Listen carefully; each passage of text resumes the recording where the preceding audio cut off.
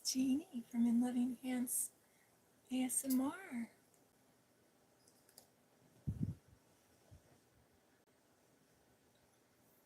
Hmm. How are you today? Hmm.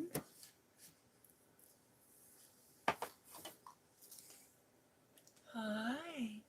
It's so good to see you. Hmm. Hmm. How are you today? Hmm. Are you having a calm and soothing evening? Hmm. That's good. I'm so happy to be here with you. Hmm. Hmm. How has your day been? Hmm.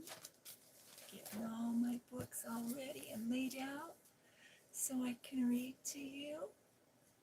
How have you been? How was your day? Hi. Hmm. I'm so happy to see you. Hmm. I'm going to grab my phone so I can read your messages, okay?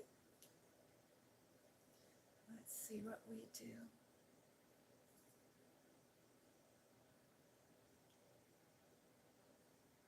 Hi. So good to see you. How are you? Hmm. Oh, I'm so happy you could join me. Hmm. How are you doing? Hmm.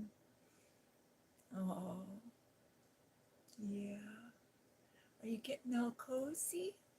It's so good to see you. Hello. Hello. Hmm. Are you getting all cozy? Hmm. You say hi to me in the comments, okay? And hit like and subscribe so you can find me again tonight or tomorrow night. Hmm. Yeah. How are you? How has your day been? Have you had a busy day? Yeah. Sometimes we have busy days and it's so good just to be calm and get cozy. Mm. Can you get cozy? Get your pillow and put it all just right under your head to support your neck and cuddle down into your bed. Maybe you have covers. Do you have some covers that you can pull up and be all cozy? Mm. It's fun to be cozy, isn't it? Yeah. Mm. I'm so glad you could join me. Hi. It's Jeannie from Loving Hands ASMR. Mm. I'm so happy you could be here. Hi. Hit like and subscribe, okay? Then you can find me again tomorrow. Mm. I'm so happy you could be here.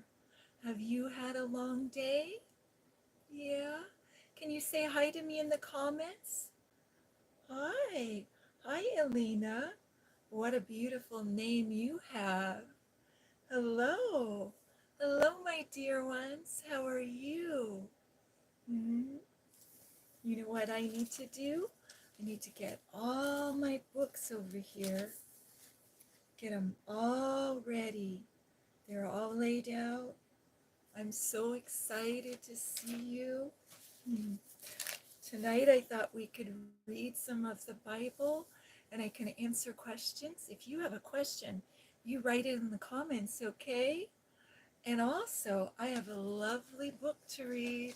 Do you know what it is? It's a surprise. The Secret Garden. It's one of my favorite stories. We've been reading it. Yeah.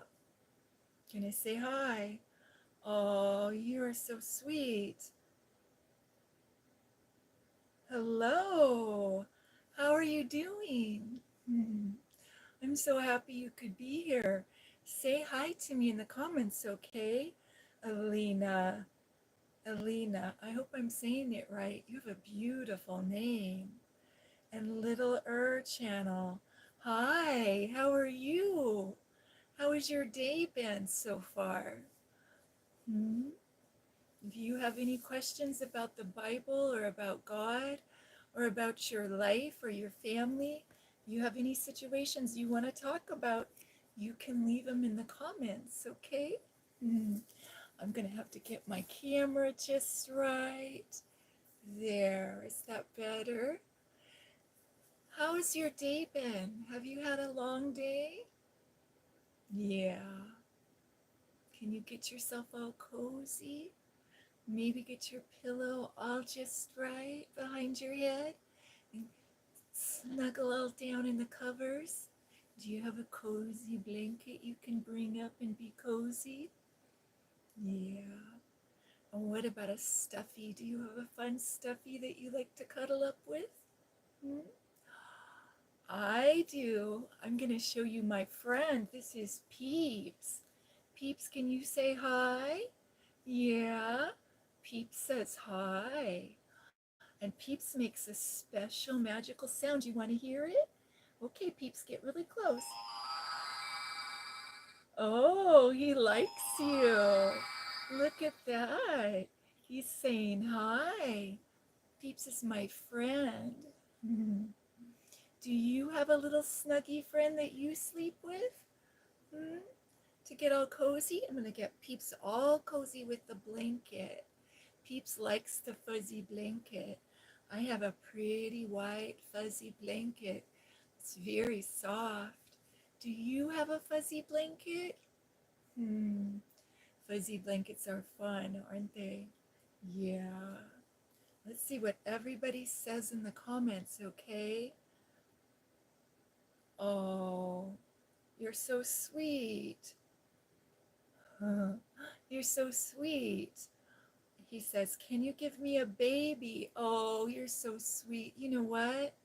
I made lots of babies. Making babies is really fun. Do you have somebody that you love and that you want to spend the rest of your life with and you make babies with them? Oh, it's one of the most wonderful things in the whole world. Do you know what? Shh, I made 6 babies. Can you imagine? 6 babies. I love babies. I could never get enough of the babies.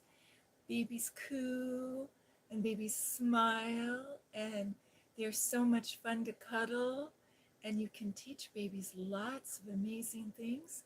And the best part is if you give them lots of love and attention, babies grow up to be amazing people. Yeah, it's true.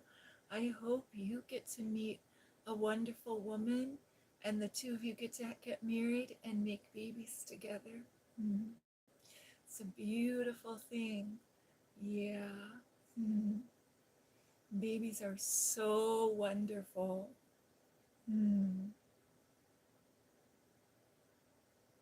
He says, I was married 7 years ago, but I haven't a baby. I don't have a baby. I was married, but I don't have a baby. I'm sorry. That's hard. Are you still married right now? Are you still married right now? Tell me in the comments. Because if you are, I can pray for you and your wife to have a baby. He says, but I don't have a baby. Yeah. Yeah. It's hard. Tell you what, if you ask me to, if you say yes, I'll pray for you to have a baby. Would you like me to pray for you? You know what? I've prayed for lots of couples all over the world to have babies. Yeah. God loves us and he loves marriage and he loves families and God wants us to be able to have babies. I'm going to pray for you, okay? Let's pray right now. Dear Lord God, please bless my dear one. And when it's the right time, bless him with a wife and bless them with a baby, with many babies if they want many babies. Thank you so much for your love for my dear one, God. Please surround and protect him and give him a good night's sleep and a good day.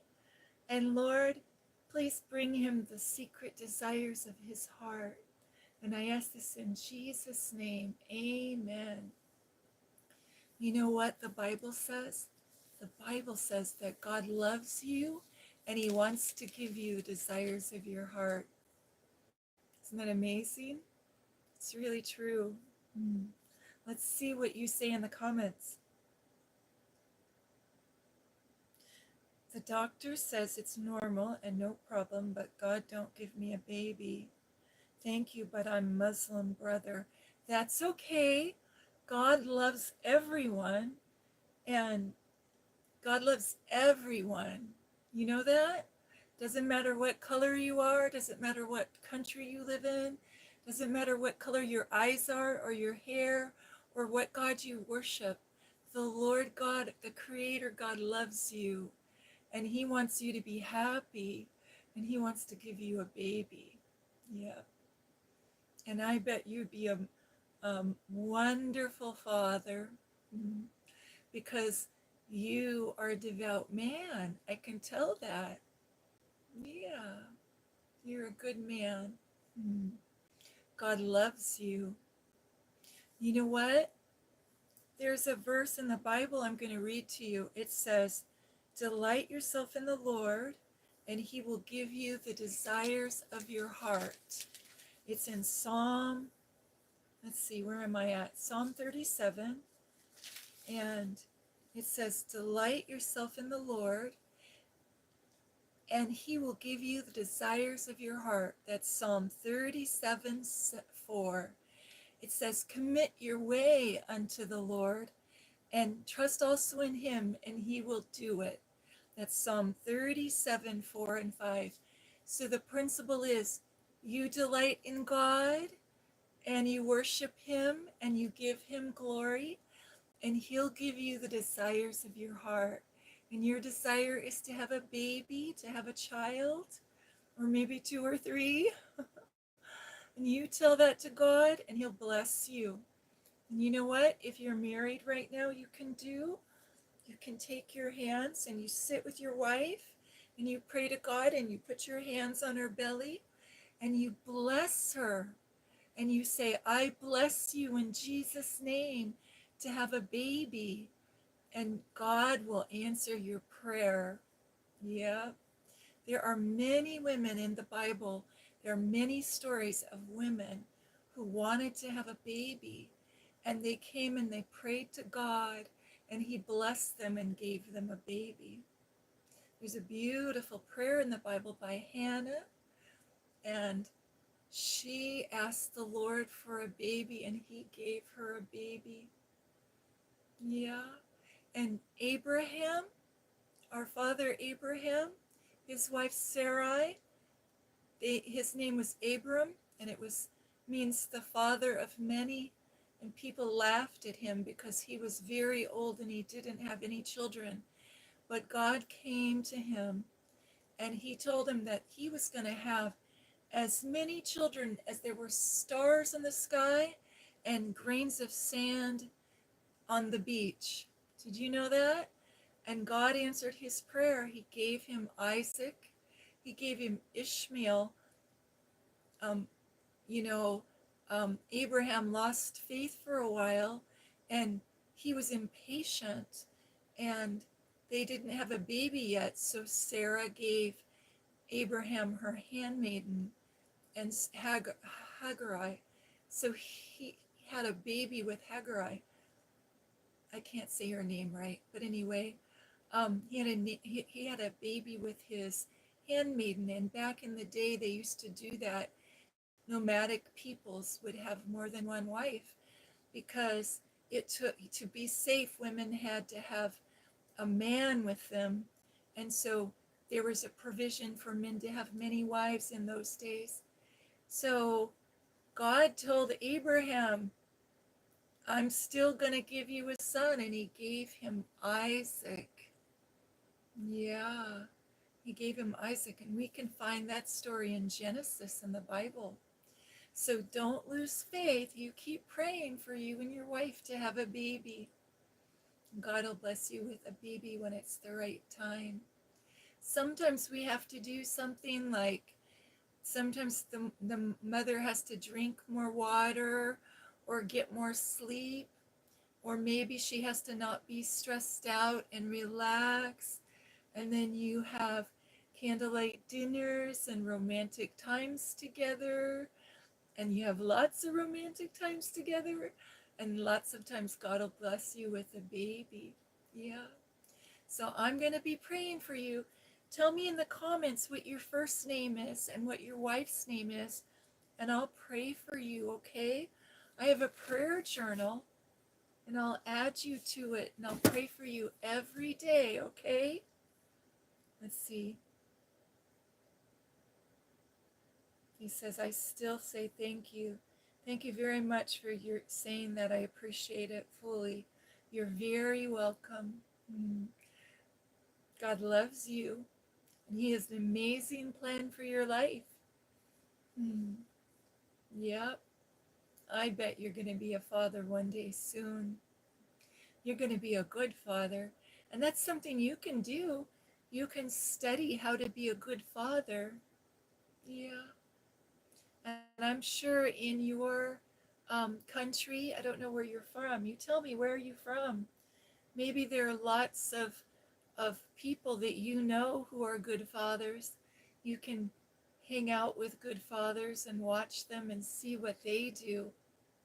And if you watch closely, you can learn to be a good father. Yeah. I'm excited for you. It's going to be amazing. Yeah. Well, here's a lovely psalm I could read for you. It's Psalm 37. It says, do not fret because of evildoers. Fret means worry. So it says, don't worry about bad people. Don't worry about evildoers. Do not be envious towards evildoers or wrongdoers, for they will wither quickly like the grass and fade like the green herb. Do you have somebody in your life, maybe at work or maybe in your neighborhood, who's doing evil? Don't fret, don't worry. They're going to wither away like the dry grass. Trust in the Lord and do good. Dwell in the land and cultivate faithfulness. You know that? You stay in your lane. You stay at your job and you keep working hard. You stay in your family and you work hard there and you cultivate faithfulness. Yes. Delight yourself in the Lord, and He will give you the desires of your heart. Commit your way to the Lord. Trust also in Him, and He will do it. He will bring forth your righteousness as the light, and your judgment as noonday. Rest in the Lord, and wait patiently for Him. You're praying for something like a baby or a wife or a job, you can rest patiently in the Lord and you can wait patiently for Him. Do not fret because of him who prospers in his way. Do not fret because of him who prospers in his way, because of the wicked man who carries out wicked schemes. Cease from anger and forsake wrath. Do not fret, it leads only to evil doing. For evildoers will be cut off, but those who wait for the Lord will inherit the land. There's a good promise for you. Those who wait on the Lord will inherit the land. Yet a little while, and the wicked man will be no more. And you will look carefully for his place, and he will not be there. But the humble will inherit the land and will delight themselves in abundant prosperity. There's a good promise. The humble will inherit the land and will delight themselves in abundant prosperity. The wicked plots against the righteous and gashes at him with his teeth. The Lord laughs at him, for he sees his day is coming. The wicked have drawn their sword and bent their bow to cast down the afflicted and the needy, to slay those who are upright in conduct. Their sword will enter their own heart, and their bows will be broken. Better is the little of the righteous than the abundance of many wicked. Have you ever worried about evil men? Have you ever seen evil, wicked men in the world and it seems like they've got lots of money and lots of cars and lots of houses and they're just prospering? The Bible says, better is the little of the righteous than the abundance of many wicked. For the arms of the wicked will be broken, but the Lord sustains the righteous. Do you know what sustains means? It means he holds him up. The Lord will hold up the righteous man. He will sustain him. To sustain means to give prosperity, to give health and happiness, to give him everything he needs to live, to give him food and shelter and spiritual sustenance. For the arms of the wicked will be broken, but the Lord sustains the righteous. The Lord knows the days of the blameless, and their inheritance will be made forever. Did you know that we are made righteous in Christ?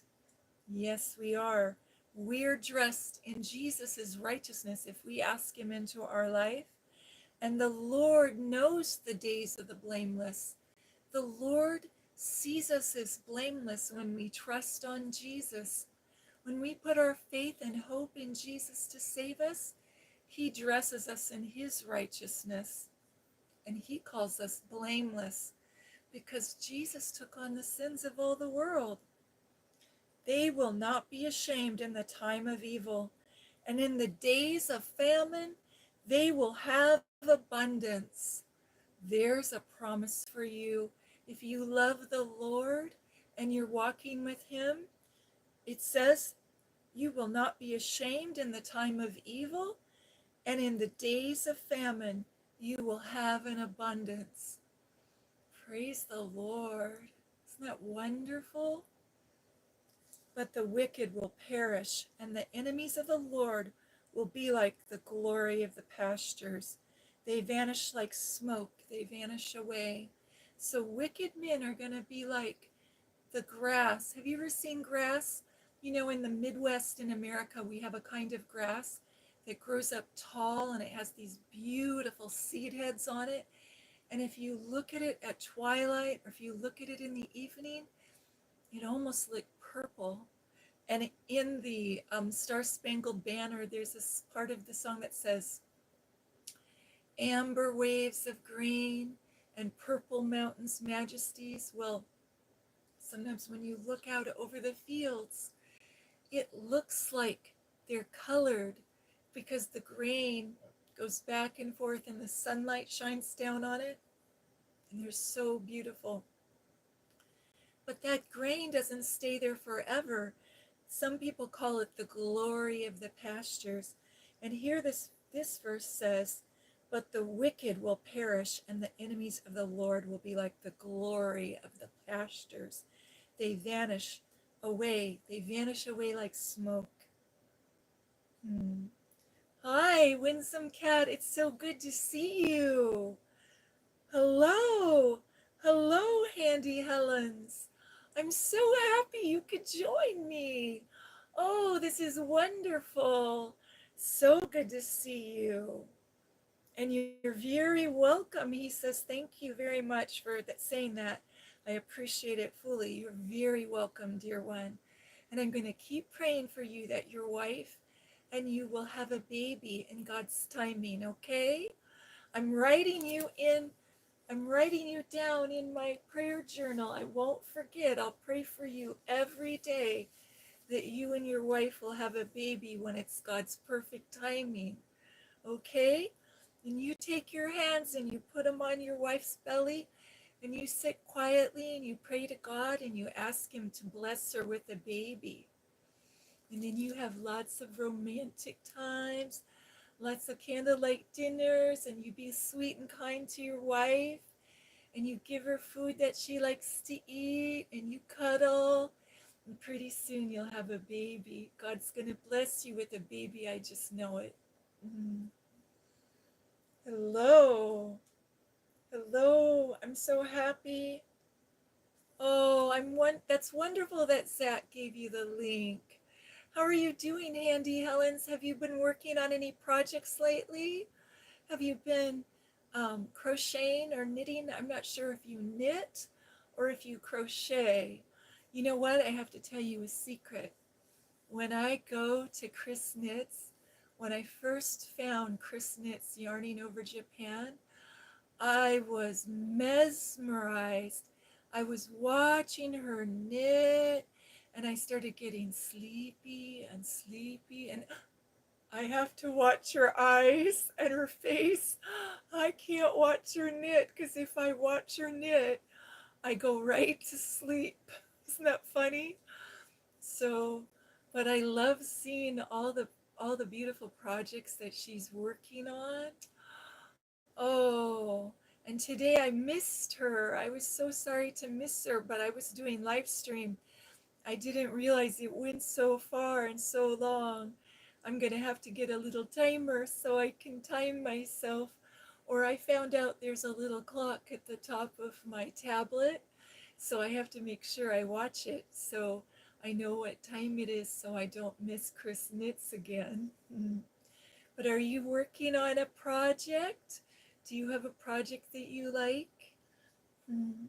Chris is working on her knitting a dress, and every once in a while she'll pick it up. It's a rainbow dress, and she uses little balls of yarn. You know, at the end of a project, sometimes you have a little bit left over, and it's not really enough to do a whole project. She'll do a band of blue, and a band of fuchsia, and a band of yellow, and a band of green. Oh, I love looking at her rainbow dress. It's so pretty. It makes me feel so happy. It just fills my heart with joy every time I see it. Yeah. Yeah. Let me see what she says. She says, I'm doing good today. I mostly do crafts. Laugh out loud. I'm doing digital crafting at the minute, helping a client make a birthday card. I'm a carer for my job. That's wonderful. Yarn scraps. She says, no, you need a timer for sure. You know what? Handy Helen, is it Handy Helen? Yeah, Handy Helen's. Do you know what, Helen? I'm a carer. I put myself through college being a carer. In America, we call it a caregiver or a home health aide or a CNA, but a certified nurse's aide or being a nurse. But when I was growing up, my grandmother was a nurse and she lived in a little house behind our house when she, of course, was an elder and she was retired. And I loved my grandma so much, and she used to tell me stories about being a nurse. And her mother was a nurse during the Civil War in America. And so she never went to school because back in the day, nurses didn't go to school. They just learned from their grandma or their grandma or their aunts or their mama. And so my great grandmother actually took care of veterans during the American Civil War in the South. And she would go and clean their wounds and bandage them. And she knew to wash her hands really good before and after and between patients. And she had so much wisdom, and she was a midwife. And so when the war came to her part of the country, she felt like she had to go out and help the men. And my grandmother told me that her mother told her that there were just people laying there suffering as far as she could see. And so she went out and she had the boys bring I forget what it's called, a yoke. With a yoke, it's like a wooden thing that you use to carry buckets of water. And she made her boys carry buckets of water out to the front, and she would wash her hands between each patient. And the patients that she took care of lived. And some of the other patients that doctors took care of died because they weren't washing their hands. But God is so good. my grandmother told me these stories, and I wanted to grow up and be a nurse. So when I went to school, we had 4 years of high school, but I did it in 2 years. I did 2 years at a time and graduated early. And then I went to Bible college and nursing school. The nursing school I had was in a Bible college, and I became a nurse. And then I worked as a nurse. I worked in a nursing home, which is a skilled care facility where a lot of people in America can't take care of their elders. So I would be in this nursing home, and I was working to put myself through nursing school. And I nursed as a caregiver, a carer, and we called them CNAs. So we did bedside nursing, which is basically everything but give medication. We could do everything, but we couldn't give medication. The RN, the nurse, would come around and give um, little paper cups with pills to the patient, but we charted and we helped them with everything they needed to do.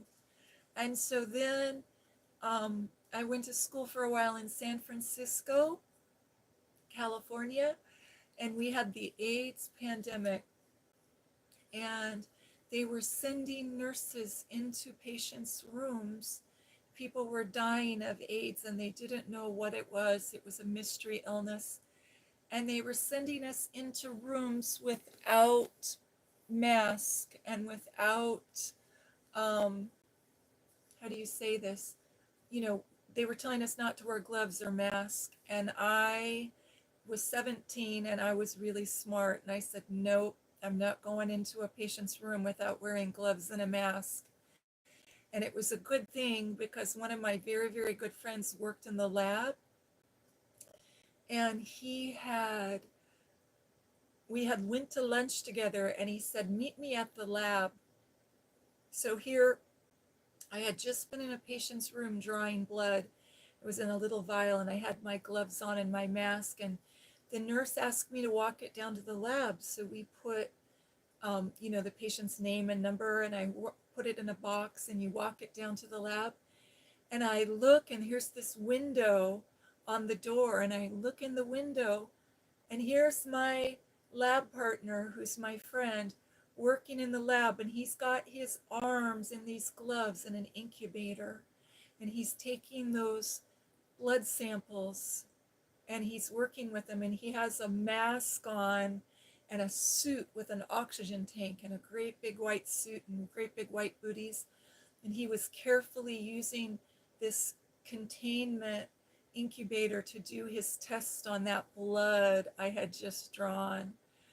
And so we went to lunch. He had to, go into the second room and take off all the equipment he had and take off his mask and scrub up and take a shower and then put on his clothes and then come out and meet me for lunch. And I told him that they wanted me not to work with gloves and a mask. And he said, oh, Jeannie, I'm so glad you listened to the Holy Spirit and didn't do that, because people are dying of this and it's being transferred with spit and bodily fluids and blood. So you don't want to go in their room without a mask. But then the hospital administration said they wanted us to. So I decided that I was going to become a counselor. So I still had my nursing degree, but I became a counselor because I didn't want to be exposed to all that. And I saw how the hospital administrators weren't taking good care of us. So my whole life, I've taken jobs. I'm a trauma-informed therapist, so I do counseling for people who've had traumas. And now I'm a writer. I write books. And I was a nurse. And now I'm a chaplain, a first responder chaplain. So I go to accident scenes and I pray with people, or I go to hospitals or nursing homes or their home, wherever they are. But during the SARS-CoV-2 world pandemic, I knew right before it happened that we were going to have a pandemic. So I closed down my counseling practice and stopped meeting with groups, because I was doing counseling groups where we'd have 10 or 20 or 30 people, depending on what we were talking about. So it wasn't safe to meet with people anymore. So I took a job on a farm taking care of a lady that I had known for many years, and she was my client for many years, but she had Alzheimer's, and her family asked me to find a caregiver for her. And I looked and I looked and I looked, and I couldn't get a nurse to come and work with her. And she was, an advanced state of Alzheimer's, and they didn't want her to go to a nursing home. They wanted her to stay at home. So it would take somebody who had a lot of skills. And I had put myself through nursing school by working with heavy care Alzheimer's patients. So I would take care of 8 or 10 men, great big, strong, tall men at a time, and they all had Alzheimer's. So I thought taking care of one patient would be a lot easier than taking care of 10. So I came and I started taking care of her, and I took care of her for 3 years. And it was wonderful. I loved her so much, and I loved caretaking. And you know what I would do? I would go grocery shopping for her and plan her meals and cook for her 3 meals a day. And I did her laundry and, of course, cleaned her house. And when she was still able to think and do everything, we had lots of fun in her garden. She had a big farm with many sheep, and she taught me a lot about gardening, and we gardened together, and she had an orchard, and we would go pick the apples and feed them to the sheep, the ones that fell on the ground. But the rest of them we would save, and we'd make apple crisp and apple cider and apple vinegar. We had lovely times together. But she was an atheist. She didn't believe in God. So the whole time I had known her, I had been her counselor before that. And she said to me, please, I don't believe in God, so please don't pray, and please don't sing songs about God. And I said, okay. And I honored that, but in my heart, quietly, without telling her, I would pray for her. And towards the end of her life, 2 months before she died, she started asking me questions about God. And I said, I thought you didn't want to talk about God. And she had a really funny sense of humor. She said, well, now I do. Then I didn't, but now I do. So tell me what you think about God. And she would say, do you think God's real? And I'd say, oh, yes, I think God's real. And every time we would watch TV. She loved horses. So she liked to watch these shows with horses. And there were shows like, the Waltons and Little House on the Prairie and Wagon Train and the Wild Wild West and the Rifleman. These were some old-fashioned cowboy western shows that she used to watch when she was younger. So she liked to watch them because they had horses, and she loved horses. So we were watching the Waltons one day, and anytime they would pray, if you've ever seen the Waltons, it's a story about a family that has many children. They have like 8 children, and it's set in the 1920s in America, and they live back in the woods on a mountain, Walton's Mountain, and they live on a farm. And so it's an old-fashioned story. So whenever they sit down at the table for a meal, they always pray. Or sometimes they'll go to church, and it'll show them all walking into church, like at Christmas. They'll show them all sitting at church and maybe singing hymns or Christmas carols for a little bit. And anytime the Waltons would be on, she would love to watch it, and she would hold the channel changer. But as soon as they started praying, she'd get mad, and she'd throw the channel changer, and she'd swear at the TV. And usually it was always, Walton's was always on right at dinner time. Right before dinner time. So I would always be around the corner. She had a living room that was attached to her kitchen. but there was a fireplace in the middle. So I'd be on the other side of the fireplace at the stove cooking dinner, baking biscuits, taking them out, or cooking gravy for the biscuits, or making the meat or whatever. But you know how you have to, when you're making dinner, you have to watch everything really closely. And she'd be in her recliner with her channel changer, and on the Waltons or the Little House on the Prairie, they would pray or go to church, and she'd get mad and throw that channel changer. And I'd have to stick everything down for dinner and run to the other side and look for the channel changer batteries, because the two batteries would come out, and put them back in. And she'd be yelling, change the channel, I don't want to know about God. And she'd say really mean things about Jesus, and it was hard, right? But as a nurse, I had to honor her wishes, right?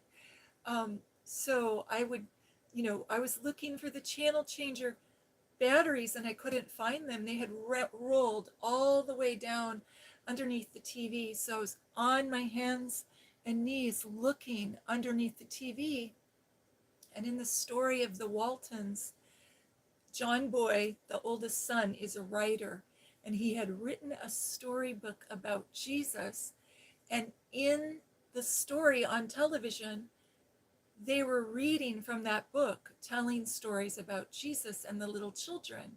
The story where Jesus says, let the little children come to me. And here she was yelling and screaming for me to find that channel changer.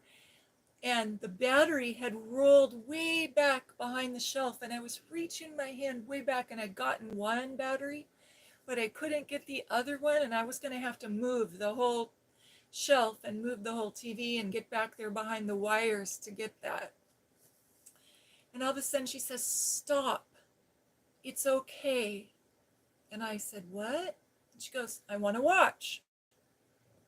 And so there was John Boy reading this book to the whole congregation at church that he had written. And I don't remember if it was John Boy reading the book or if it was the pastor reading the book, but somebody was reading the book, and grandma and grandpa and mama and daddy and all the brothers and sisters are there listening, and John Boy's so happy because they're reading his book, and grandma has her hat on, and she's so happy and proud because her grandson's book's being read from the pulpit, and it was stories about Jesus, and it started out, let the little children come to me. God's love is for everyone. And then, of course, they cut to singing, yes, Jesus loves me. And you know how it is with TV, then they have a commercial. And she said, I want to see the rest. I want to see the rest. Show me the rest. And she had Alzheimer's, so she couldn't really understand that I couldn't just make it come back on, right? And so then the commercial was gone, and then they had more of the story. And in the story, if you ever want to see it, it's the story of the itinerant preacher. And this man has a black church, and he's a beautiful, handsome, powerful black man, and he's a pastor. He's trying to raise money to build a church. And so he used to be a prize fighter. He's a boxer. So he comes to the Waltons and lives in their barn for a little while, and they hang one of these big, I don't know what it's called, but like a boxing thing that you punching bag. And so he's sitting there preaching the gospel, and he's like, Jesus loves you, Jesus loves you. Yes, he did, and he died on the cross for your sin, and he's coming again, he rose again on the third day. And my lady is sitting there mesmerized, and I'm in the kitchen. There's like she's in a recliner watching the television in the living room, and there's a fireplace with a wood stove. And right around on the other side, there's the big chimney. On the other side of the chimney, it's an old-fashioned house. They had the stove where I'm cooking. And so I could peek around to see her. She was always in view, If she said something, she could hear me. I could talk to her. But I was in there cooking. And so here I am, and you know how when you make gravy and you're mixing in the flour and you take the flour and the milk or the flour and the water, and you shake it up, or the cornstarch, you shake it up really good in the little jar with the marble, get it all mixed up, and then you put it in the pan and you're stirring it with the juices from the meat. You know how you have to watch it really close? So I was watching it really close, and I heard her, and she was liking that show, and she was asking questions to the TV. And so I, you know, put our meal on the table. We had mashed potatoes and gravy and biscuits and meat, and it was a nice roast I had made, and I brought it to the table, and I always went out and got flowers from the garden. And if we didn't have flowers, this was springtime, so there were lots of daffodils and there were lots of crocus, so I made a pretty little bouquet and put it in a vase. And then she needed to be in a wheelchair, so I had to help transfer her from her wheelchair to her rocking chair. She said, "No, I want to watch the rest of this right here." And I said, "Okay." And so I brought her her meal on a TV tray, and we sat there together side by side watching the Waltons, because usually we would turn the TV off when we ate dinner. But she didn't want to turn the TV off, so she got to hear this pastor preacher who was practicing his sermon while he was punching this punching bag.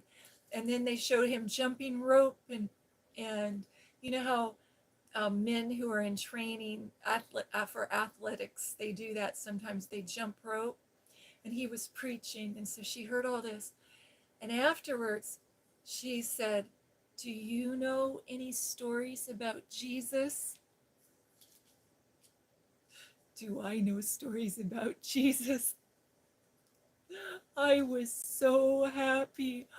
Oh, I was very calm. I said, "Yes, I know some stories about Jesus. Would you like to hear them?" And she said, "Oh, yeah," she wanted to know. So I was so happy. Inside I was going, "Glory, hallelujah, praise the Lord," dancing around inside my spirit, but I was very calm. And I told her, she said, "They were telling a story about Jesus and the little children, but then the commercial came on." And you know, first off, Helen, if you've ever known anybody with Alzheimer's, if you've ever taken care of anyone with Alzheimer's, what happens is their memory goes, and maybe they can remember something for 10 minutes, and then some time goes by and it's only 8 minutes. Some time goes by, a few months goes by, and they can only remember for 5 minutes. And then some time goes by and they can only remember for 2 minutes. Well, this was a miracle, because I could tell her that I was making dinner and that I made biscuits, and she would forget in 1 minute. She had a very tiny attention span. She couldn't remember. Short-term memory was gone. But she could remember that they were talking about Jesus and the little children.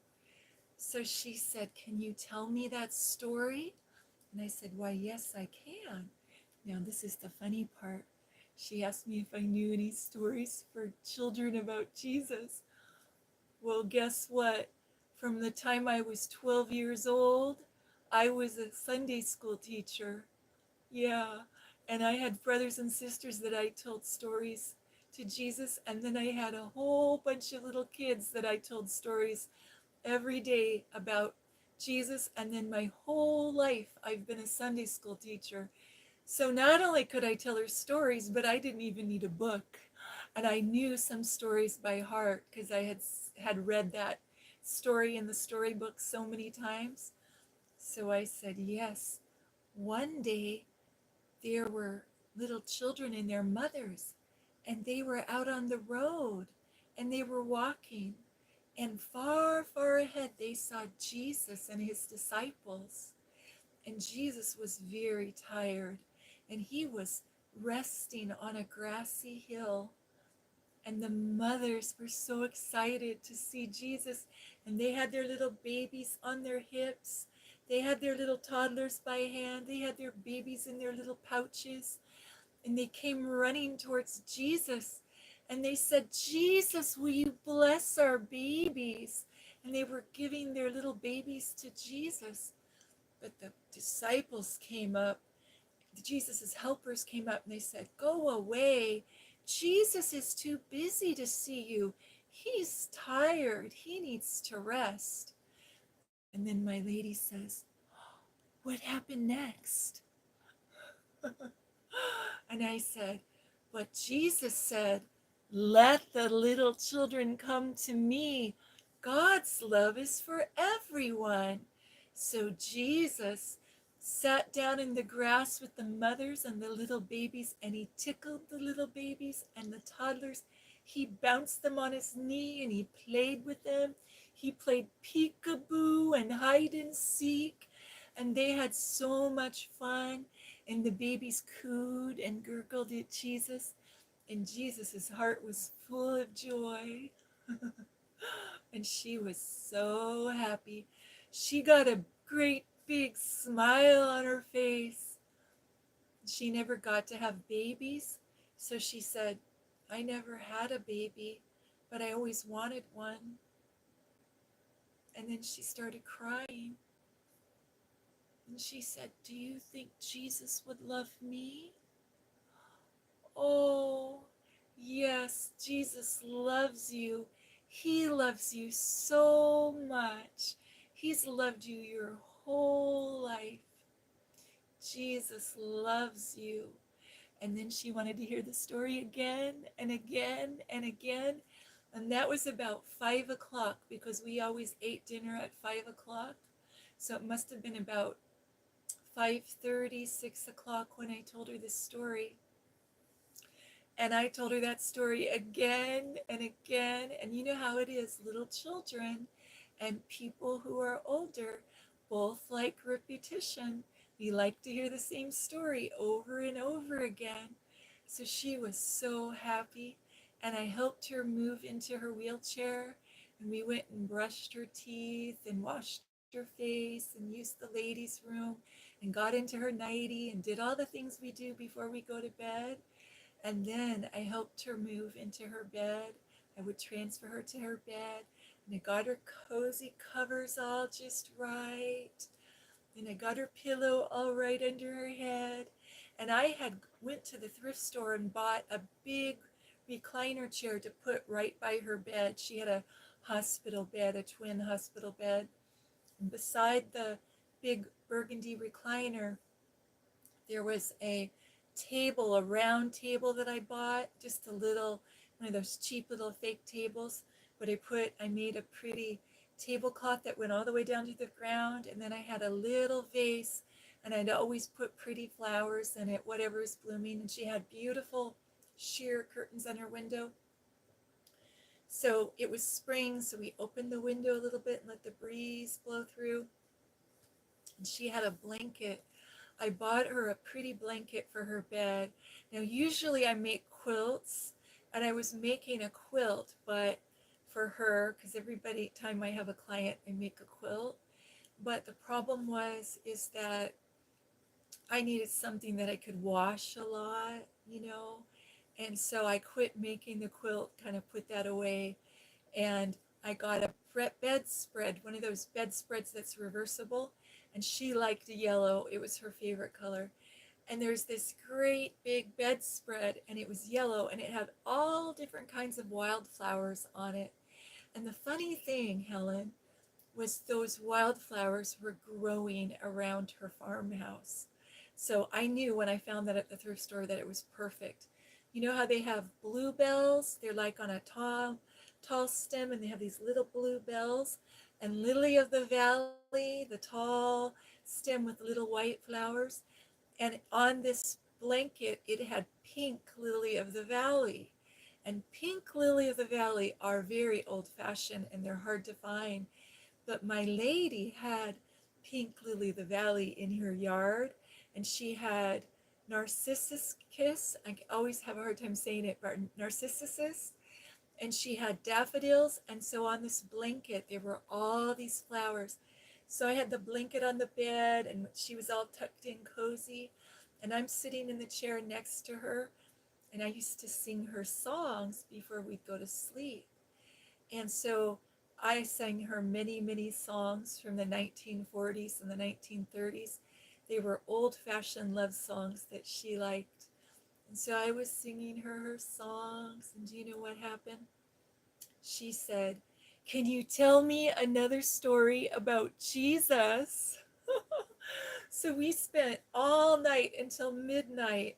She finally went to sleep at midnight hearing stories. So then the lady, her daughter-in-law, would come in and stay with her at night, and then I would go home and sleep. And then sometimes it just depended on the day. Sometimes I would work all night, sometimes I'd work all day. Just depend on the day. But it was time for me to go home, so I went home. She's all tucked in bed. And when I went home, the cool thing is, on my bookshelf, I have a whole bunch of books for children because I was a mommy and now I'm a grandma. And all the kids in the neighborhood come and see me and I read them stories. So I have had a storybook that I have had since I was 4 years old. It's great big. It's from the 1950s and it's got Eloise Wilkins artwork, and I'm going to show you some of her artwork. This is some of her artwork. She is a beautiful artist. Can you see that? She makes the most beautiful artwork.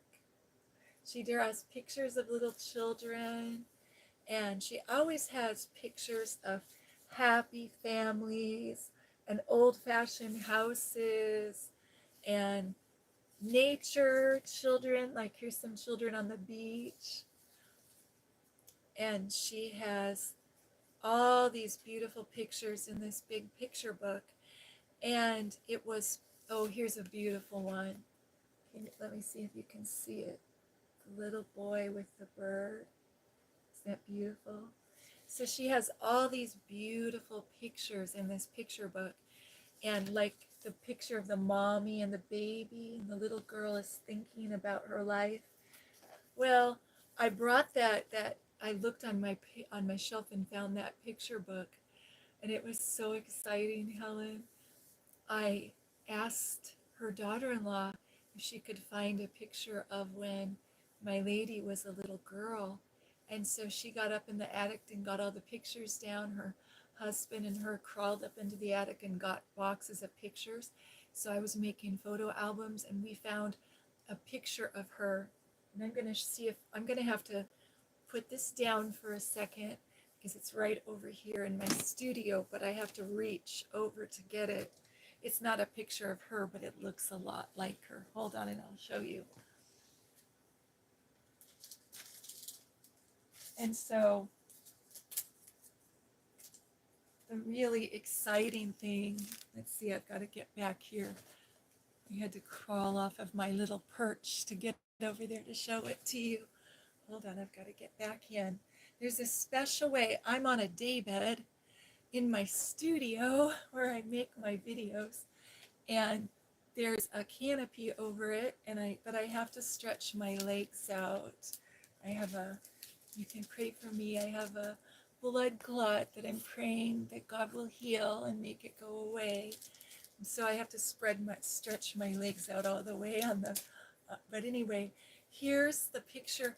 Now this is a really cool story. I have had this picture. You see this picture here? This picture is by Frances Hook, and it's a very famous illustration of children's books. And she was a Christian lady who made a lot of Christian storybooks for little children. And this is her picture of Jesus and the little children. And so the funny thing is I got this at the thrift store, and it had 50 of these. Like somebody ordered it from the Bible bookstore, probably for their Sunday school class. And then probably years went by and they maybe used as many as they could. Well, I got this, if you can believe it, it says on it, it says the Bible bookstore name, and it says $1.95. I got 50 of them for 50 cents. So it wasn't even a penny a piece. So in my mind, I thought, I should get a picture of Jesus for her. So I got this picture out from all my Sunday school supplies, and it's in a little, it's just got a piece of cardboard. but I brought one of these to her house, and when her daughter-in-law brought the picture of her down, we framed it, and she looks just like this little girl right here, the little blonde girl that Jesus has got his hands around her face. So isn't that just like the Lord? And so we took this picture, and you know how I told you at the table I always had flowers?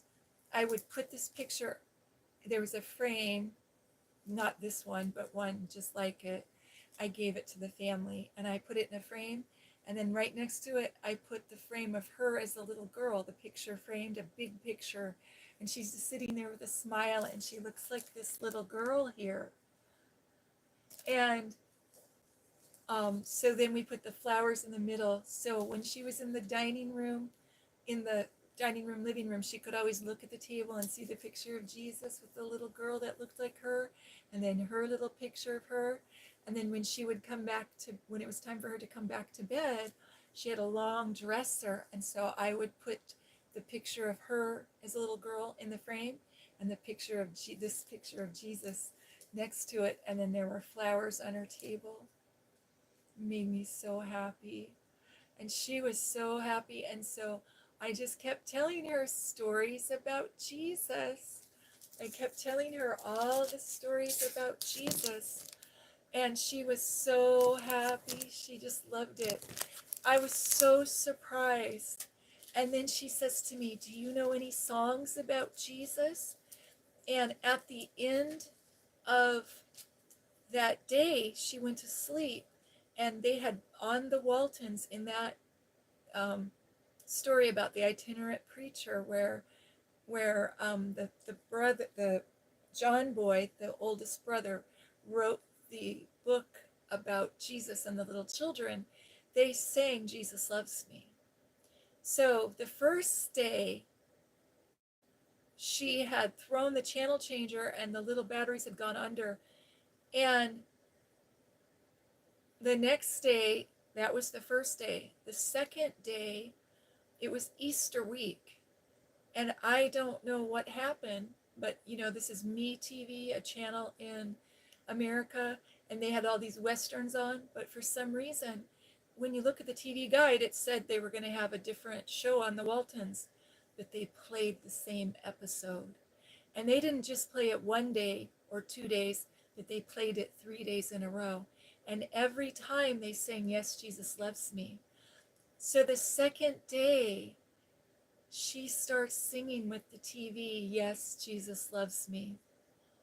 Oh, I couldn't believe it. I had tears rolling down my eyes.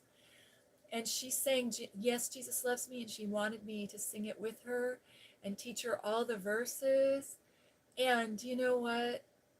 At 12 midnight, when her daughter-in-law came to see her, she's in bed singing at the top of her lungs, "Yes, Jesus loves me." The daughter-in-law came in, and she's been a Christian for many, many years. And the daughter-in-law had been witnessing to the mother-in-law for many, many years. But she was not having it. And so the daughter-in-law comes in and she goes, "What's going on?" And I told her the story. I said, "Well, we heard them singing "Yes, Jesus Loves Me" on the Waltons." And she was just amazed. She couldn't believe it. So God did this huge work, and it was just a miracle. There's way more to the story, but the nice thing was this lady was part of a widows group, a group of women who 20 years before their husbands had, one by one died. And so they would get together once or twice a month and go to a restaurant, get dressed up and go to a restaurant. And the ladies would all eat together and talk about their husbands and talk about their lives. And what my lady didn't know, was that everybody in the group was a Christian except for her. So there were like 15 ladies that were praying for her for 20 years, plus her family was praying for her. So one by one, some of the ladies in the group had, they had died. They went home to be with the Lord and went across the veil into eternity. And you know what happened? When my lady decided to pray and ask Jesus into her life, she was so excited. We had a party a week later, a birthday party for Jesus. Like you have your birthday when you become a Christian, right? And I knew she didn't have very long to live. She only lived for 2 months after that. But she was so excited, so I made her a big birthday cake, a big 5 layer chocolate cake because she loved chocolate. And she had already stopped eating. And you know about the last stages of life that people go through at end of life. But she had some chocolate cake. And we invited, it was the pandemic, and so we were alone, her and I, and we weren't having anybody over or meeting anybody. But these 3 women that had known her in the widows group for all these years have been praying for her, and they were at their houses alone, and they weren't meeting with anybody either. So I told them, well, if you wear masks, you can come over and we can have a birthday party. So I wore my double mask and they all wore their mask, and we had a birthday party and sang her happy birthday, and we sang Yes, Jesus Loves Me. And one of the ladies brought a little CD of children's songs. Like when you go to the Bible bookstore sometimes, or the thrift store, they have songs that you would sing at Sunday school, and it was little children singing them. So that was such a pretty gift. And so we all prayed for her, and she was so happy. And oh, those ladies were so happy to see that God had answered their prayer. So then at night, when I would sing her all the songs and I would read to her from the Psalms, she said she wanted me to read her the Bible. And she said, I missed out on so much. And I was so surprised that she could remember from day to day, because she couldn't remember anything else. And I knew it was the Lord doing a work in her life. And so she was so happy. I would sing her her love songs from the 40s, and then I would sing her our Jesus songs. And then I would sit by her and she'd say, can you read to me the Psalms? Can you read to me? So I would read her the Psalms all night long. And then when she would fall asleep, when I would leave, I would put on that CD of those children's songs. And do you know, she listened to them at night, and in the morning she could sing some of those children's songs. And these were songs that she had never heard before. So God really did a work. And when it was time for her to pass away to the other side of the veil and into eternity, her daughter-in-law and I stood by her, all tucked in her beautiful nightgown, in her cozy bed, with her covers just right. And we held her hands and we sang all the beautiful Jesus songs that she liked.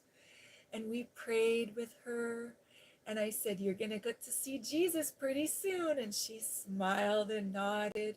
She couldn't talk anymore. And I said, you're going to get to see Jesus pretty soon. He's going to come for you. He's going to send his angels and he's going to come for you. And she was so happy. She had tears rolling down her cheeks, and I had tears rolling down mine. And her daughter-in-law had tears rolling down, and we're holding hands. And it was beautiful. And she died with a smile on her face, totally serene and totally happy. Yeah, one day I'm going to get to be with Jesus. If I die before he comes back, I'll go to heaven. But if he comes back, it'll be meeting with her in the New Jerusalem.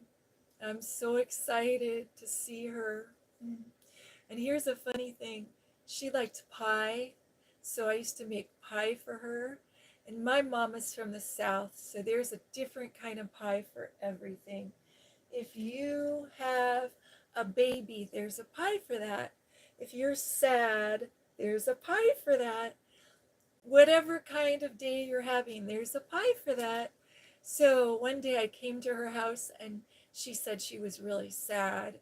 And I said, there's a pie for that. So I went over to the fridge and I had been shopping and I had key lime juice. So I made her a key lime pie with meringue on it, and took the little torch and just made it just right and put it in the fridge till it was cold and cut it. And so we had that key lime pie with the big white meringue, and she really liked that. And so then from then on, she would say, I don't feel good. Is there a pie for that? And I told her, well, even if you feel happy, there's a pie for that.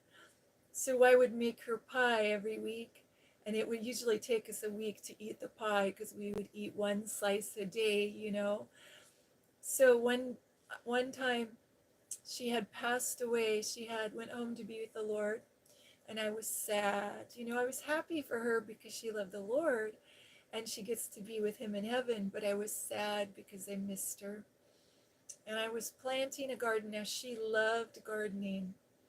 And one of the things we used to do is she used to always look at all the seed catalogs and all the gardening catalogs, the gardening catalogs with all the pictures of the gardens, and they try to sell you that special rose or that special lilac bush, those gardening catalogs.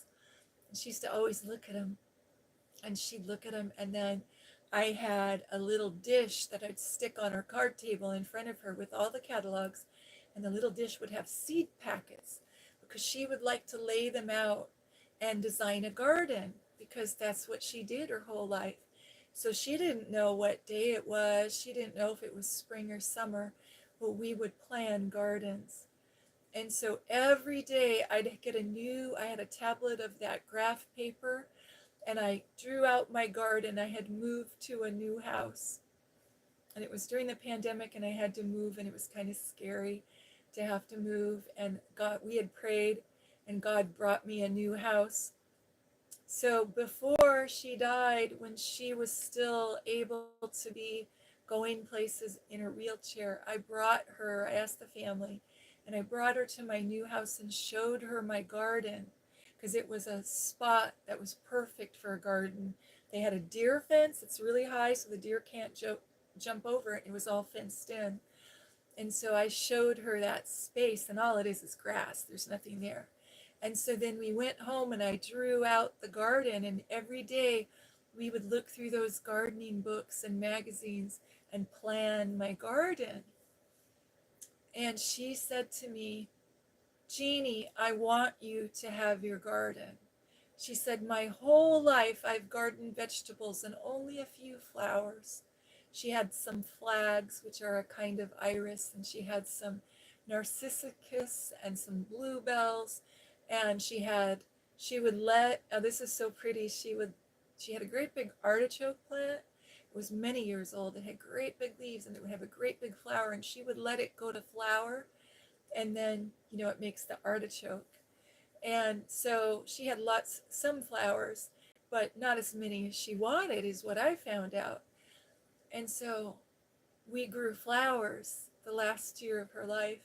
And she said to me, Jeannie, you have to promise me that you're really going to make this garden. Don't just make dreams that don't come true.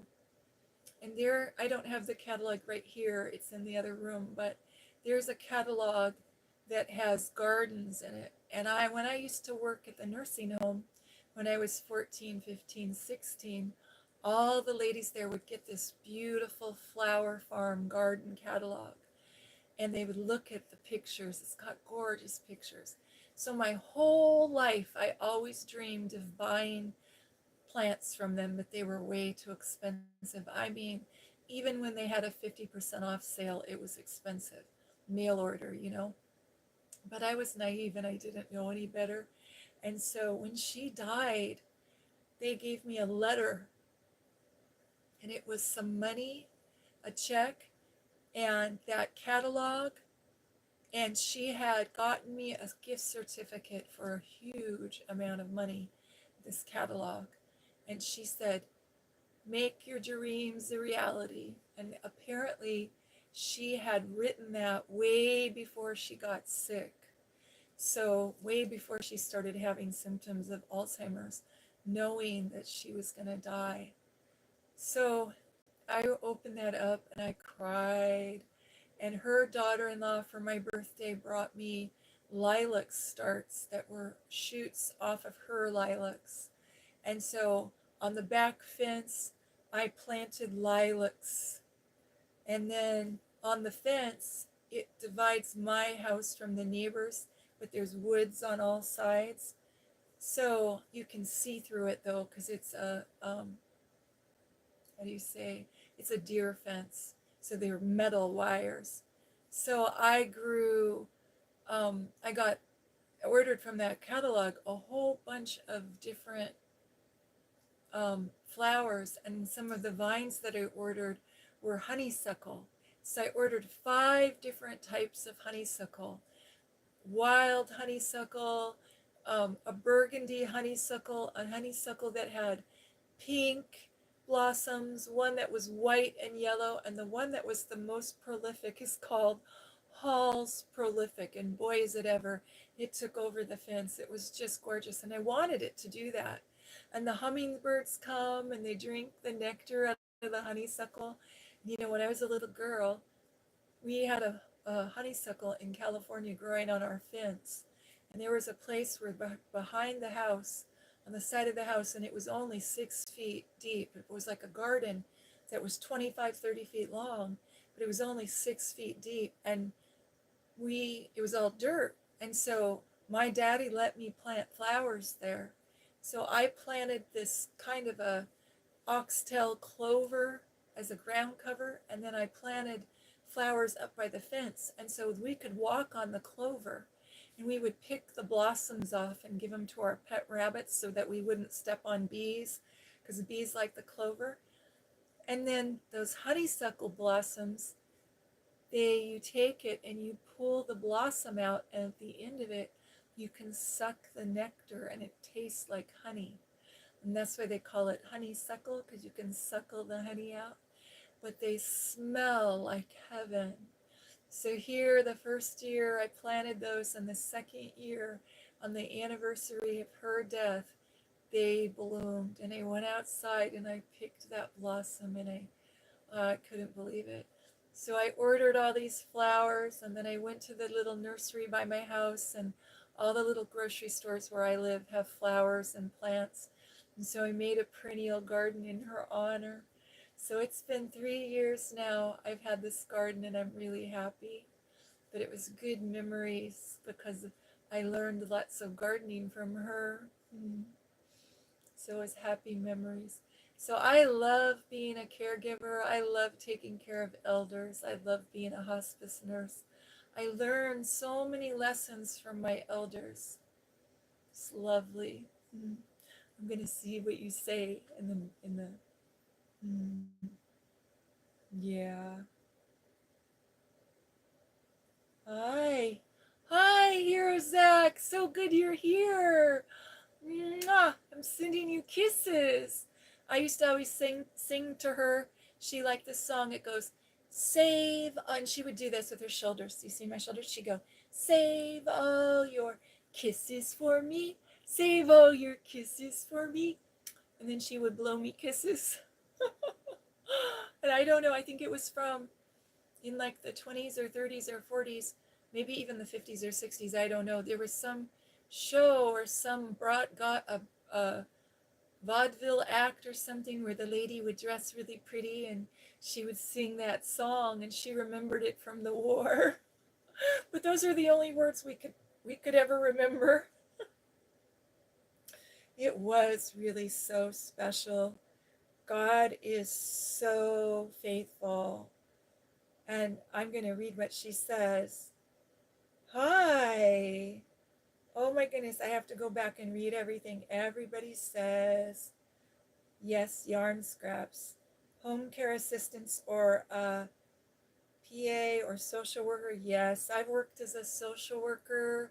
I work as a hospice nurse. I've worked as a chaplain, worked as a trauma-informed therapist, and all those jobs I do home visits. So it just depends on what I'm doing. I live in a place that's a small town on an island, so you got to take work where you find it. So people know that I do lots of different things, so they call me. And those are all the jobs. Hmm. I had a really, really full life. I've been working since I was 12, so I've had a long work life. Yeah, she says divine intervention for sure. It was. Hi, Winsome Cat. I'm praying for you for your exam, that you're studying and that it's going to go well, that God will bless you. I'm sending you lots of love. Mm. Woohoo, praise the Lord. Huh. Yeah, they can't keep on track in their minds unless it was a muscle memory task. Exactly. And you know how it is when people have Alzheimer's, they can, or dementia, they can remember things from their youth, from when they were little. And those are the last memories that they leave or lose. So she could remember things from her childhood, but not things from just a minute ago. So it was really a miracle that she could remember that TV show, The Waltons. And I thought it was really funny. God let whoever was in charge of putting those tapes in at the station put that same tape in 3 times so it got reinforced, reinforced, reinforced for her. It was really, really amazing. Mm. Chris is feeling better. That's good. And I sang the song and I think it sounds all right. So I'm in a good mood. How are you? She says, I'm so happy you wrote a song. That's amazing. I love writing songs. I'm praying that God will give me more songs.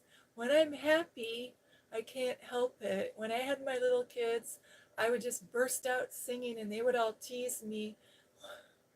One day we were going down the road, and where we live, it's a country road, and people kind of drive a little too fast and they hit animals. And so sometimes you'll see a dead dog or a dead deer. And one day we were driving, and I don't remember the song, but I just remember my son always tells the story that I was so sad about the deer in the road that I made up a story for him. And I made the story because you know how when you have little kids, you have to teach them when they come to a crosswalk or a road, you don't just run out. You have to go left, right, left, and you look before you cross the street. And then if it's safe, you go together, right? And so we were driving, and here was this baby deer dead in the road, and the mama deer had another fawn, and the mama had her nose by the baby fawn that had died, and then she stood over by the other fawn and turned, and she was watching. And I looked and I said, can't you just hear that mama deer say, I told you to look both ways before you cross the street? And I was just really quiet. And my son looked at me because he was always running out. And it was so bad that when you held his hand, you would have to hold his hand plus have your other hand holding around his wrist. I couldn't let go of him. I couldn't trust that he would walk, you know. And we didn't believe in spanking, but we had to spank our son once because he was going to run out in traffic. So my husband didn't believe in spanking at all, but he said, that's life or death, and you need to listen to daddy, and you can't run out.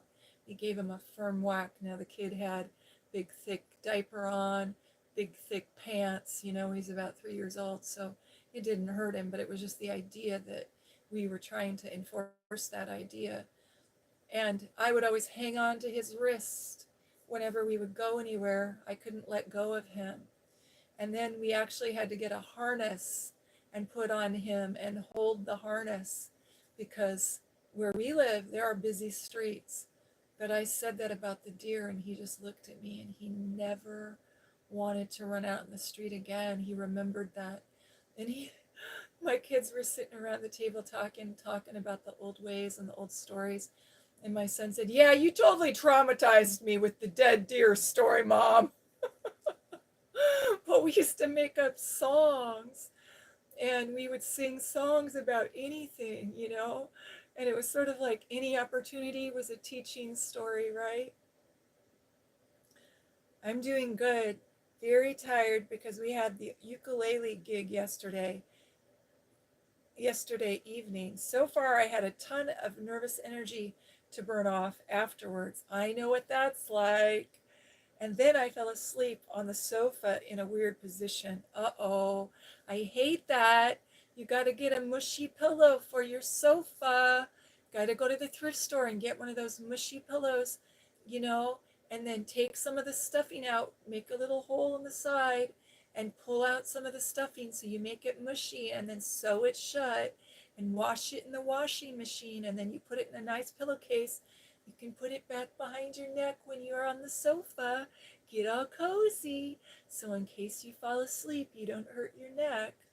Trust me, I have a mushy pillow on my sofa, one in my bedroom and one in my studio for that reason. That is so cool. You play ukulele. That makes me happy. Hmm. And you're getting ready to teach. That's wonderful.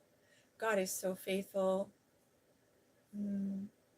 Yeah, it was very scary to move during the pandemic, but you know, God was with me and He answered prayer. And I remember it was snowing, and it was the 1st of January, and it was snowing, and my boss came to get me because I don't drive in the snow, because in a little while before I had driven in the snow, and I was driving home from Walmart, and it started snowing while I was in Walmart. And I had no idea. And in that time, I didn't have an app on my phone that said the weather, and I didn't know that you could even do that. This was a few years ago. I was in Walmart, I was shopping, and I had a huge list because it was the pandemic, and I was shopping for everybody.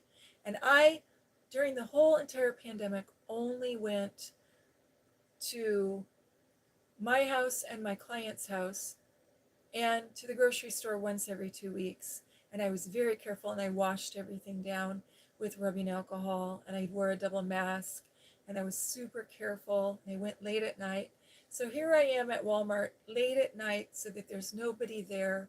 And I'm wearing a double mask, and I'm in there shopping, and I've got a list for everybody in my neighborhood. So I have these boxes in the back of my van and everybody's name on them, and I'm going to put their order in their box and deliver them tomorrow. And here I am, and I'm driving. I look out the window at Walmart, and it's snowing, and there's like this much snow on the ground. And I said to the manager, "You need to get on the loudspeaker and tell people that it's snowing, because if I had known it was snowing, I would have driven home. And it's a far way to drive home." So I drove home in the snow during 10 miles an hour. Clutch, clutch, clutch, sludge, sludge, being very careful, praying the whole way. And I get to this intersection, and I can see a deer. And I'm in a rural area. I see deer all the time, but this is a buck. And he has a great big rack, okay? And he's white. It's an albino deer. And he's standing in the middle of the road, and I'm trying to turn. And I said, "You better go. You better get out of the way. I don't want to hurt you." And I start honking. This is like at 11:15 at night when I finally get there. And I'm like 4 miles away from my house. And what does the deer do? He charges me. I'm not kidding. And so the deer hits me head on. And in that van I had a nose that was sloped. So the deer hit my window and cracked my window. And I'm praying the whole way, "God, please help me. Please help me. Please, Lord. Thank you, Jesus. Thank you for helping me." And my car went sliding, and then it went down a fence. There was a chain link fence, and then it stopped at a great big cedar tree. And the whole fence was already, somebody had already hit the fence. So the fence was there, but there was, when I tried to, I look, and here's the deer on my window with its eyes open. his tongue sticking out. And I started crying. And I'm okay. First, I'm really strong. And I open up my door because I think I'm just going to get out and walk home at this point because I'm only 4 miles away from home. It's 11:15 at night. Try to open my door. My door will only open this much because the chain link fence, my car is stuck up against the chain link fence. So then I get my phone out to call, and my phone won't work there because there's thick forest. So nobody knows where I'm at. My phone has tracking on it, so my son would know where I was. But, you know, they have a, like, they can look for you, and there's a map, and it'll have a little beeper, but I can't call out, right? And no one's going to come down this road until morning. And I've got a big pizza. I'm going to bring my kids a pizza, the kind of take and bake pizza that Walmart has. And I have a llama. Llama's in the other room. Sometime I'll bring him and show you. He's called the No Drama Llama. It was right around Valentine's Day. And for $20, you could buy this big, huge stuffed animal. I couldn't resist. I got this llama, and I had a rug for my house that was teal, and I had teal candles from the dollar store, and I was gonna redecorate my living room with some little teal candles and this rug. So I'm sitting there, and I pray to God, and I look up, and this deer is staring at me with his great big eyes, and it's so beautiful. I don't know if you've ever seen deer's eyes, but they have eyelashes, and their skin is so, their fur is like, oh, it looks so soft, and I just felt terrible that I killed this deer. And I looked at it, and it's got its tongue laying out, and I burst into tears, and I put my hand up towards the window, and I said, Lord Jesus, don't let that deer die, please. I didn't mean to kill it. And I'm crying. And all of a sudden, I decide, okay, it's dead. I'm just going to get out of my car. And I opened up my car and started to get out. And I hear the voice of the Lord say, get back in your car. And I hear my daddy's voice, my earthly father, say, if you ever hit a deer, don't go anywhere near it because it could be stunned. So my dad taught me to drive when I was 16.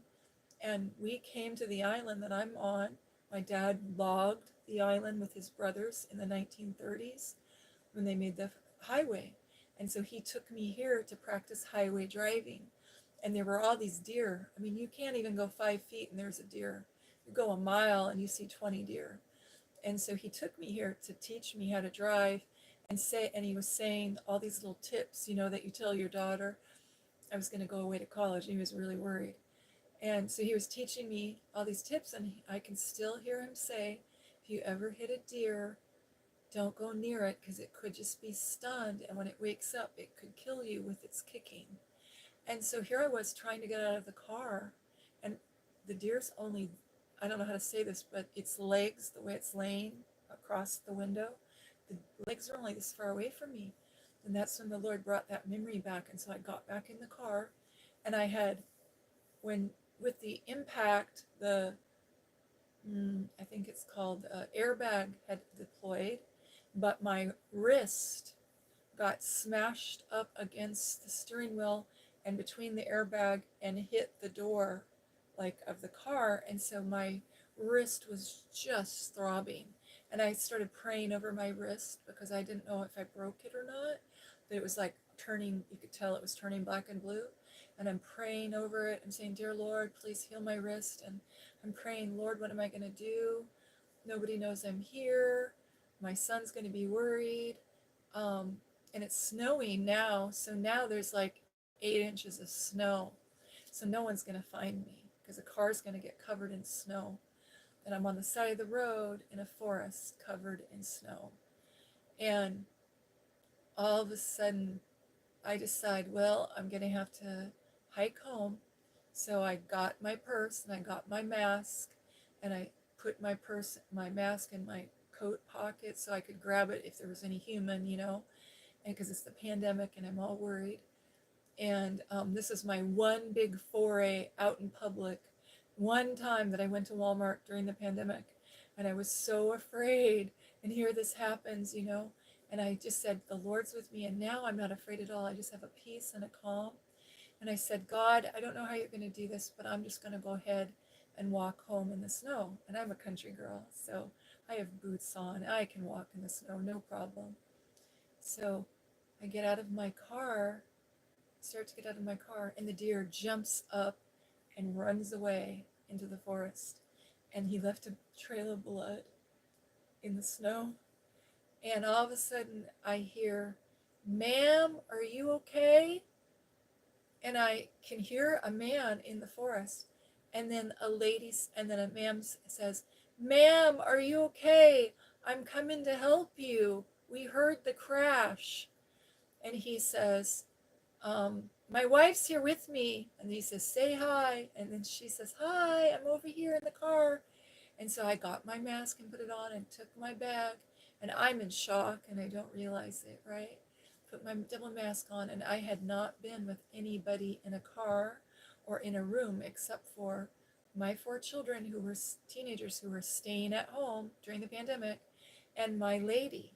And that was it, because I was being very, very careful. I didn't want to get, the virus, and I didn't want to spread it to anybody. So he says, he walks over to me and he takes the bag and he says, "Is there anything in your car?" And I wasn't thinking enough to get anything. I don't know what we took. I think we took the pizza and 1 bag of groceries. And he goes, "Well, we can come back if you want tomorrow." And I said, "Thank you so much." And then his wife was there in the car. And I got inside the car and I was so kind of shaken, because when something like that happens, it takes a little while for your body and your nervous system to reset.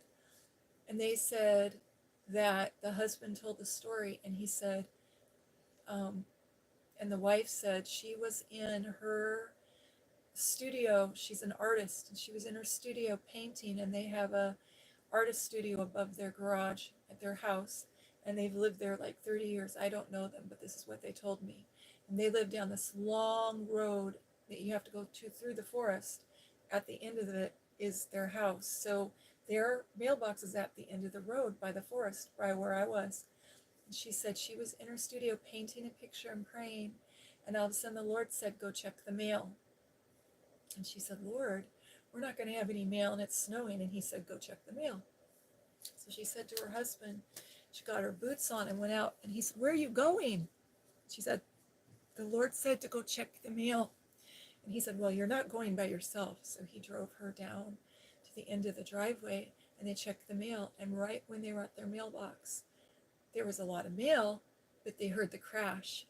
And so then they turned their car around and then he walked back to find me. And so that was amazing, because the next day when I came back with my boss, who's a farmer and a trucker, he has a big truck and he's a manly man, there was like a foot of snow in my car. You wouldn't even have been able to see me if I'd stayed there. So that's why I was going to hike home.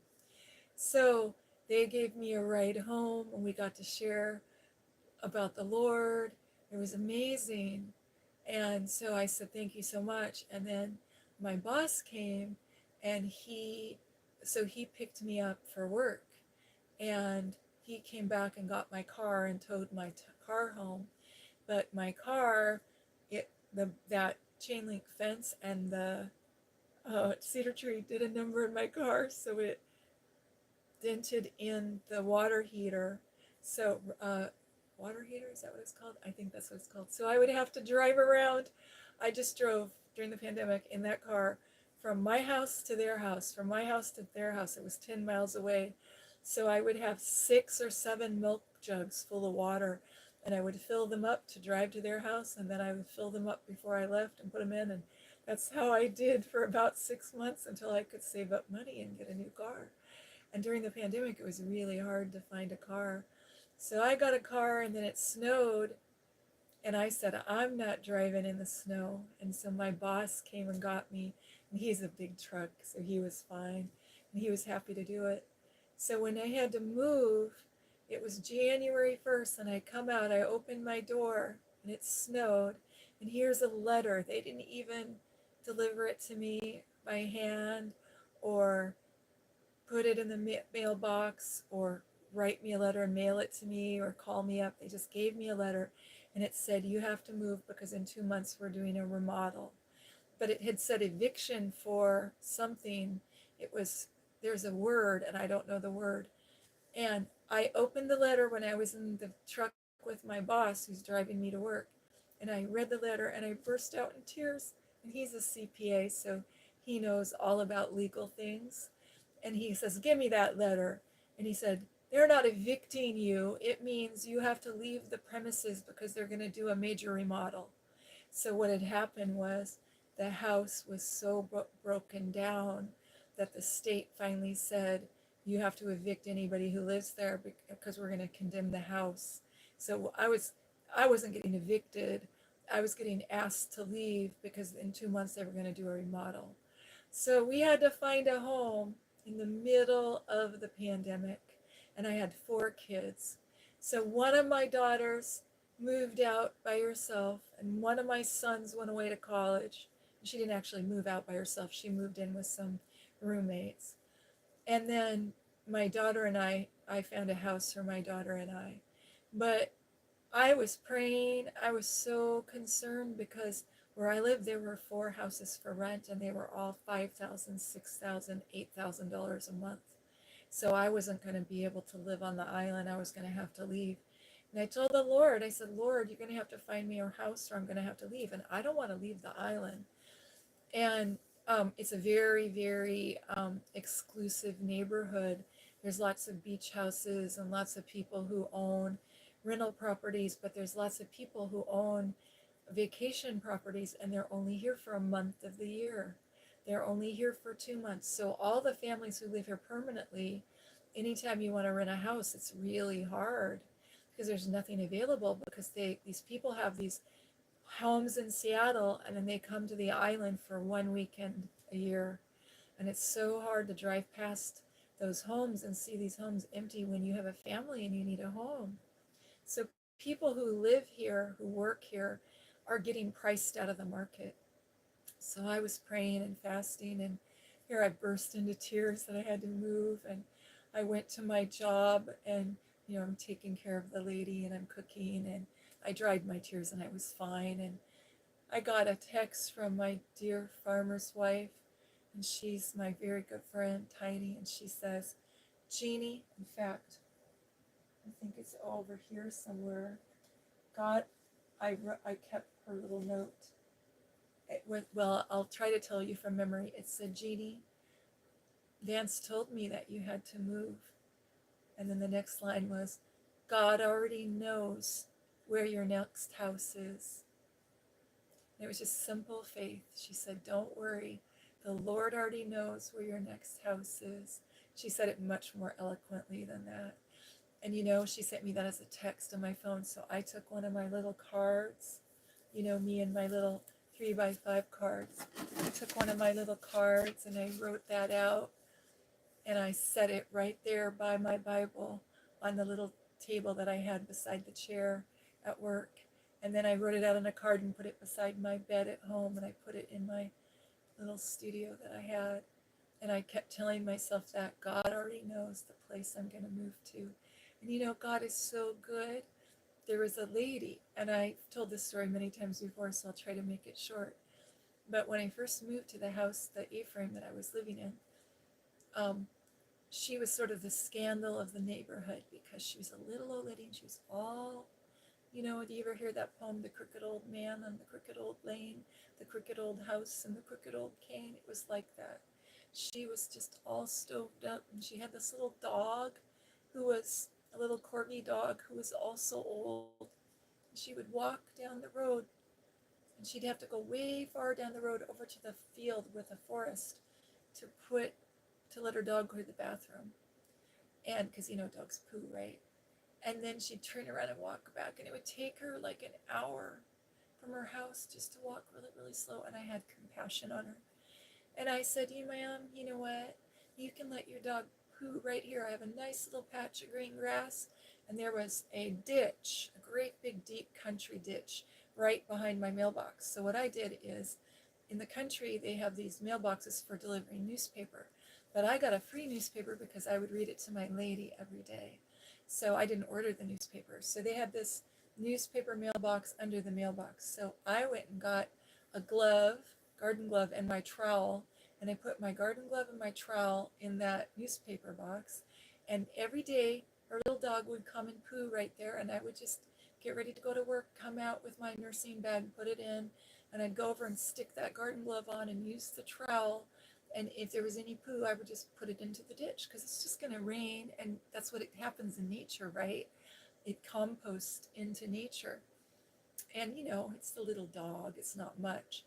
Oh, the neighbors had a fit. You would have thought that I was an evil witch or something. The way she got so upset. And I said, ma'am, this is my property. This is my side. And you can't see it. Why are you worried about it? You know, it's going to be okay. And finally, the owner made a little fence. He came and he made a little fence. It was only about 5 feet long so that the other neighbor couldn't see the dog pooing there. It was sort of silly. But what happened was the lady would send me a Christmas card. She sent me a Christmas card that year. I moved in December. And so she said, Merry Christmas, dear Jeannie, thank you for letting my dog poo in your yard. And then she took her thumbprint and 3 little prints and made a little doggy thumbprint. And so every holiday, I'm talking Christmas, New Year's Eve, All Saints Day, um, oh gosh, St. Patrick's Day, Valentine's Day, my birthday. She found out from one of my kids when my birthday was. She would have a card and it would always say whatever the holiday was, but at the end it always say, thank you for letting my dog poo in your yard. So here I am, and I come out and I'm just like, get this notice saying I have to move, and I'm so sad because it's during the pandemic. So it's a world pandemic. Everybody's in lockdown. The only houses that are available are $7,000 a month. And I have to move. So I said, Lord, I can't worry about this. I'm going to, by faith, start packing up. So I went and got banana boxes and I started packing up every day. So I'd go work my 12-hour shift and I'd come home and I'd pack up and take those boxes and load them in my Volvo station wagon. And, you know, I knew just how many boxes I can get in my Volvo station wagon. And then I'd go inside, wash off my makeup, go to bed, go to sleep. Then I'd wake up, pack 4 more boxes, and wait, you know, they were stacked up around the house before I got the house. They were stacked up around my old house because I knew I wasn't going to be able to move. I had to move in 2 months. That's if I'm working full time. How am I going to move myself? So I was like trying to have faith and just saying, okay, Lord, you're going to have to work it out. Well, one day I opened the door to go to work, you know, the front door, and here's this little letter from my lady friend. And I recognized her handwriting because for 3 years now she's been writing me Christmas cards and birthday cards and saying, thank you for letting my dog poo in your yard. She says, Jeannie, I found you a house. I heard you had to move. I found you a house and it's nearby. And I told the neighbors the people, the owners, what a great friend you were and what a great neighbor. And at the end, thank you for letting my dog poo in your yard, a little thumbprint, the little dog prints. So she says, text them. And here's the address, but text them first. So I was like, wow, this is amazing. So I go to work, and on my break, I text the lady, and she asked me all these questions, did this whole big interview, wanted all these references, and I gave them all to her. And then the next day, they wanted me, and I was supposed to be out by April 30th, and it was the end of February. Was it April 30th? I can't remember the date, but whatever the date was, I was supposed to be out. It was only a month away. And I was like getting nervous. And so then the lady says, well, why don't you come over to the house and meet my husband? And so I went over there and I didn't even look at the house, okay, because it didn't matter what the house looked like. I needed to rent a house. And they interviewed me and they asked me all these questions. And I'm taking 1 hour or 2 hours off of work to do this interview, right? And I've got to get somebody else to come and stay with my lady to do this interview. And they're asking me all these questions. And when it was all done, it was 6 hours that they interviewed me. not then, but multiple times for 6 hours total. And so she calls me up. She says, "We'd like for you to rent the house." Oh, I was so excited. And I didn't even know, like, if it had 2 bedrooms or 3 bedrooms, or what the bathroom looked like, or anything about the house. Because I had walked in, sat down on the couch, they had interviewed me, and then I had left. I didn't like look around or anything, right? They had interviewed 35 families before they chose me. And I was just like, wow, that's amazing. And so, yeah, God answered my prayer and He found me a home during the pandemic. And so we were so thankful. And then I started this garden. So now, the other thing that was amazing about this house, 3 things I prayed for in a house were there: wood floors or pergo. This house has pergo. And there's only carpet in 2 rooms in the bedrooms. So I put a rug over it so it doesn't get dirty. And then there was a fenced in area for a garden. And here, if you want to have a garden, you have to protect it from the raccoons and the birds and the deer, because the deer will eat everything. And so there's a great big high deer fence. So I was so excited. It was really an answered prayer and a blessing. So I'm going to look at our comments now. Yeah, I got my garden. It's beautiful. I'm so happy. Hi, Zach. I hope you're still here because I have a quote for you. Aw, Jeannie is in the zone right now, telling me an amazing story of God's faithfulness and love. Yeah, I was in the zone, is right. I'm sorry. I love it. Suck the honeysuckle. Yes, you know what I mean. Woo, praise the Lord. Kisses for Zach. Thank you, Jeannie. I love you. It's a good song. I'm happy to hear your song. Kisses. Aw, kisses for you. Well, I'm not married anymore. Sadly, I got divorced. It wasn't because I wanted to. It was the greatest sorrow of my life. I've helped so many people over the years save their marriages, and that's the irony. I couldn't save mine. And you know why? Because it takes 2 to tango. You got to have both people working on a marriage. Yeah. And I sadly stayed way past the point of it being good for me. But I was able to stay until my children were raised. But yeah, it was very sad. But I know one day, I got divorced in 2017, and I know one day God will bring me a man, a godly man that needs a good wife. So if you pray for me for that. Yeah, that's scary. Better to be alive and traumatized about a deer than a dead and gone. Yes, Helen, I was so blessed that that deer didn't come through the window. It cracked the window. And when the sheriff came and saw, he said there was a trail of blood. And he said that during the pandemic, all the deer were acting really weird. All the animals were acting really weird. And there was a time during the pandemic where the funny thing was I had 3 accidents during the pandemic, and all of them were caused by animals. I was driving late at night, and all of them, it was like the deer were out to get me. And my son made a joke and said, yeah, if you go to the post office, you know how they have wanted posters? Well, at the deer post office, there's a wanted poster and your picture's there. Because I kid you not, when I would drive home from work, for 3 years, I would be the only car on the road. Remember during the pandemic, during lockdown, the deer took over our island. There was no predators, nobody was hunting. And so the deer, they didn't have hunting season. So the deer grew, they had all these babies, and they were taking over. And there weren't cars driving on the road because people were staying home. So downtown, little shops, little tiny shops, like if you see an old fashioned downtown you just go watch a Hallmark movie, and I live in a place that has woods, a big road through the middle of it, and then one little town with like those old fashioned shops that nobody buys anything at because they're overpriced. It's like that. And then a couple of grocery stores and some churches, and that's it. That's all we have. And so we live in the middle of nowhere, but I would be driving home, and I lived in the country and they live in town on a farm. And I would get to the intersection, and they have stop signs, four-way stop. And so even though there's nobody on the road, you obey the traffic laws and you stop, right?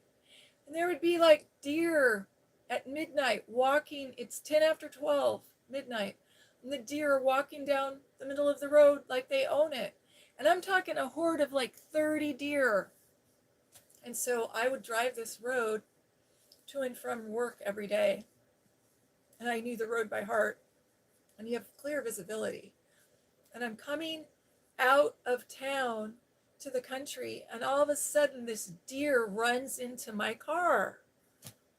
I'm like, you've got to be kidding me. And it hits the side. I mean, I'm talking like, here's my car and I'm driving, and the deer hits the side of my car. So the deer was trying to run with me and race me. And I look, and there's a dent in my car, my van, and I was at the point where I didn't even care, right? Like, so what? I'm not going to call the insurance company over this. It's the car's on its last leg. It's okay. But it was just the idea that those deer were out to get me. And then I go a little bit further, and there's a clearing, and they're all standing there watching me. And they're like this, watching me go down the road. And the only other car on the road is the sheriff. And he pulls up alongside me, and I roll my window down, and he rolls his window down, and we talk. And he says, I think the deer are out to get you, Jeannie. This is the second time. Because he had seen, he was on the hill, and he could see, the place where they can see to catch people who are speeding. And he was there, and he saw the deer hit my car. And I go, did you see that? It hit me, didn't it? He said, yep, it did. And I said, I couldn't believe it at first. Somebody would say, oh, you must have ran into the deer. No, I didn't run into the deer. The deer ran into me. And thank the Lord I had the sheriff as a witness. He goes, yep, they're out to get you. I go, can you believe that? Because I'm pointing to, there's like 35 deer. We sat there and counted, and there were 40 deer. There were 32 deer in one group here, and then the rest of them were over here, but they were all together. And I'm not talking little deer. We have great big deer.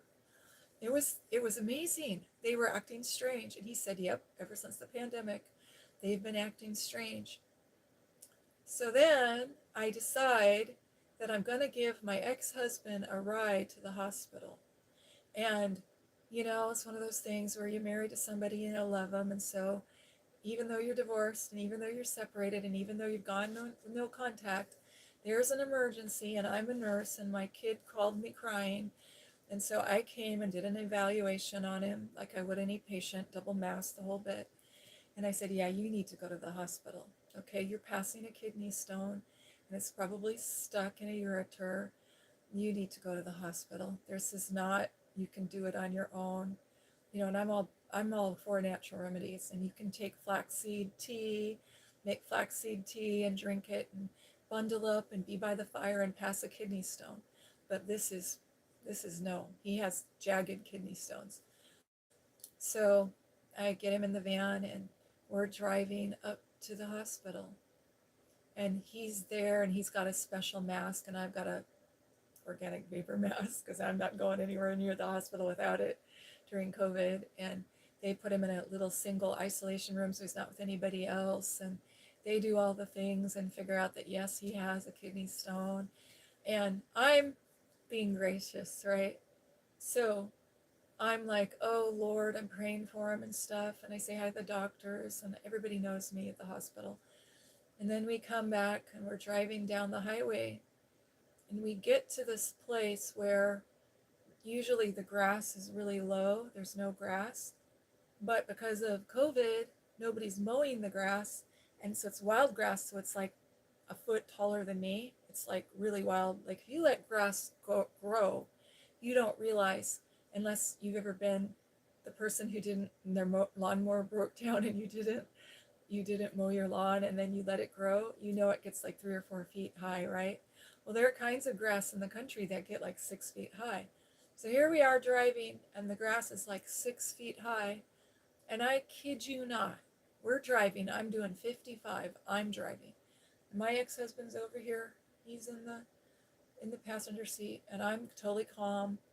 And I've got a mask on because I don't want to get whatever he could have from being in the hospital.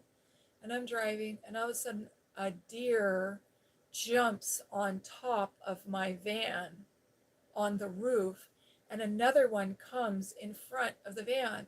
Now, I don't mean that there was a deer on the road and I hit it. I mean, these deer ran into my van.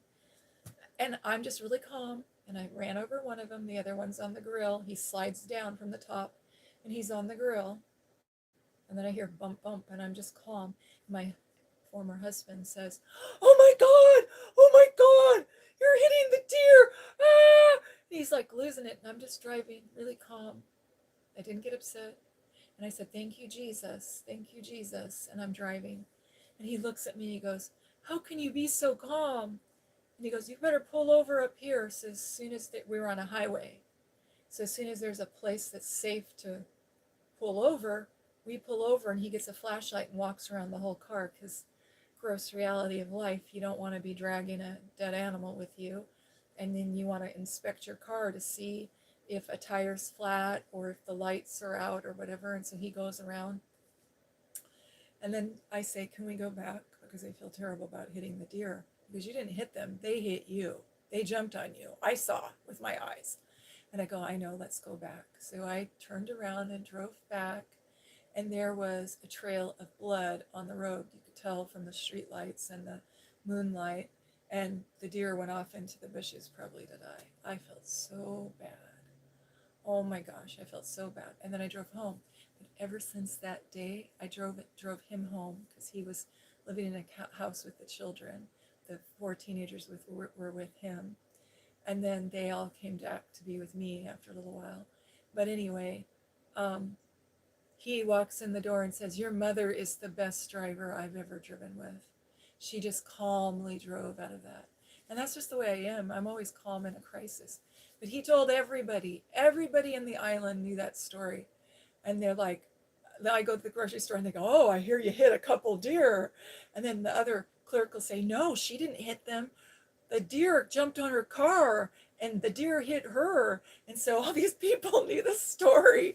He was going around telling everybody what a good driver I was. I was like, oh my gosh, what is it with the deer? So then here I am driving home from work, and all these deer are ganging up, and they're blocking the roadway, and I'd have to go afoot and then honk my horn, go afoot and honk my horn. It's at 1 o'clock in the morning. I don't want to wake everybody up, right? And the sheriff pulls up. He goes, "How are you doing, deer killer?" And I started crying right there. He goes, "Oh, no, no, I didn't mean it. I'm just teasing you. No, no, don't cry, don't cry." And I said, "It's not fair. I didn't mean to kill them. I didn't mean to kill them." And he goes, "Well, we hunt those deer. You're the only one that's hunting them. We haven't had a permit be able to, during COVID, to hunt the deer." He says, you're the only thing that's keeping those deer from taking over the island." So still to this day, I'll go someplace and somebody will say, "How's it going? Have you hit any deer lately?" So now, for a present for my birthday, I went to the sheriff's office and they had a surprise party, and they gave me one of these little things you stick on your car and it whistles so that it warns the deer. I must work because I haven't seen or heard any deer since. They run away from my car. And then the sheriff said, "Yeah, that's not the whistle. That's because at the deer post office, there's your picture, wanted." He's always teasing me about that. But I did feel bad. I felt bad. But she says, better to be alive and traumatized about a deer than dead and gone. That's right. Yeah. And the sheriff told me that a lot of people that get killed on the island when they're driving is because a deer comes through their window when they hit it. So I was like, thanks for that information. Oh, hero Zach. I have cushions. I just fell asleep sitting up and flopped over, laugh out loud. I'm going to let my eyes close for 15 minutes. I'm sorry to leave mid-story. God bless you all. We love you. That's okay. Rest, sweetie, he says. Take care, Helens. We love you. Hi, Juanita. Hi. Sorry I'm late. She says, oh, Juanita, you're never late. You're always on time. I hope Zach hasn't left yet because I have a quote for him. I'm going to go all the way down. I'm going to go all the way down. Oh, no. You're in a lot of pain. Oh, no, Juanita, you got to tell me what your pain is because I'm really good at getting rid of pain. I know a lot of home remedies. Oh no, what happened? I think I slept wrong. I don't know what happened. It started yesterday evening.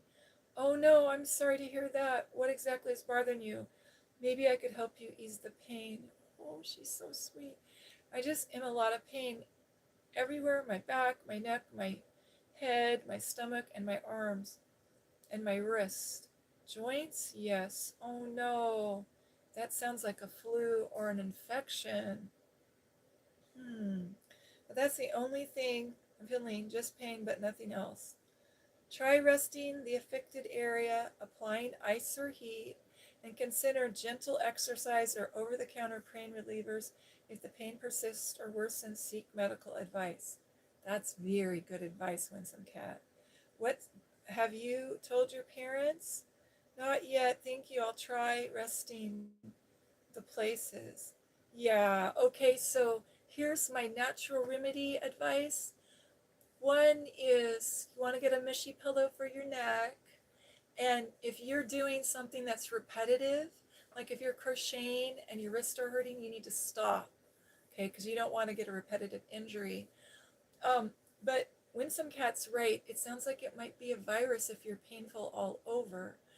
Um, Make sure you're drinking lots of water because sometimes if we are girls and we don't drink water, we can get bladder or kidney infections, and the kidneys are in our back.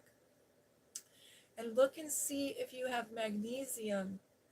Magnesium is really good for pain. And I actually order magnesium citrate in a bag on Amazon from Pure, and I just take a teaspoon in the morning and a teaspoon at night in a little glass of warm water. But they have capsules. Your mama could take you to the health food store and look for them. And magnesium is really good for pain. It's really good for helping your body relax.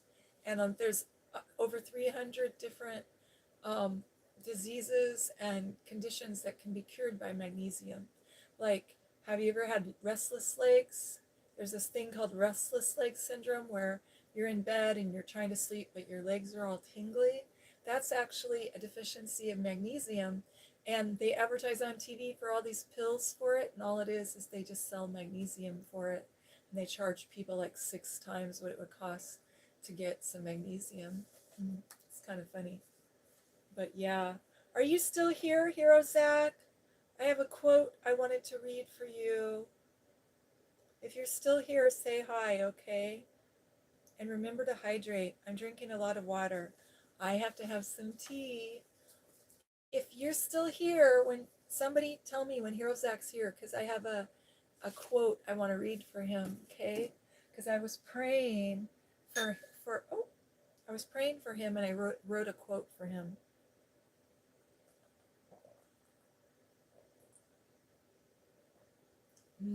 This is chamomile. You know me and my chamomile tea, right?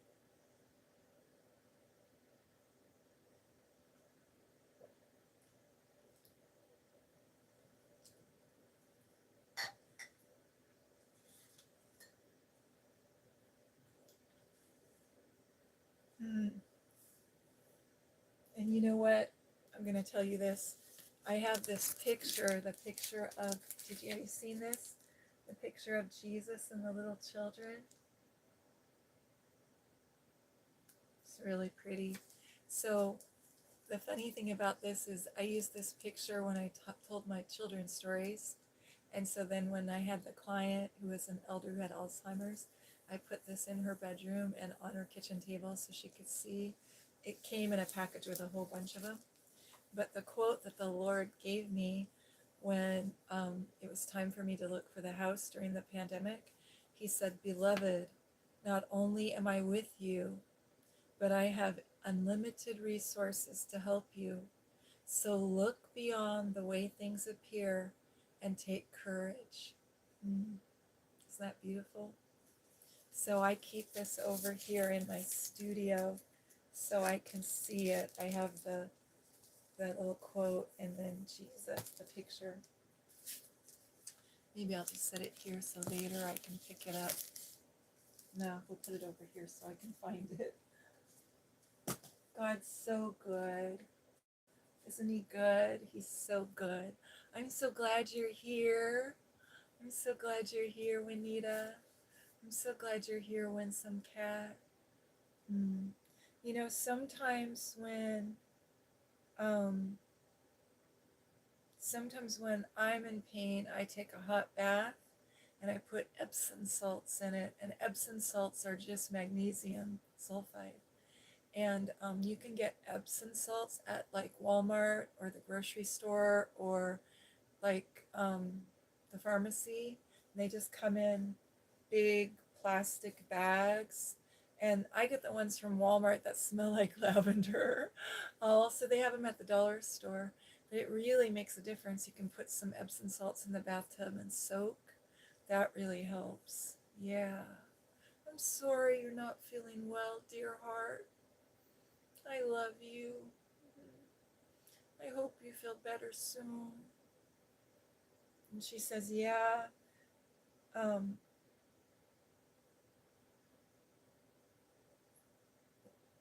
I'm drinking a lot of water. That's good. Remember to hydrate. And I think my wrists are hurting because I craned them while I was using one of my acting props. And then Winsome Cat says, yes, that could be it. Try not to lift heavy weights. She says, okay, don't worry. Thank you for the advice and help, you guys. That's good. We're all a community here. It's so nice. It's wonderful. I'm so happy that we're all here together. I'm sorry you're in pain. You know what? When I do repetitive things, like I like to write, and sometimes when I write, like I'll get an idea and I'll write for like 12 hours straight and I won't notice. And then I'll go, I'm sitting on the couch and I'll go, oh my gosh, I have to pee. Oh my gosh, I'm so thirsty. Oh, I'll look at the clock. I have to have a clock in the living room. In fact, my son unplugged the clock and I'm going to have to go plug it back in and reset it. You know, when the power goes out, it used to be an alarm clock, but it's just a digital clock and I like it because it has the number. And so if I'm writing, I can look up and I know what time it is and then I write when I start and I write the time I quit. And that helps me keep track of the time because otherwise I lose track of the time. I'm just so into the moment. So I've done that and then had my wrist hurt. So what I do is I have these bins. They're like wash tubs that I got at the dollar store. And I fill them with hot water and some Epsom salts. And I soak my wrist. And you would not believe how much difference it makes. And then I take some of the Epsom salt and get it wet and just stick it on my wrist. And what happens is the magnesium actually soaks into your body. And it really does relieve pain. So you might try that. Epsom salts are really inexpensive. And most of the places in the world, you can find them. But I love you. We've been thinking about you today, dear heart. Been thinking about you and some cat and praying for you for your exam. I've been thinking about you, Anita. Maybe, sometimes we're just going to get a little virus or something. We get body aches. Or sometimes what happens to me is I'll sleep the wrong way. I'll fall asleep and then I'll get like a crick in my neck or my shoulder. And I've done that my whole life. So that's why I have that special mushy pillow I always talk about. I mush it up and I put it around my neck and it really helps. And I don't go anywhere without my mushy pillow. It's really very cozy. It's very cozy. Hey peeps, do you want to say hi to yeah? Do you want to say hi to yeah? Will you come and say hi to Juanita and Winsome Cat? Yeah, okay, here we go. Hi, Winsome Cat. Hi, Juanita. Joe Edwards is here. Hi, Joe Edwards. Peeps says hi. Peeps is happy that you're here. Peeps is doing the happy dance. Peeps, thank you. I'm going to put Peeps in the little pouch with the little blanket. Get all cozy. Are you getting cozy? Do you have your pillow just right? And your blankie? Yeah. Yeah, let me say hi to everybody. And then I think I'll read. And so we have to vote. You know what I was thinking? We could read from The Secret Garden. Would be fun. And I also had a quote. I wanted to tell Hero Zach, but I'll tell you and then remind me next time Hero Zach comes and we'll tell him too, okay? Everybody's saying hi in the comments. Now, you know, Juanita, if you take Tylenol, you have to take it with some food, okay? So grab a piece of toast or a protein bar or some crackers, and you make sure you drink lots of water and write down the time you take it, okay? And how much you took. Get your journal and write down when you took it. And make sure you let your mama know.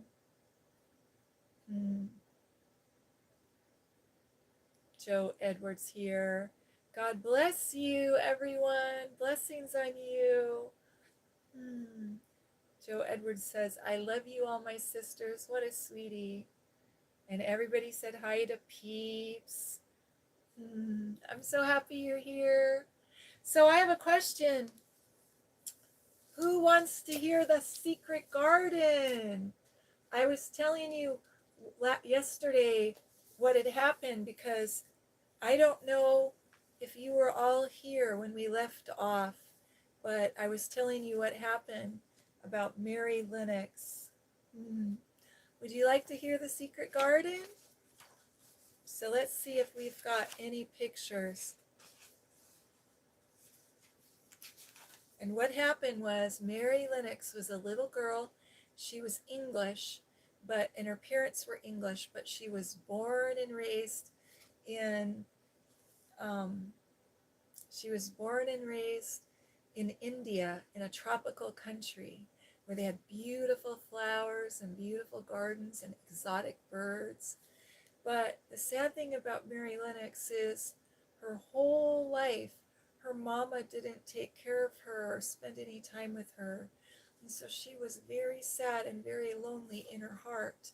But she kind of didn't know it because all she had known her whole life was having her Indian nanny take care of her. And her dad was an officer and he was busy. He was always busy.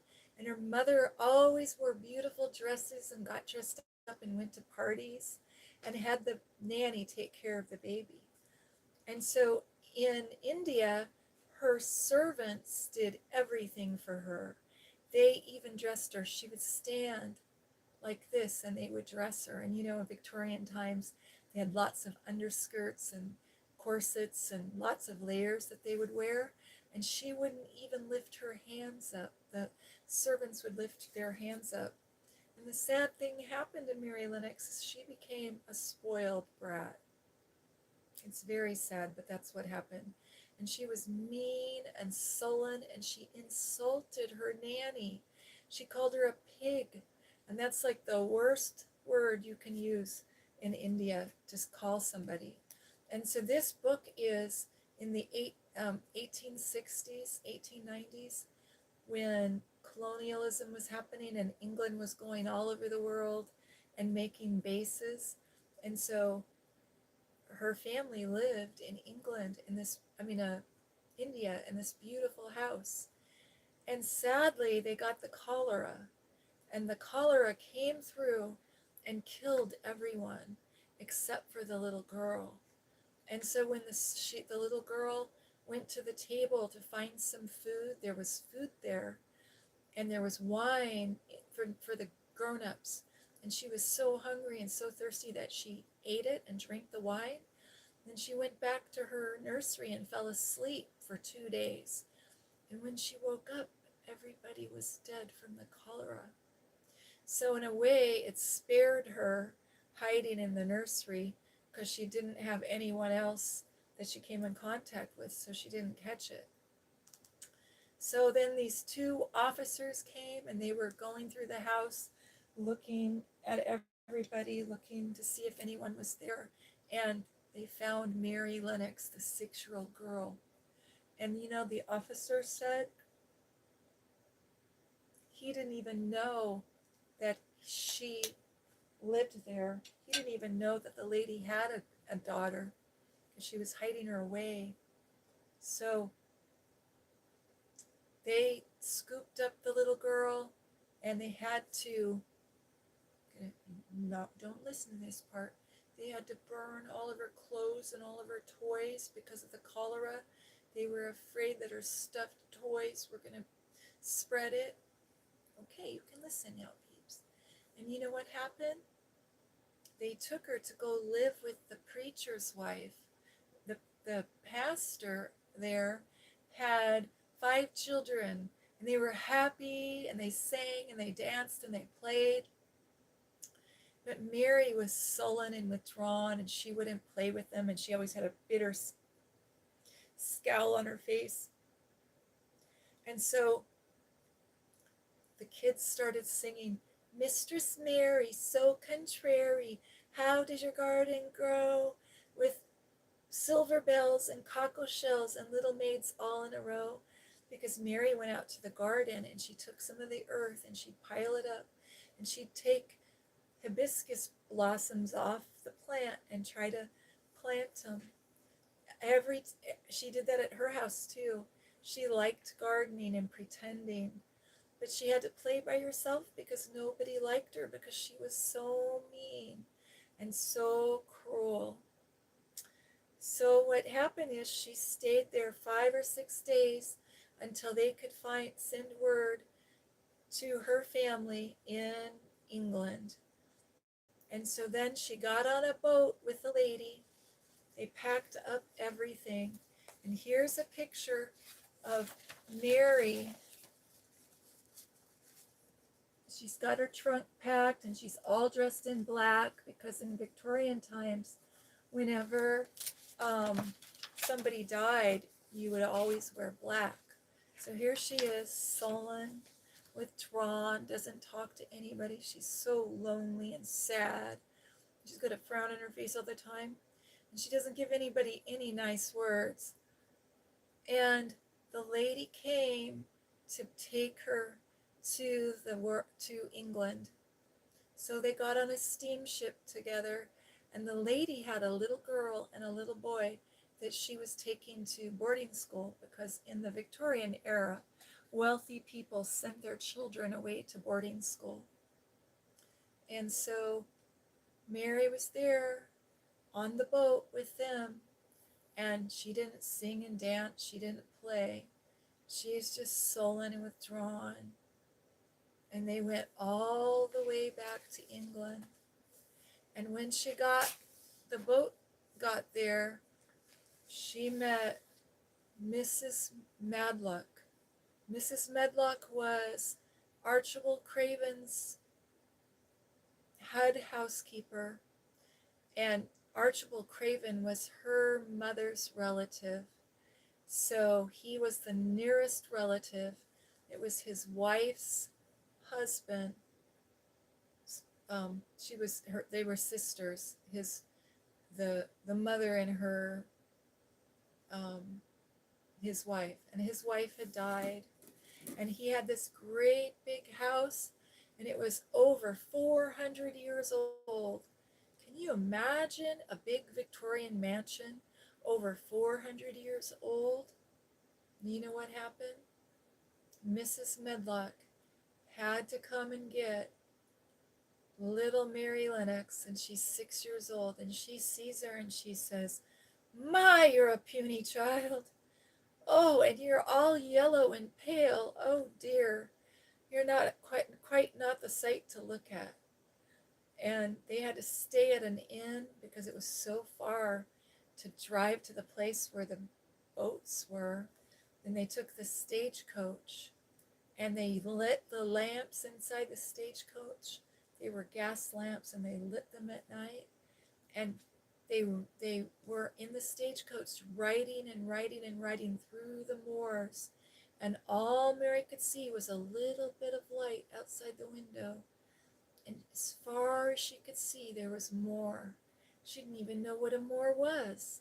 But a moor was grouse and heather. As far as you could see, bushes and bushes and bushes. And it was dark and scary. And she was going to Misselthwaite Manor, and the housekeeper told her that there would be 100 rooms in that house. 100 rooms. Can you imagine? 100 rooms, but that she could only be in 2, her bedroom and her nursery, and that she should not be in the way. She'd have to leave Archibald Craven alone because her uncle wouldn't want to spend any time with her. So here's Mary Lennox coming to England to see this big mysterious house. It was very sad. Let's see what everybody says in the comments.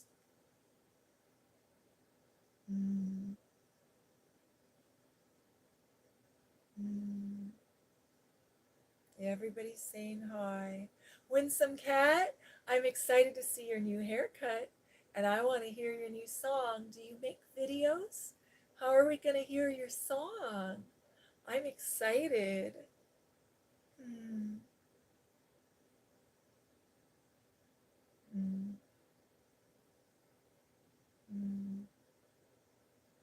She got a bobcat.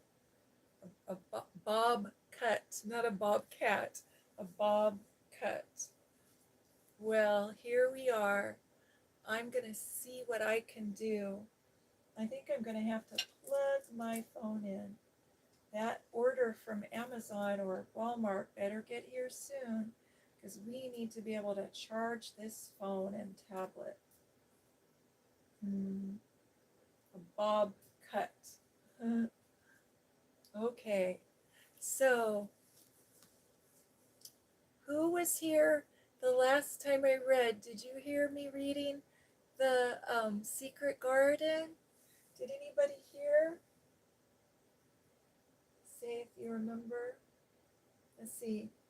She says, I do have a channel, but it will have to wait till after the exam. Oh, of course, dear one. Of course. We're praying for you. Your exam's going to go good. So why don't we start reading? I'm trying to decide if I should just start reading with this chapter about the moor or Martha. Maybe I'll start with Martha because I'm kind of concerned that you didn't get to hear it. So here we are.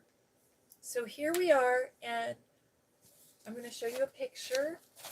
Here's a picture of the stagecoach, and they're going to the big doorways to go inside Misselthwaite Manor. And Mary Lennox is in the stagecoach. And let's see what happened. Let's see what happens next, okay? Across the Moor, Chapter 3. She slept a long, long time, and when she awakened, Mrs. Medlock had brought a lunch basket at one of the stations, and they had some chicken and cold beef and bread and butter and some hot tea. The rain seemed to be streaming down more heavily than ever, and everybody in the station wore wet and glistening waterproofs. Isn't that funny, that word? You know, rain slickers or trench coats, they called them waterproofs. The guard lighted the lamps in the carriage. They had gas lamps in the carriage. And Mrs. Medlock cheered up very much over her tea and chicken and beef. She ate a great deal. She was a little plump woman, and afterwards she fell asleep herself, and Mary sat and stared at her and watched her fine bonnet slipped on one side until she herself fell asleep once more in the corner of the carriage, lulled by the splashing of the rain against the windows. It was quite dark when she was awakened. The train had stopped at a station, and Mrs. Medlock was shaking her. You have had to asleep, she said. It's time to open up your eyes. Come on now. We're at the Thwaite station, and we've got a long drive before us. Mary stood up and tried to keep her eyes open while Mrs. Medlock collected her parcels. The little girl did not offer to help Mrs. Medlock because in India native servants always picked up or carried things, and it seemed quite proper that other people should wait on her. The station was a small one, and nobody but themselves seemed to be there, getting out of the train. The station master spoke to Mrs. Medlock in a rough, good-natured way, pronouncing his words in a queer, broad fashion, which Mary found out afterwards was a Yorkshire dialect. I see you got the buck, he said, and that's brown in it, young'un, with thee. Aye, that's her, answered Mrs. Medlock, speaking with a thick Yorkshire accent herself, and jerking her head over her shoulder at her, towards Mary. How's the missus? Well enough now. The carriage is a waiting outside for thee. Oh, a brougham stood on the road before the little outside platform. Mary saw that it was a smart carriage and that it was a smart footman who helped her in. Smart meant dashing or handsome or well dressed. His long waterproof coat and waterproof covering of his hat were shining and dripping with rain, as everything was, the burly station master included. When he shut the door, mounted the box with the coachman, and they were off, the little girl found herself seated in a comfortably cushioned corner, but she was not inclined to go to sleep again. She sat and looked out the window, curious to see something of the road over which she was being driven to the queer place Mrs. Medlock had called Misselthwaite Manor. She was not at all a timid child, and she was not exactly frightened, but she felt that there was no knowing what might happen in a house with 100 rooms, nearly all shut up, a house standing on the edge of a moor. What is a moor? She asked suddenly to Mrs. Medlock. Look out of the window. In about 10 minutes and you'll see, said the woman. We've got to drive 5 miles across Missel Moor before we get to the manor. You won't see much because it's a dark night, but you can see something. Mary asked no more questions, but waited in the darkness of her corner, keeping her eyes on the window. The carriage lamps cast rays of light a little distance ahead of them, and she caught glimpses of the things they passed. After they had left the station, they had driven through a tiny village, and she had seen whitewashed cottages and lights of a public house. When they had passed a church and a vicarage, and a little shop window or so in a cottage with toys and sweets and oddities, odd things set out for sale. When they were on the high road, she saw hedges and trees. After that, there seemed nothing different for a long time, or at least it seemed a long time to her.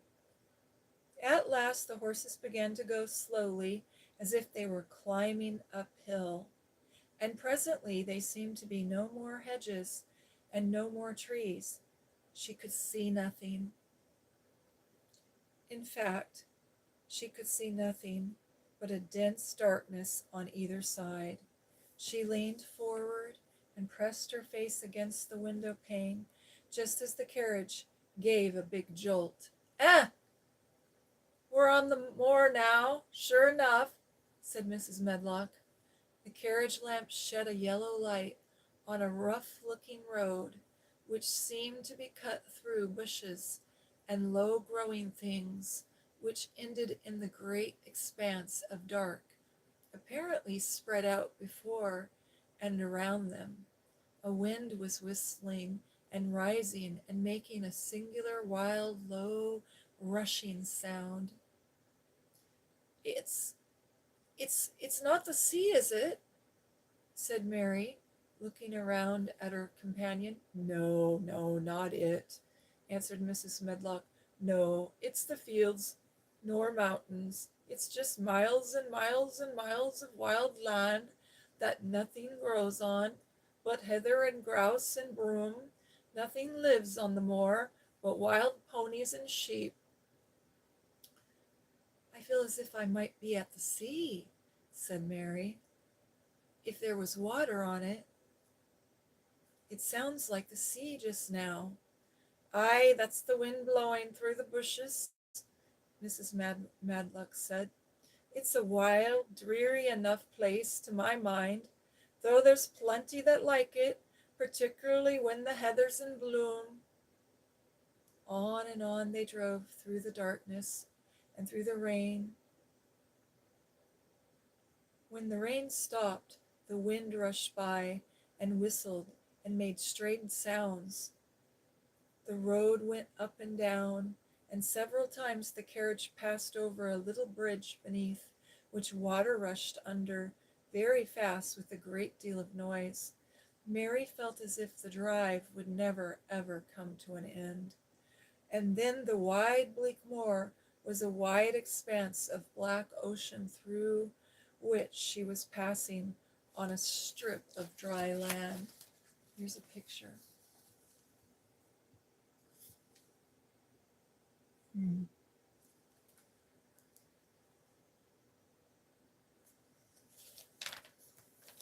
Let's see. Graham Russ did the illustrations. He did a fine job.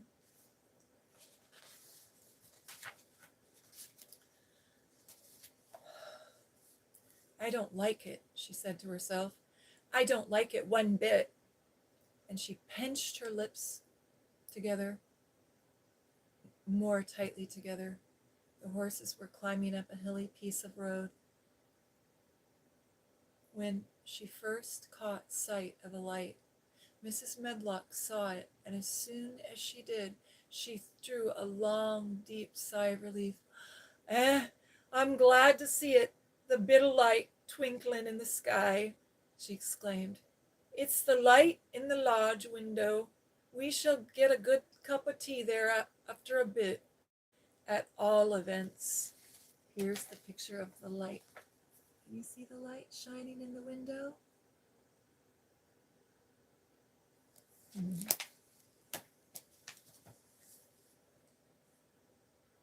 going to check the comments really quick.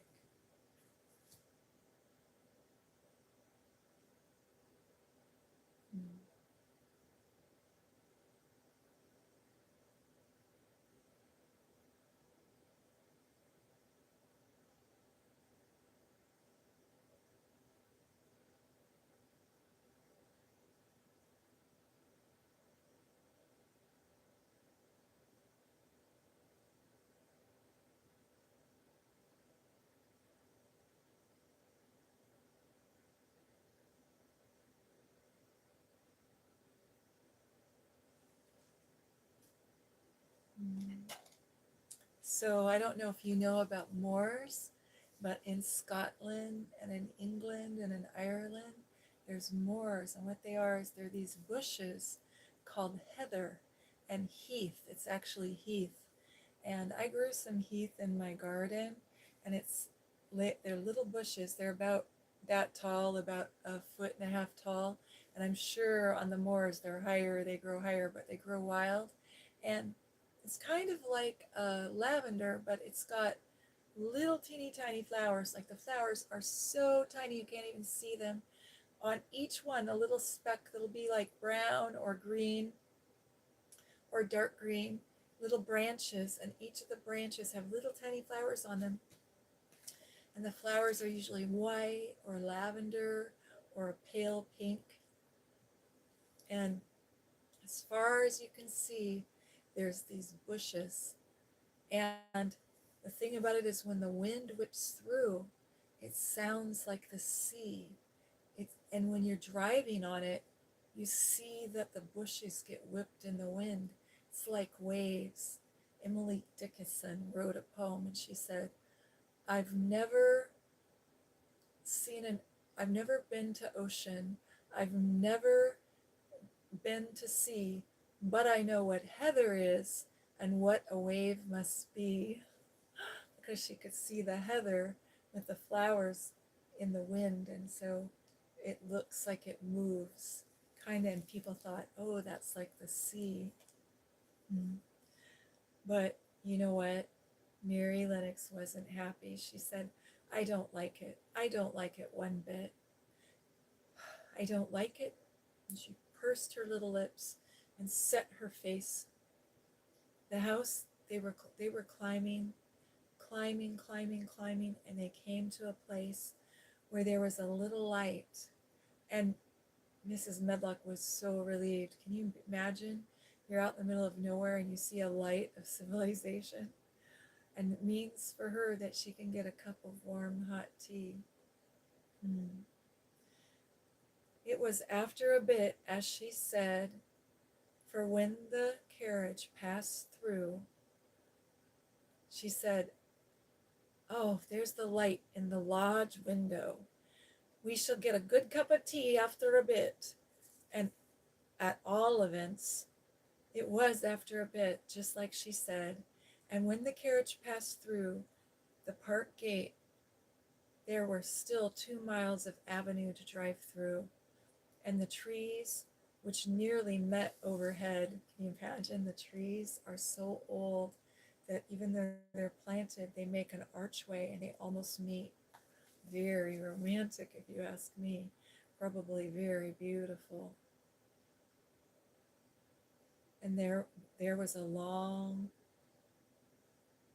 immediately a long but low-built house, which seemed to ramble about a stone court.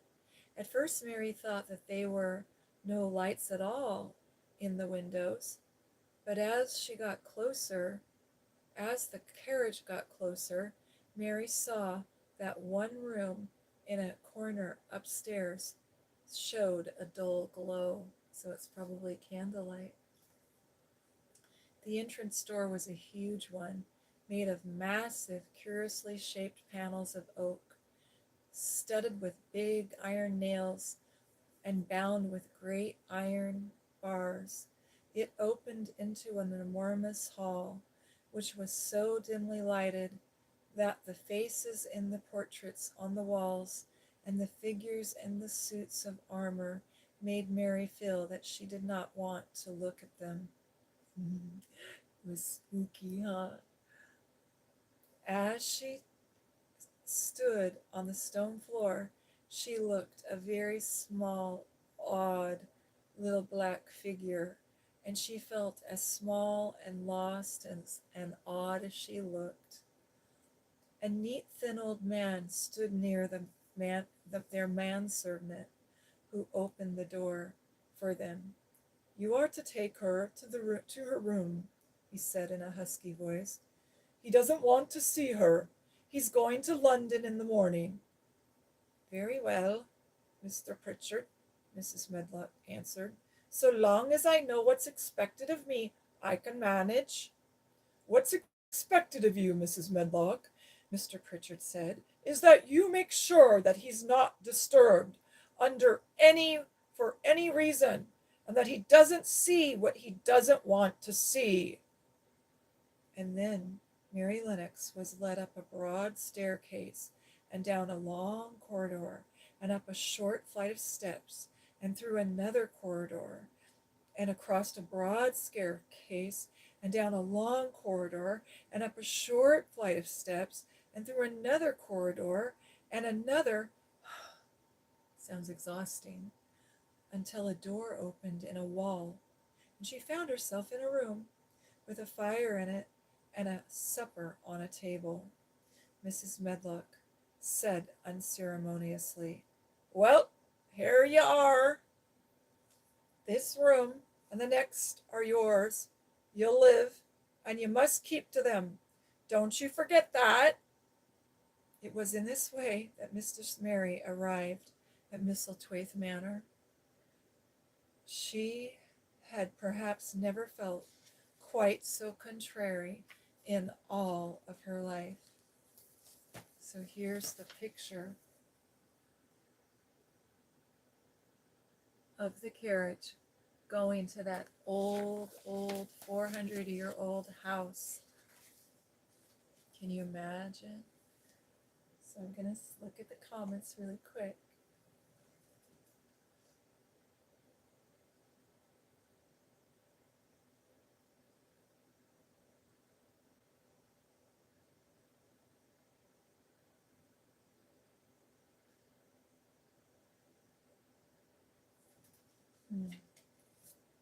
I bet your haircut is beautiful.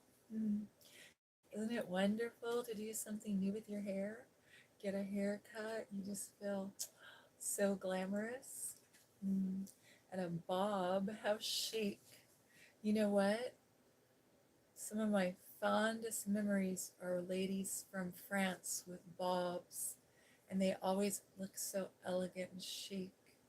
In the 1920s, a bob was a famous haircut.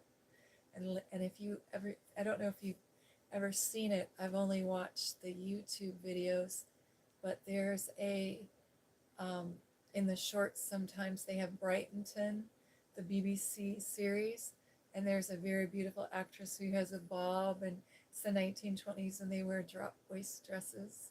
Yeah, it's really pretty. And did you ever see Ratatouille? The female chef in Ratatouille has a bob. I had a bob for a while. When I was younger, we'd get our hair cut every September, like right for back to school. And I always had very long hair. And one time I got my hair cut very short. I didn't like it because I have very curly hair. And I ended up looking like Shirley Temple with ringlets all the time. When my hair is short, it gets really curly. But I bet yours looks beautiful and very elegant. I love you. I'm having so much fun reading to you. Are you all cozy? Did you get all cozy in your bed? Can you get your pillow just right? Anita, are you getting your pillow just right? Dear one, get your pillow just right. Get your cozy covers up. I got peeps here and we're reading. Gonna read to you. Here we go, chapter 4. We're reading The Secret Garden by Frances Hodgson Burnett. Here we go, chapter 4. Martha. When she opened her eyes in the morning, it was because a young housemaid had come into her room to light the fire and was kneeling on the hearthrug, raking out the cinders noisily. Mary lay and watched her for a few moments and then began to look about the room. She had never seen a room at all like this, and though it thought it very curious and gloomy. The walls were covered with tapestry with a forest scene embroidered on it. There were fantastically dressed people underneath the trees, and in the distance there was a glimpse of the turrets of a castle. There were hunters and horses and dogs and ladies dressed in fine dresses. Mary felt as if she were in the forest with them. Out of a deep window, she could see a giant climbing stretch of land, which seemed to have no trees on it at all, and it looked rather like an endless, dull, purplish sea. Can you imagine?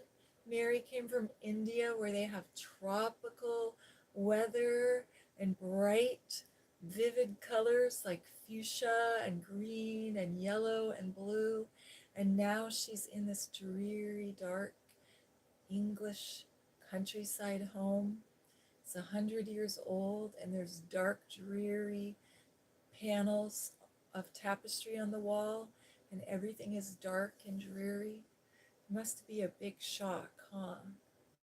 Yeah. What is that? She said, pointing out the window. Martha, the young housemaid, who had just risen to her feet, looked and pointed also. That there? Yes. That's the moor? With a good-natured grin. Does thou like it?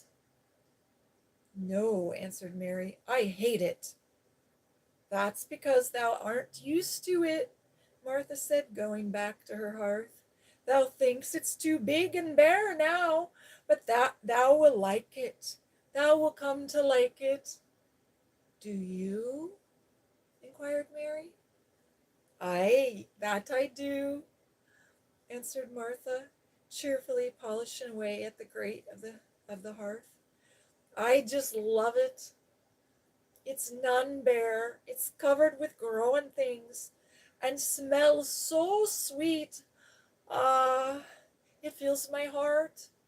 It's fairly lovely in spring and summer when the grouse and the bloom and the heather in flower. It smells of honey, and there's such a lot of fresh air, and the sky.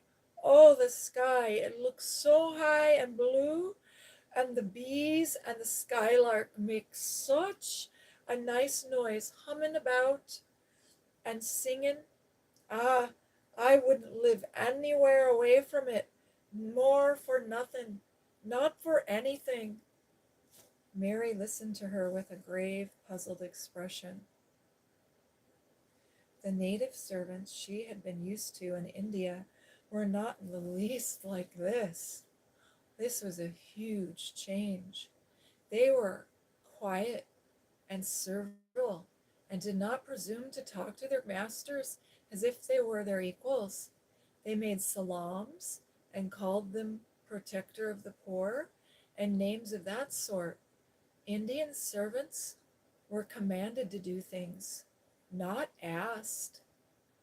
It was not the custom to say please and thank you, and Mary had always slapped her Anya the nanny in the face when she was angry. She wondered a little what this girl would do if she had slapped her in the face. This girl was a round, rosy, good-natured looking creature, but she had a sturdy way which made Mistress Mary wonder if she might not even slap back, if the person who slapped her was only a little girl. You are a very strange servant, said Mary from her pillows, looking rather haughty. Martha sat up on her heels with a blacking brush in her hand and laughed without seeming the least out of temper. Aye, I know it. It's true, she said. If there was a grand missus at Misselthwaite Manor, I should never have been even one of the under housemaids. I might have been let to be a scully maid, but I've never had been left upstairs. I'm too common and all. I talk too much. Yorkshire, yes, I know 'tis true. But this is a funny house, and for all that it's so grand, seems like there's neither master nor mistress, except Mr. Pritchard and Miss Medlock. Mr. Craven, he won't be troubled about anything when he's here, and he's nearly always away. Mrs. Medlock gave me the place out of kindness. She told me she could never have done it if Misselthwaite Manor had been like other big houses. Are you going to be my servant? Mary asked, still in her imperialistic little Indian way. Martha began to rub her grate again. I'm Mrs. Medlock's servant, she said stoutly, and she's Mr. Craven's. But I'm to do the housemaid's work up here and wait on you a bit, but you won't need much waiting on. Who's going to dress me? Demanded Mary. Martha sat up on her heels again and stared. She spoke in broad Yorkshire in her amazement. Can you not dress yourself? She said. What do you mean? I don't understand your language, said Mary. I forgot, Mary said. Mrs. Medlock told me I have to be careful of you. Wouldn't you know what I was saying? I mean, can't you put your own clothes on then? No, answered Mary quite indignantly. I never did in my entire life, and I won't start now. My ayah dressed me, of course. Well, said Martha, eventually not in the least aware that she was impudent. It's time that you should learn then. Thou canst begin younger. It'll do thee good to wait on thyself a bit. My mother always says, couldn't see why grand people's children didn't turn out like fair fools. What with the nurses and being washed and dressed and took out to walk as if they were puppies. It is different in India, said Mistress Mary disdainfully. She could scarcely stand this, but Martha was not at all crushed. Here's a picture of Martha. There she is, cleaning out the hearth. They have ashes, so she's cleaning out the cinders. And there's Mary in her bed, imperiously giving orders from her little perch, her little throne. Let's see what happens. I can see it's different, she answered almost sympathetically. I dare say it's because there's such a lot of blacks there instead of respectable white people. And I heard you was coming from India, and I thought you too was a black. Mary looked at her and sat up, and she was furious. What? She said. What? You thought that I was a native? How could you? You daughter of a pig! Martha stared and looked hot. Who are you calling names?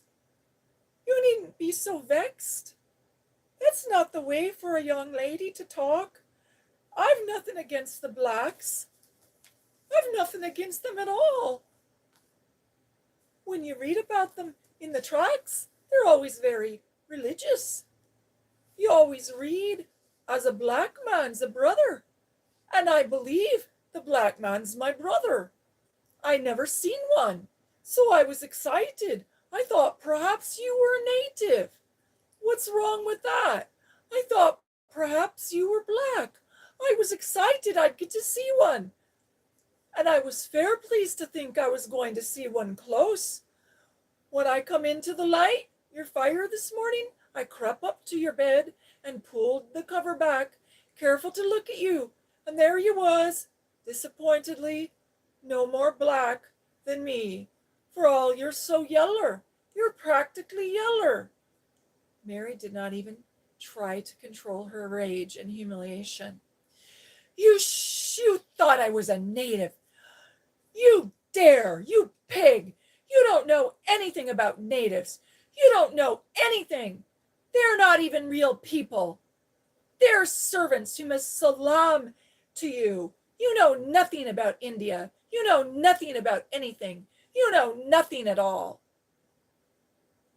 She was in such a rage, and she felt so hopeless before the girl's simple stare, and somehow she suddenly felt so horribly lonely and far away from everything that she knew and understood.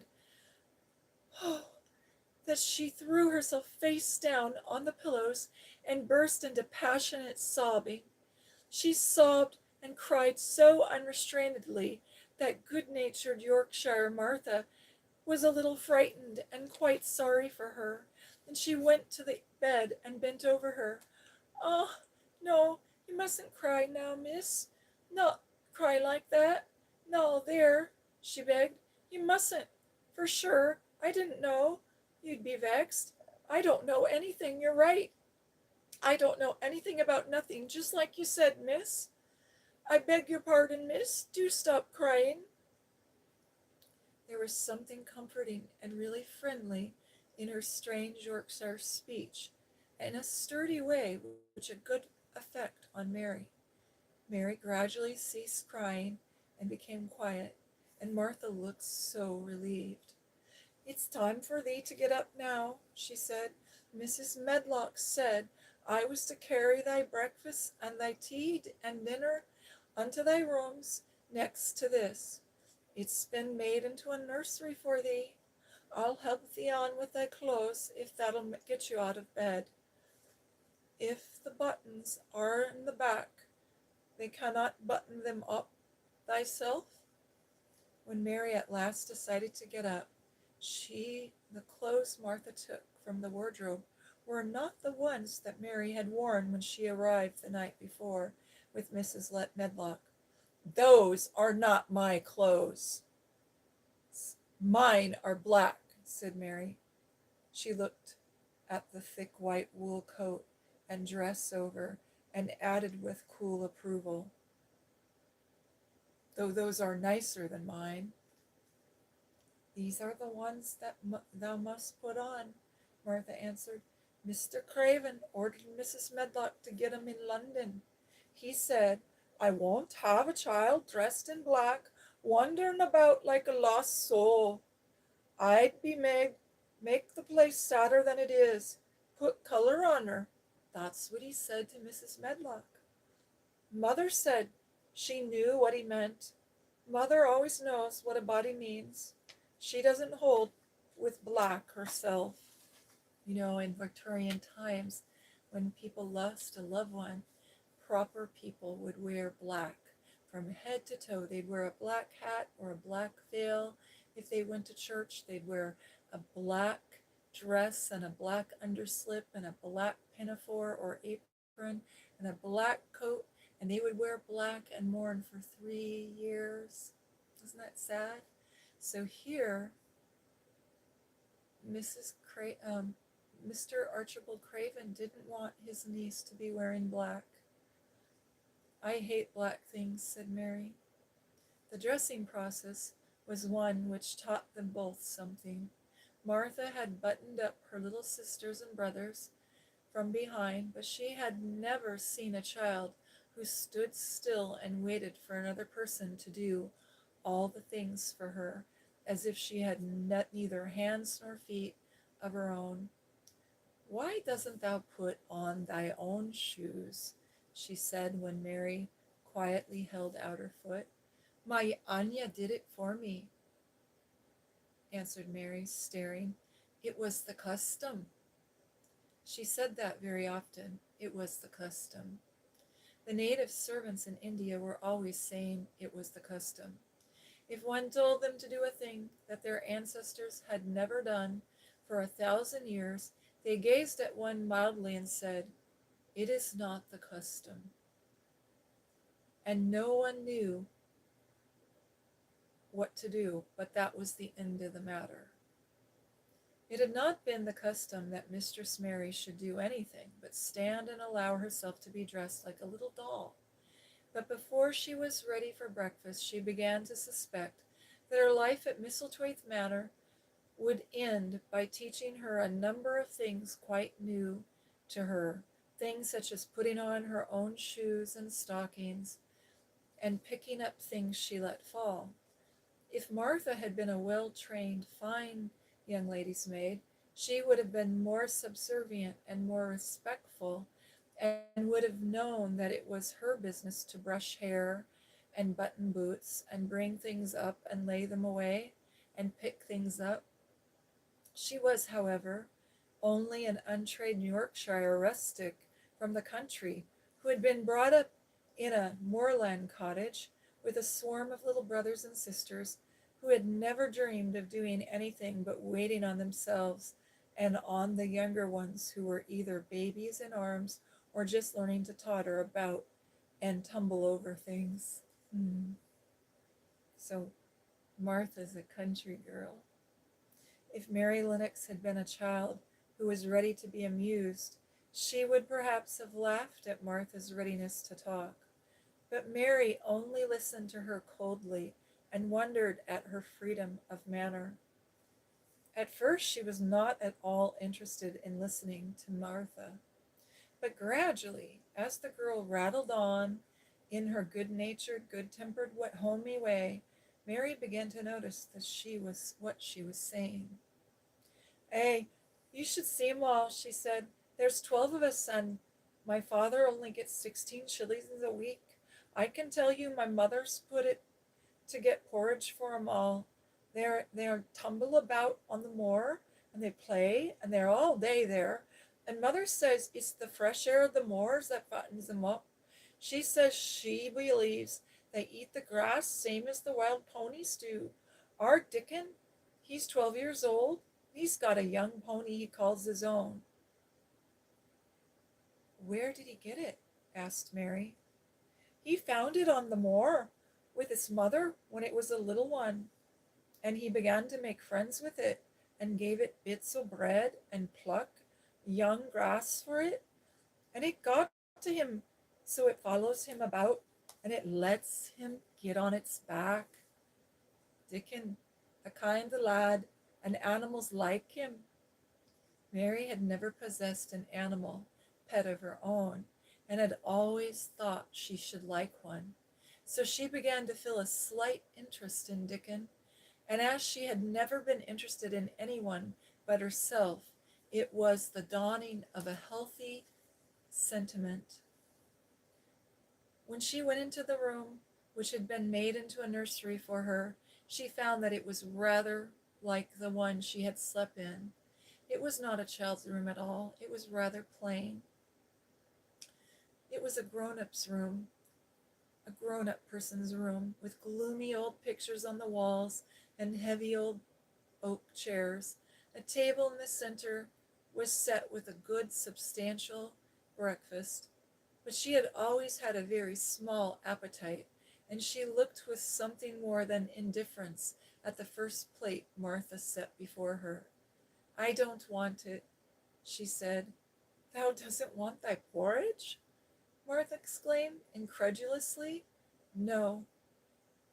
Thou doesn't know how good it is.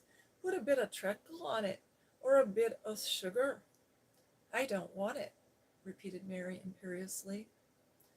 "Eh," said Martha, "I can abide to see good victuals go to waste. If our children was at this table, they'd a cleaned it bare in 5 minutes." "Why?" asked Mary coldly. "Why?"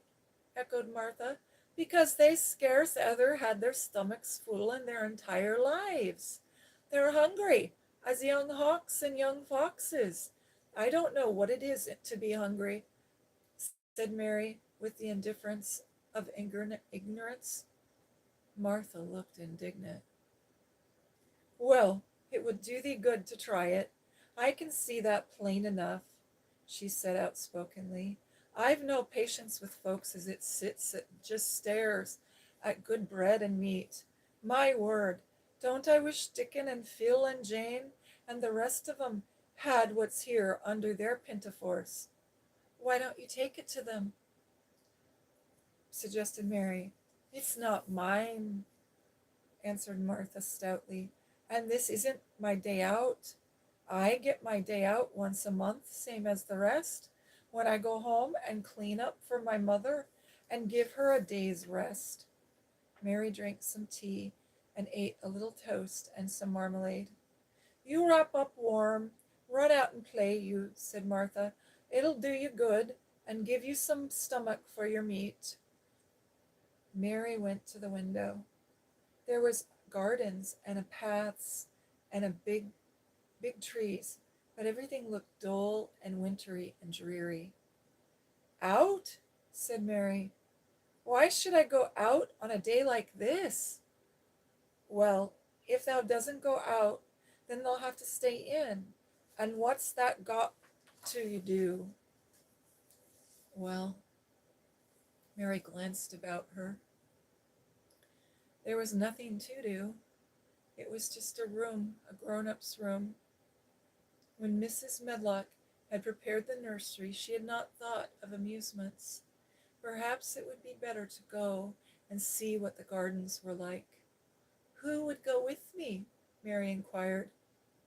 Martha stared at her. You'll go by thyself, she answered. You'll have to learn to play like other children does when they haven't got sisters and brothers.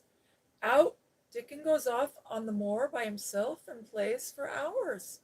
That's how he made friends with the pony. He's got sheep on the moor, and he knows, they all knows him, all the birds as come and eats out of his hand. However little there is to eat, he always saves a bit of his bread to coax his pets. It was really the mention of Dickon which made Mary decide to go out, though she was not aware of it. There would be birds outside, though they would not be like like, like the ones in India. There would be ponies and sheep. They would be different from the birds in India, but it might amuse her to look at them. Martha found her coat and hat for her and a pair of stout little boots, and she showed her her way downstairs through the corridors.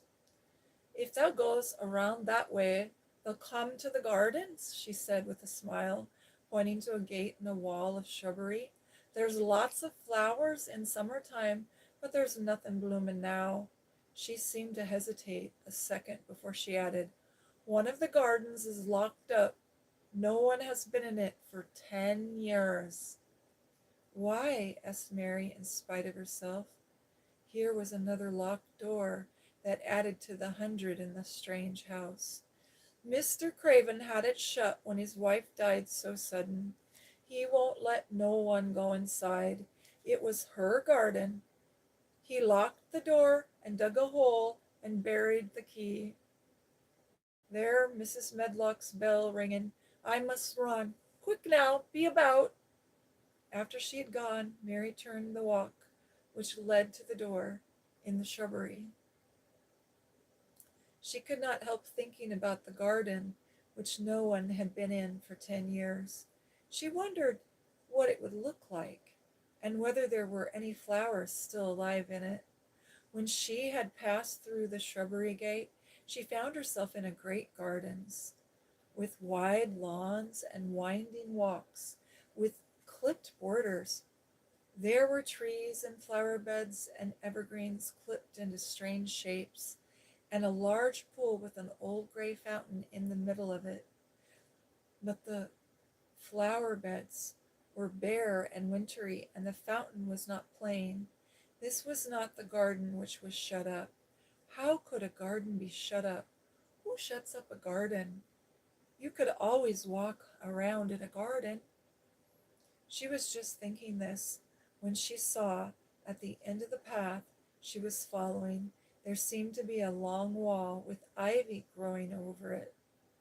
She was not familiar enough with England to know that she was coming into the kitchen gardens where the vegetables and fruits were growing. She went towards the wall and found that there was a green door in the ivy, and there it stood open. This was not the closed garden, evidently, and she could go in it. She went through the door and found that it was a garden with walls all around it, and that it was only one of several walled-in gardens which seemed to open into one another. She saw another open green door, revealing bushes and pathways between beds containing winter vegetables. Fruit trees were trained flat against the wall, and over some of the beds there were glass frames. The place was bare and ugly enough. Mary thought, as she stood and stared about her, at how bare and ugly the place was. It might be nicer in the summer when things were green, but there was nothing pretty about it now. I'm going to go ahead and check what everyone says in the messages. How are you doing, dear ones?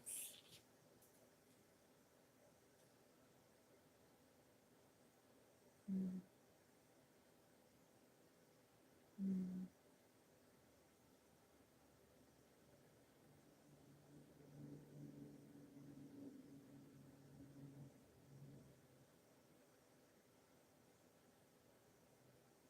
Oh, Simba's sitting like a bagel, and I'm all cozy. She says, I'm all cozy. I have a pillow. Good. Get all cozy and I'll keep reading, okay? That's wonderful. Mm. Thank you. God bless you. Thank you, dear one. Mm.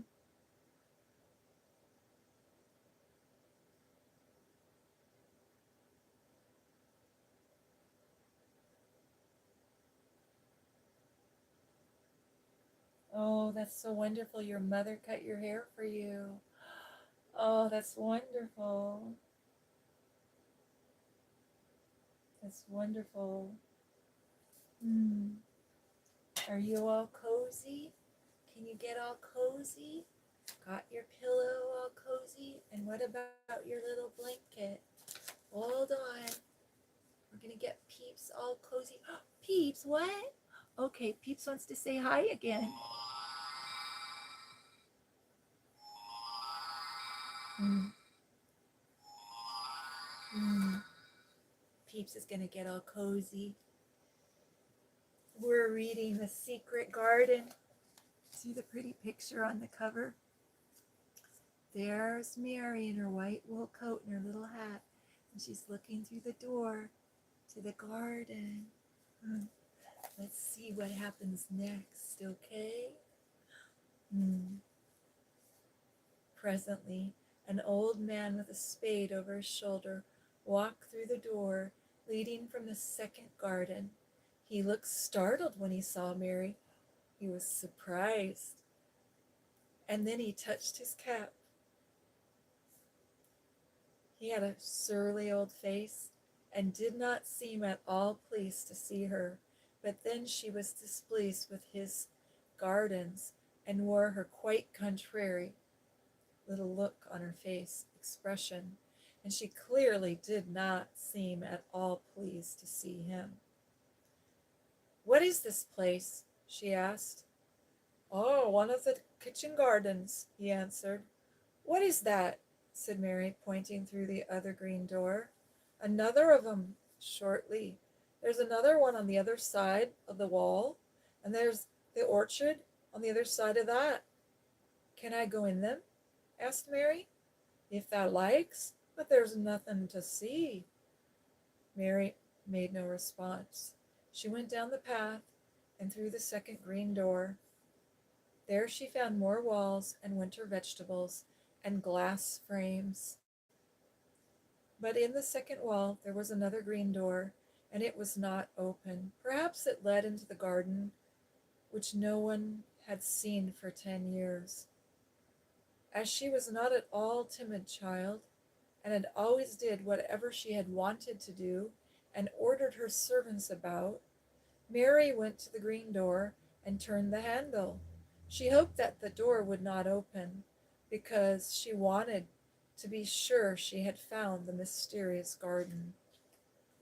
But it did open quite easily, and she walked through it and found herself in an orchard. There were walls all around, and it also had trees trained against them, espalier, when they grow fruit trees up a wall. I did that once in my garden. Right now I don't have a wall I could grow fruit trees up, but it's a fun thing to do. They look very beautiful. There were walls all around, and also the trees trained against them. And there were bare fruit trees growing in the winter brown grass. But there was no green door to be seen anywhere. Mary looked for it, and yet when she had entered the upper end of the garden, she had noticed that the wall did not seem to end with the orchard, but it seemed to extend beyond it, as if it enclosed a place at the other side. She could see the tops of the trees above the wall, and when she stood still, she saw a little bird with a bright red breast sitting on the uppermost branch of one of the trees. And suddenly he burst out into a little winter song, almost as if he had caught sight of her and was calling to her. She stopped and listened to him. Somehow his cheerful, friendly little whistle gave her a pleased feeling in her heart. Even a disagreeable little girl like Mary may be lonely, and the big closed house and the big bare manor and the big bare gardens had made this one feel as if there was no one left in the whole wide world but herself. If she had been an affectionate child who had been used to being loved, she would have broken her heart. This would have broken her heart. But even though she was always Mistress Mary quite contrary, she was desolate, and the bright-breasted little bird brought a look into her sour little face, which was almost a smile. She listened to him until he flew away. He was not like an Indian bird, and she liked him and wondered if she should ever see him again. Perhaps he lived in the mysterious garden and knew all about it. Perhaps it was because she had nothing whatsoever to do that she thought so much of the deserted garden. She was curious about it, and she wanted to see what it was like. Why had Mr. Archibald Craven buried the key? If he had liked his wife so much, why did he hate her garden so? She wondered if she should ever see him, but she knew that if she did, she would not like him, and he would not like her, and that she should only stand and stare at him and say nothing, although she should be wanting dreadfully to ask him why he had done such a queer thing. People never liked me, and I never like people, she thought. And I never can talk as the Crawford children could. They were always talking and laughing and making noises. She thought of the robin and the way he seemed to sing his song at her, and as she remembered him, the tree top he perched on, she stopped rather suddenly on the path. Then she realized, I believe that the tree was in the secret garden. I feel sure it was, she said. There was a wall around the place, and there was no door. She walked back into the first kitchen garden she had entered, and found the old man digging there. She went and stood beside him, and watched him a few moments in her cold little way. He took no notice of her, and so at last she spoke to him. I have been into the other garden, she said. Well, there was nothing to prevent thee, he answered crustily. I went into the orchard, said Mary. There was no dog at the door to bite thee, he answered. There was no door there into the other garden, said Mary. What garden? He said in a rough voice, stopping his digging for a moment. The one on the other side of the wall, answered Mistress Mary. There were trees there. I saw the tops of them, and a little bird with a red breast was sitting on one of them, and he sang to me. To her surprise, the surly old weather-beaten face actually changed its expression. A slow smile spread over it, and the gardener looked quite different. It made her think that it was curious how much nicer a person looked whenever he smiled. She had not ever thought of this before. He turned about to the orchard side of his garden and began to whistle. It was a low, soft whistle. She could not understand how such a surly man could make such a beautiful, coaxing sound. Almost the next moment, a wonderful thing happened. How are you doing, dear one? Are you enjoying the story? Yeah? That's good. That's good. Let me say hi. Oops. That's good. That's good.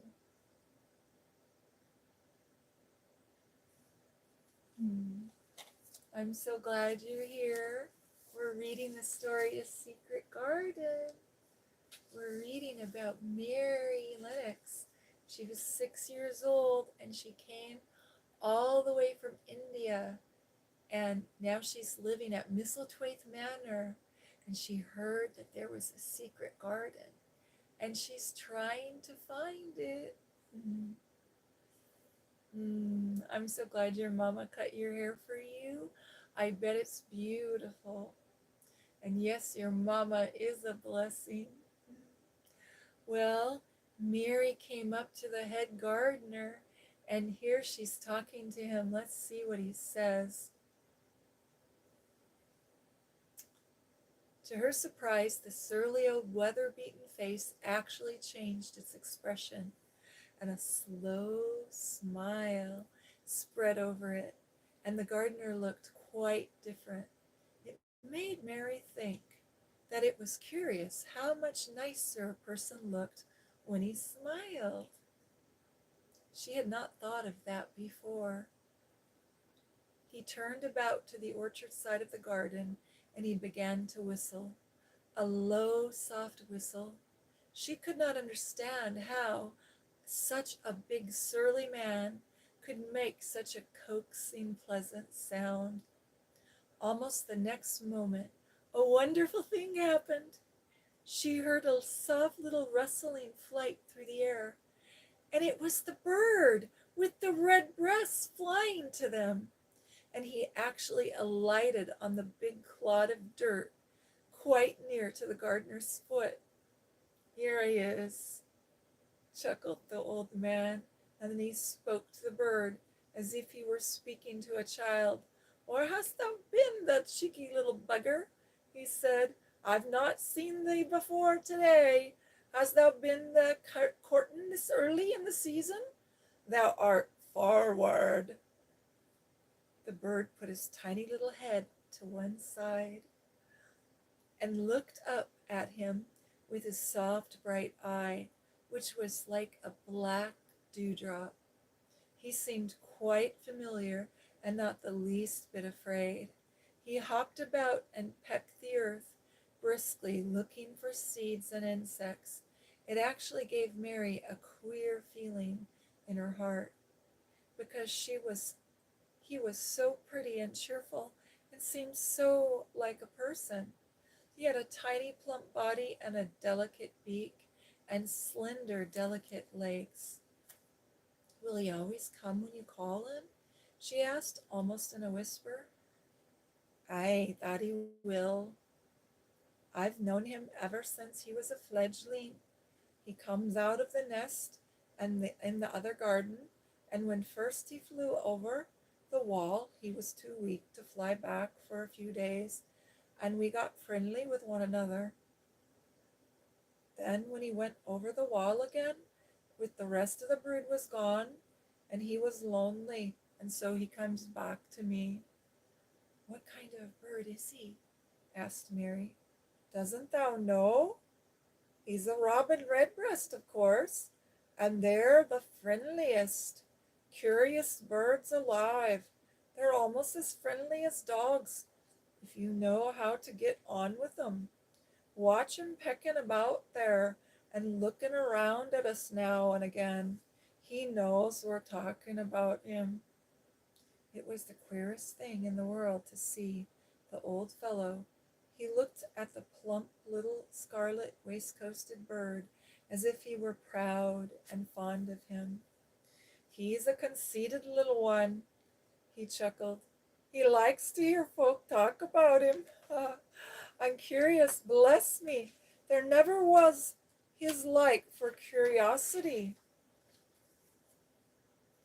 And Madeline, He's always coming to see what I'm planting, meddling. He knows all the things Mr. Craven never troubles himself to find out. He's the head gardener, he is. Mhm. The robin hopped about, busily pecking the soil, and now and then stopped and looked at them a little. Mary thought his black dewdrop eye gazed at her with great curiosity. It really seemed as if he were finding out all about her. The queer feeling in her heart was increased. Hmm. Here's a picture.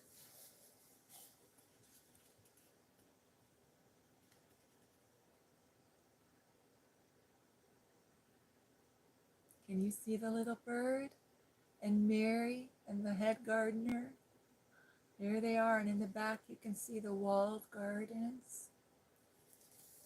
It's beautiful, huh? Very pretty. English style gardens. They make walls in the courtyard. In the center, it's a little bit warmer, and so they fence them in, and then they make gardens, and so it gives it the soil a little chance to warm up. Gonna have some tea.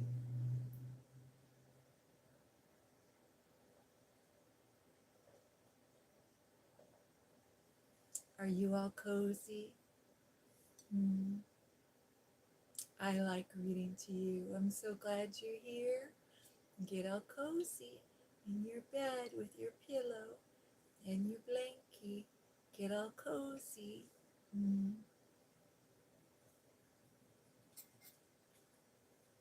You get all cozy, dear one, and I'll read to you some more.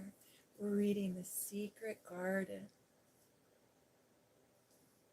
The robin hopped about, busily pecking the soil, and now and then stopped and looked at them a little. The little robin looks at Mary with one eye. Mary thought his black dewdrop eyes gazed at her with great curiosity.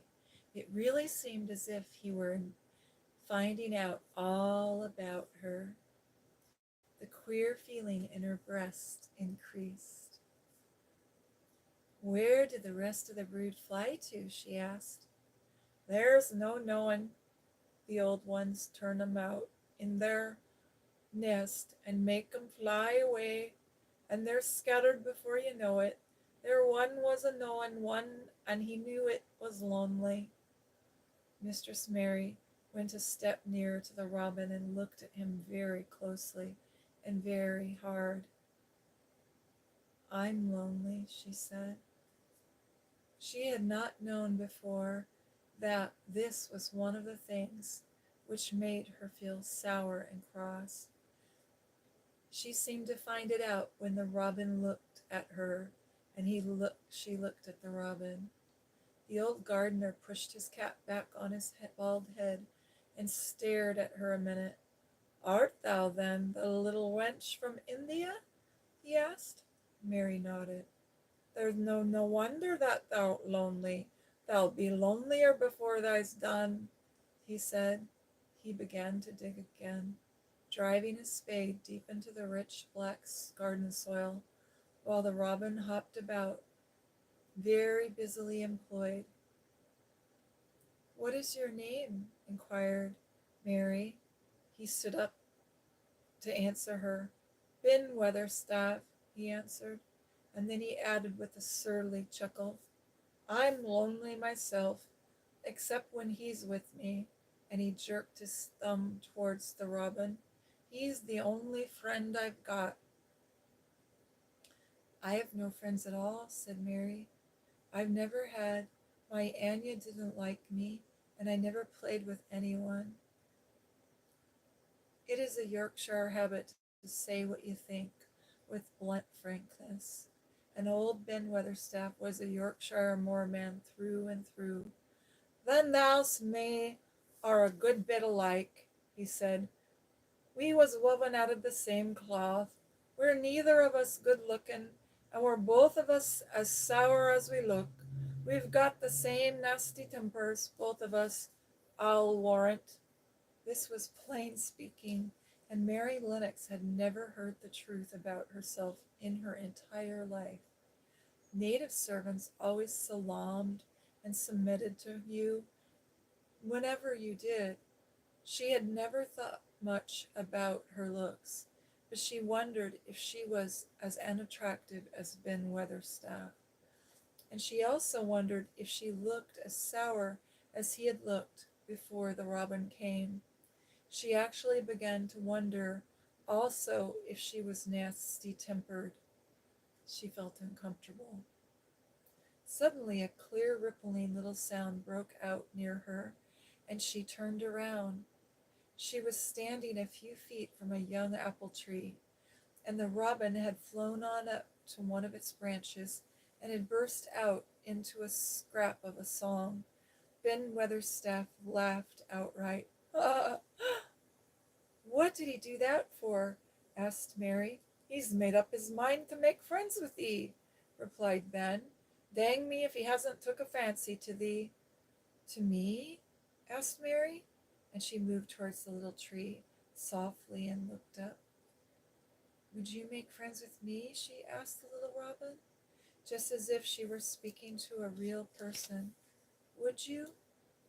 And she did not say it either in a cruel way, in her hard little voice, or in her imperious Indian voice, but in a tone so soft and eager and coaxing that Ben Weatherstaff was as surprised as she had been when she heard him whistle. "Why," he cried, "thou said that as nice as a human as if there ever was. A real child instead of a sharp old woman. Thou said it almost like Dickon. Talks to his wild things on the moor." "Do you know Dickon?" Mary asked, turning around rather in a hurry. "Everyone knows him. Dickon's wandering about everywhere. The very blackberries and heatherbells know him. I warrant that the foxes know him when their cubs lies, and the skylarks doesn't hide their nests from him." Mary would have liked to ask some more questions about Dickon. She was almost as curious about Dickon as she was about the deserted garden. But just at that moment, the robin, who had ended his song, gave a little shake of his wings and spread them and flew away. He had made his visit and had other things to do. "Oh, he has flown over the wall," Mary cried out, watching him. "He has flown into the orchard. He has flown across the other wall into the garden when there is no door." "He lives there," said old Ben. "He came out of the egg there. If he's courting, he's making up to some young madam of a robin that lives there among the old roses there, among the old rose trees." "Rose trees," said Mary. "Are there rose trees?" Ben Weatherstaff took up his spade again and began to dig. "There was 10 years ago," he mumbled. "I should like to see them," said Mary. "Where is the green door? There must be a door somewhere." Ben drove his spade deep and looked as uncompanionable as he had looked when he first saw her. There was 10 years ago, but there isn't now," he said. "No door," cried Mary. "There must be a door." "None as anyone can find, and none as anyone's business.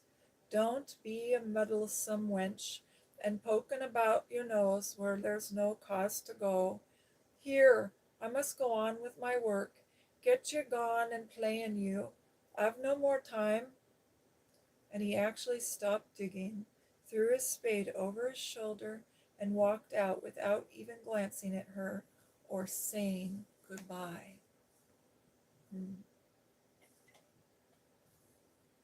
Isn't that wonderful? Mary made a friend. Mary made a friend. She did. Mary made a friend.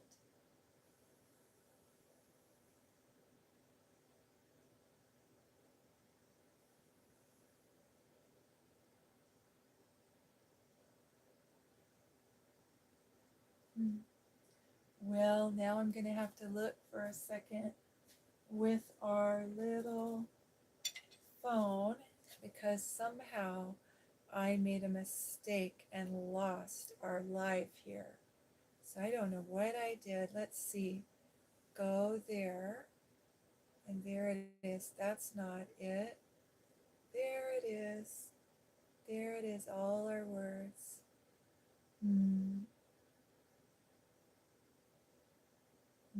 There we go.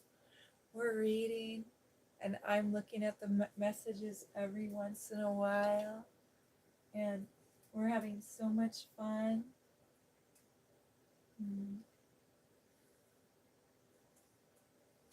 I'm so glad you're here, dear ones. You getting all cozy? Get all cozy. I'm all cozy. Peeps is all cozy.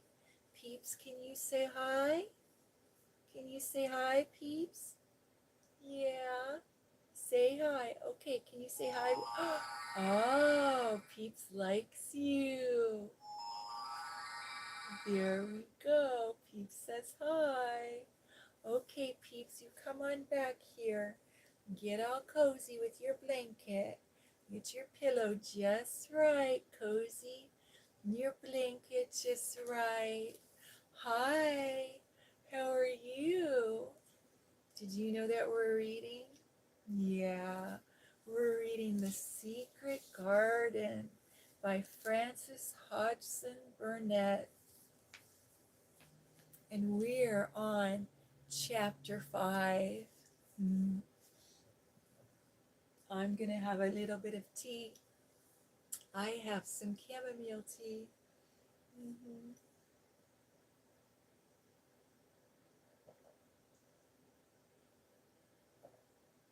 Do you have some tea or some cocoa? Would you like to have some tea or cocoa and get cozy with me while I'm reading to you? Makes me so happy that you're here.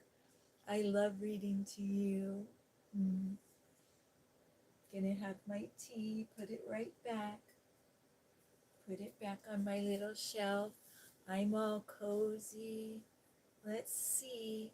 Can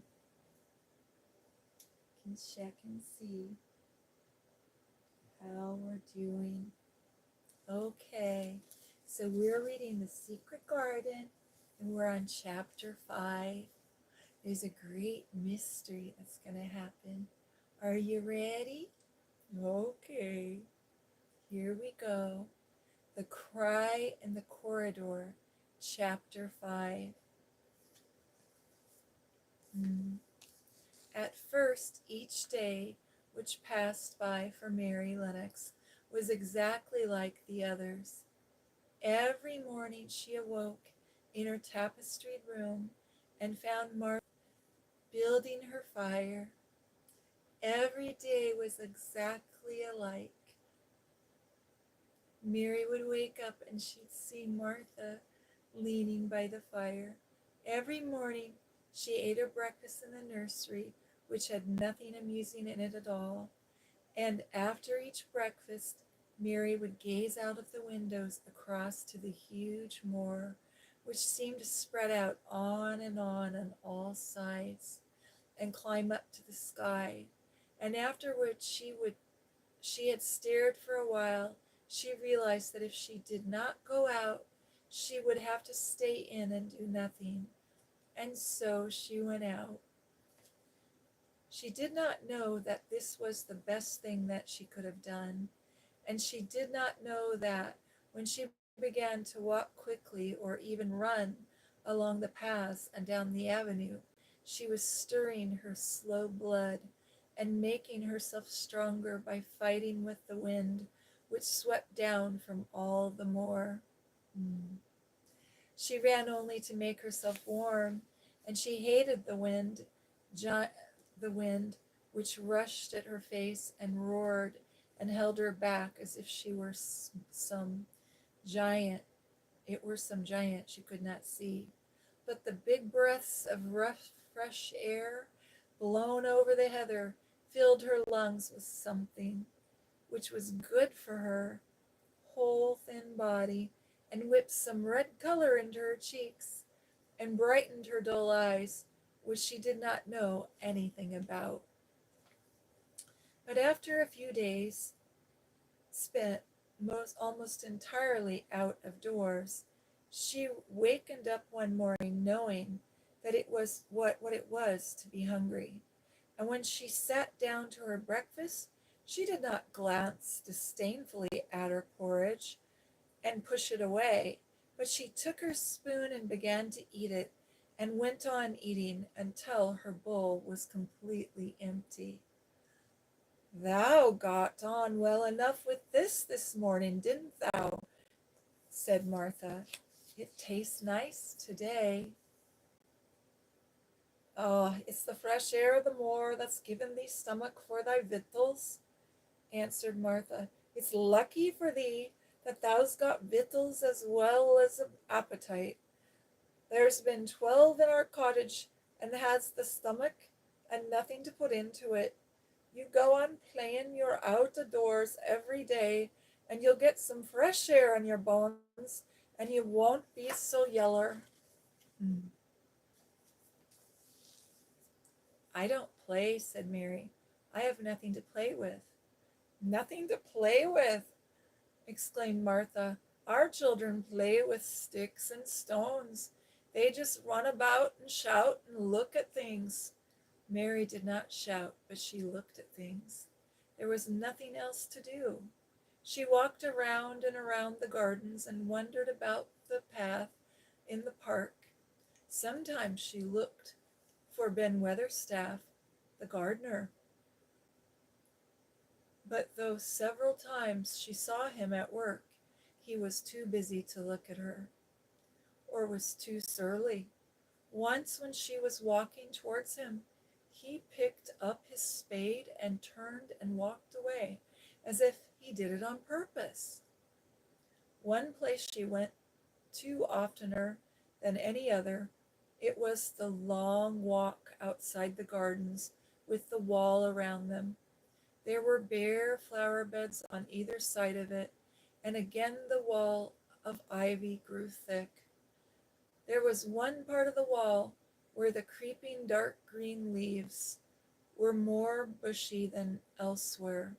It seemed as if for a long time that part had been neglected.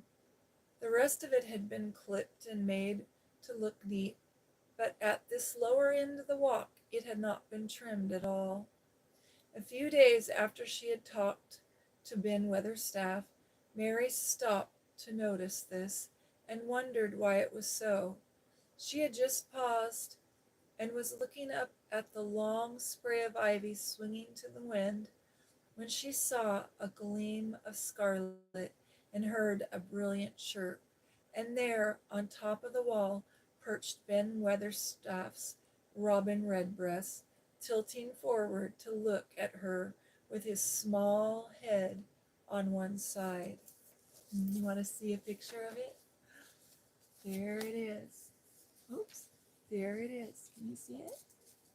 There's the pretty robin redbreast. Yeah, it's on the wall. Isn't it beautiful?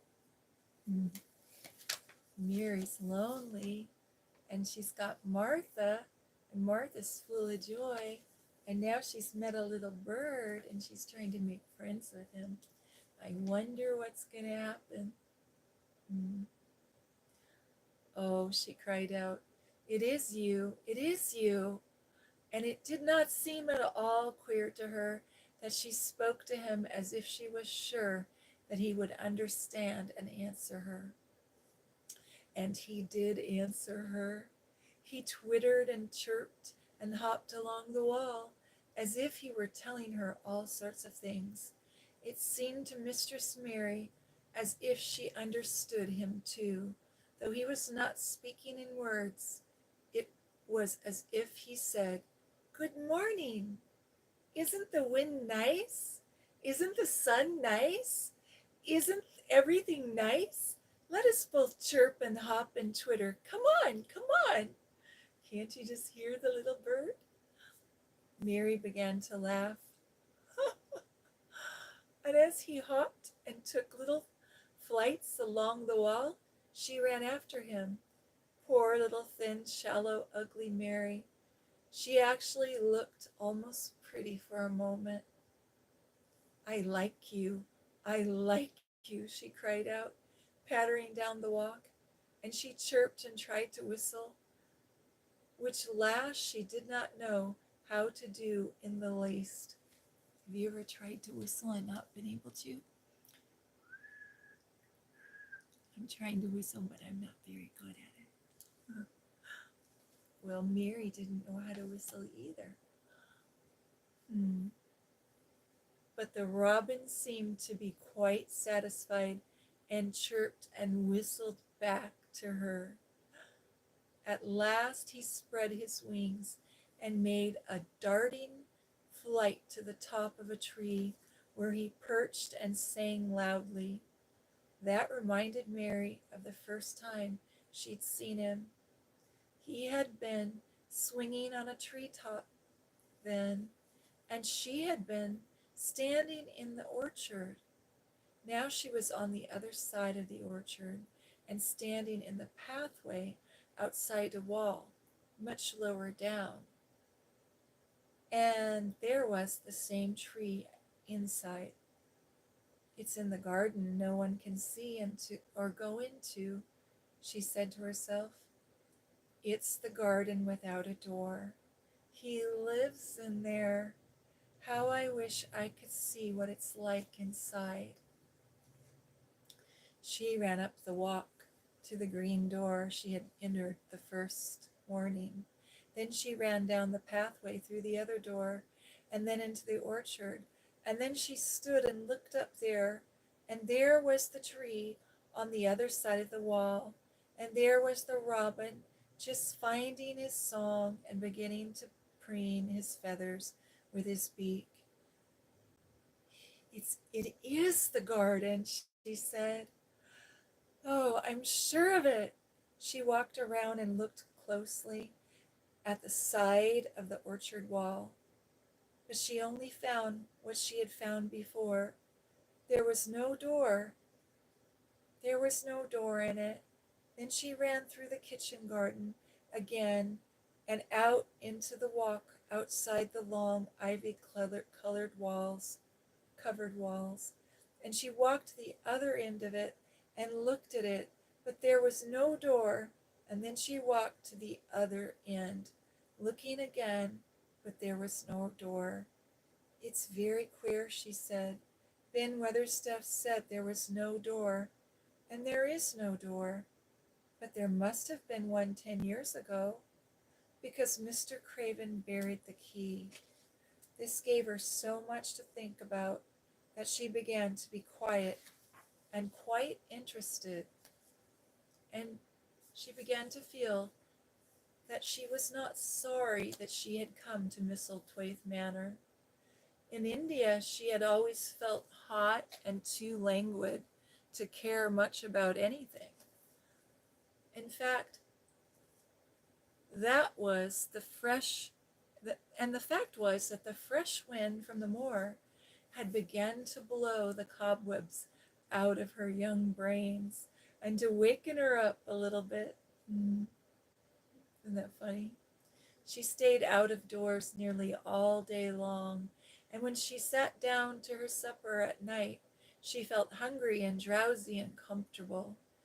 She did not feel cross when Martha chattered away. She felt as if she rather liked it. She liked to hear her, and at last she thought she would like to ask her a question. She asked if, after she had finished her supper and had sat down on the hearthrug before the fire, "Why did Mr. Craven hate the garden so?" she said. She had made Martha stay with her, and Martha had not objected at all. She was very young and used to a crowded cottage full of brothers and sisters, and she found it dull in the great servants' hall downstairs, where the footmen and the uppity housemaids made fun of her, Yorkshire speech, and looked upon her as a common little thing, and sat and whispered among themselves. Martha liked to talk, and this strange child who had lived in India had been waited upon by blacks and was a novelty enough to attract her. She sat down to the hearth herself without waiting to be asked. "Art thou thinking about the garden yet?" she said. "I knew that thou would just the way with me when I was first heard about it." "Why did he hate it so?" persisted Mary. Martha tucked her feet under her and made herself quite comfortable. "Listen to the winds wuthering around the house," she said. "You could bear stand up on the moor if you was out on it tonight." Mary did not know what "witherin'" meant until she listened, and then she understood. It must mean that hollow, shuddering sort of roar which rushed around and around the house, as if the giant no one could see were buffeting it and beating at the walls and windows to try to get in, to break in, but one knew he could not get in, and somehow it made one feel very, very safe and warm inside a room with a red coal fire. "But why did he hate it so?" she asked, after she had listened. She intended to know if Martha did. Then Martha gave up her store of knowledge. "Mind," she said, "Mrs. Medlock said it's not to be talked about. There's lots of things in this place that are not to be talked about. That's Mr. Craven's orders. His troubles are none of the servants' business, he says.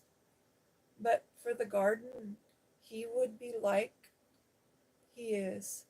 It was Mrs. Craven's garden that she made that first day when they were first married, and she just loved it. And they used to tend the flowers themselves, and none of the gardeners was ever allowed to let to go in.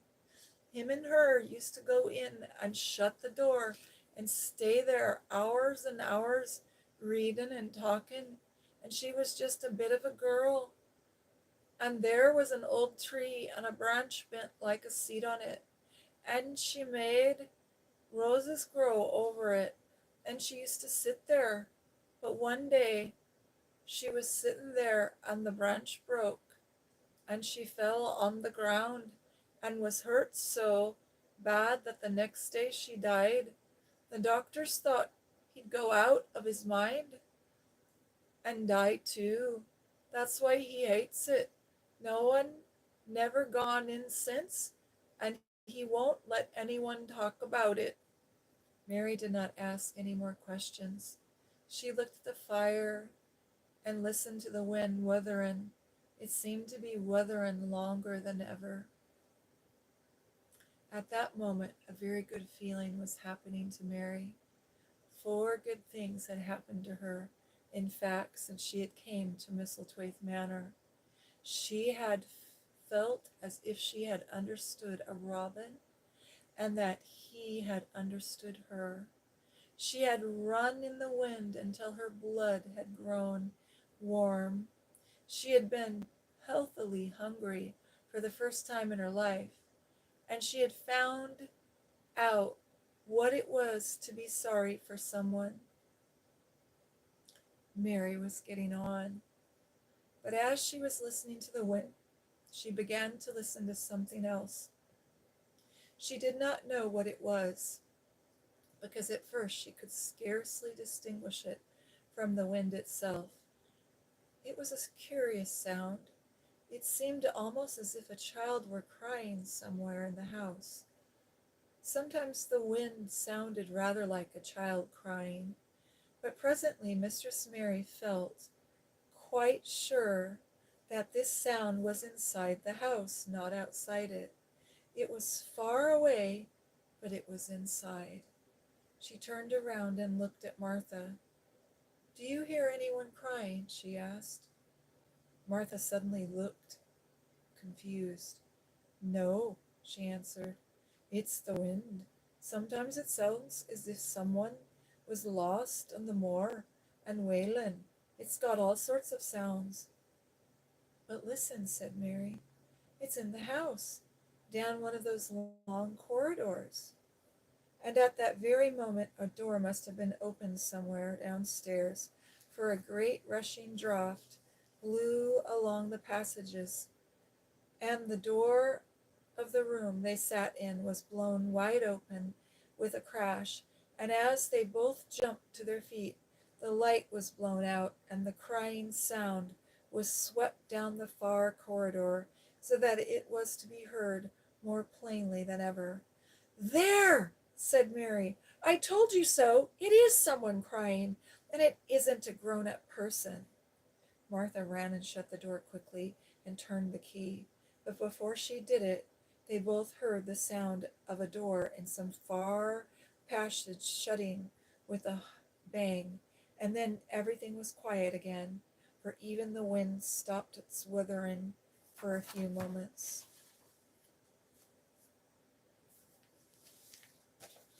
Here's a picture of the door being blown open. Can you see it?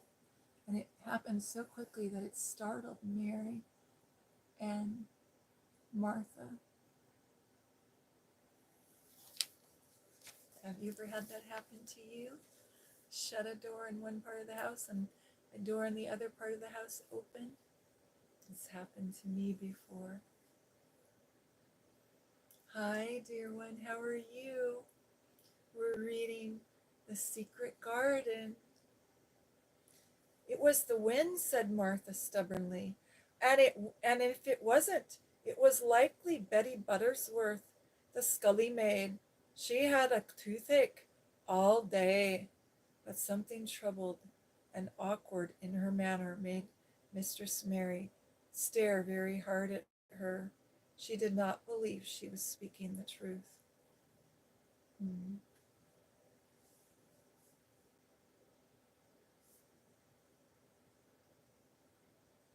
Hmm. How are you doing, dear one? Are you cozy? You know what's happening to me? I'm slipping down. So really quickly, I'm going to sit up further. Oh, and of course, I've lost the book went sliding off.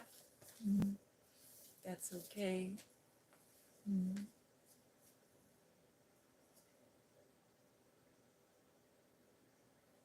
mm. How are you doing? Are you all cozy? I'm going to get back over here and get all cozy. And Peeps is cozy. Peeps says hi. Can you say hi, Peeps? Mm. Peeps says hi. Hi. How are you? I'm so glad you joined us. We're reading. We're reading. We're all cozy. Are you cozy? Can you get cozy, dear one? And I'll read more of the book to you. Let me get my phone and look at my messages and say hi. Hi. Hey. Hi, Joe Edwards. How are you? Are you liking the reading? We're reading The Secret Garden. It's so good to see you. Mm. Okay. I'm going to have to move this over a little bit. We kind of had a little bit of a landslide. Everything slid down. How are you doing? Oh, hey. He says, "I'll stay as long as I can. I've been up since yesterday." Oh, dear one, well, crawl into bed and get cozy with your phone, and you can drift off to sleep listening to me read. Sometimes I set my phone near my bed and I play Bible music or affirmations, or there's a gentleman I like to listen to who reads the Bible aloud. You could do that. You could drift off to sleep. I could read to you. You have a choice. I can read to you. Um, I can read to you the some Psalms, or I can read another chapter of The Secret Garden. So Joe, you get to choose. So you write in the comments which you'd rather do. Mm, mm. Would you like me to read you some Psalms, or would you like me to keep reading The Secret Garden? Oh, well, Winsome Cat says, I'm very cozy and into the story. Okay, well, look at Peeps is cozy too. Peeps, can you say hi? Yeah. Okay, Peeps, let's get cozy. Everybody get all cozy with their blankies and their pillows, and I'll keep reading The Secret Garden. All right. So, there's a mystery going on because Mary heard somebody crying. And what did Martha say? She said, it was the wind. Martha said stubbornly. And if it wasn't the wind, it was Betty Mothersworth, the scully maid, because she's had a toothache all day. But something troubled and awkward in her manner made Mistress Mary stare very hard at her. She did not believe she was speaking the truth. Well, Martha's always been a good friend to Mary, hasn't she? Martha's pretty full of joy, pretty happy. So I wonder what's happening. Let's find out. Chapter 6 of The Secret Garden. There was someone crying. There was. The next day, the rain poured down in torrents again, and when Mary looked out of her window, the moor was almost hidden by a gray, dark mist and cloud. There could be no going out today. What do you do in your cottage when it rains like this? She asked Martha. Try to keep from under each other's feet mostly, Martha answered. Eh, there does seem to be a lot of us then. Mother's a good-tempered woman, but she gets fair moithered. The biggest ones goes out in the cow shed and plays there. Dickon, he doesn't mind the wet. He goes out just the same as if the sun was shining. He says he sees things on rainy days as he doesn't know when it's fair weather. He once found a little fox cub half drowned in its hole, and he brought him home in the bosom of his shirt to keep it warm. Its mother had been killed nearby in a hole, was swum out, and the rest of the litter was dead. He got it little fox home now. He found a half-drowned young crow another time, and he brought it home too, and he tamed it. It's named Sue because it has black, and it hops and flies about with him everywhere. The time had come when Mary had forgotten to resent Martha's familiar talk.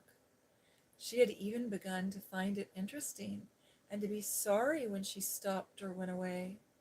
The stories she had been told by her Anya when she lived in India had been quite unlike those that Mary had told her. Mary would tell about the moorland cottage, which held 14 people who lived in 4 little rooms and never had quite enough to eat. The children seemed to tumble about and amuse themselves like a litter of rough, good-natured collie puppies. Mary was almost attracted by the mother and Dickon. When Martha told stories to Mary of what Mother said or did, they always sounded comfortable and cozy. If I had a raven or a fox cub, I would play with it, said Mary, but I have nothing. Martha looked perplexed. Canst thou knit? She asked. No, answered Mary. Canst thou sew? Asked Martha. No. Canst thou read? Yes.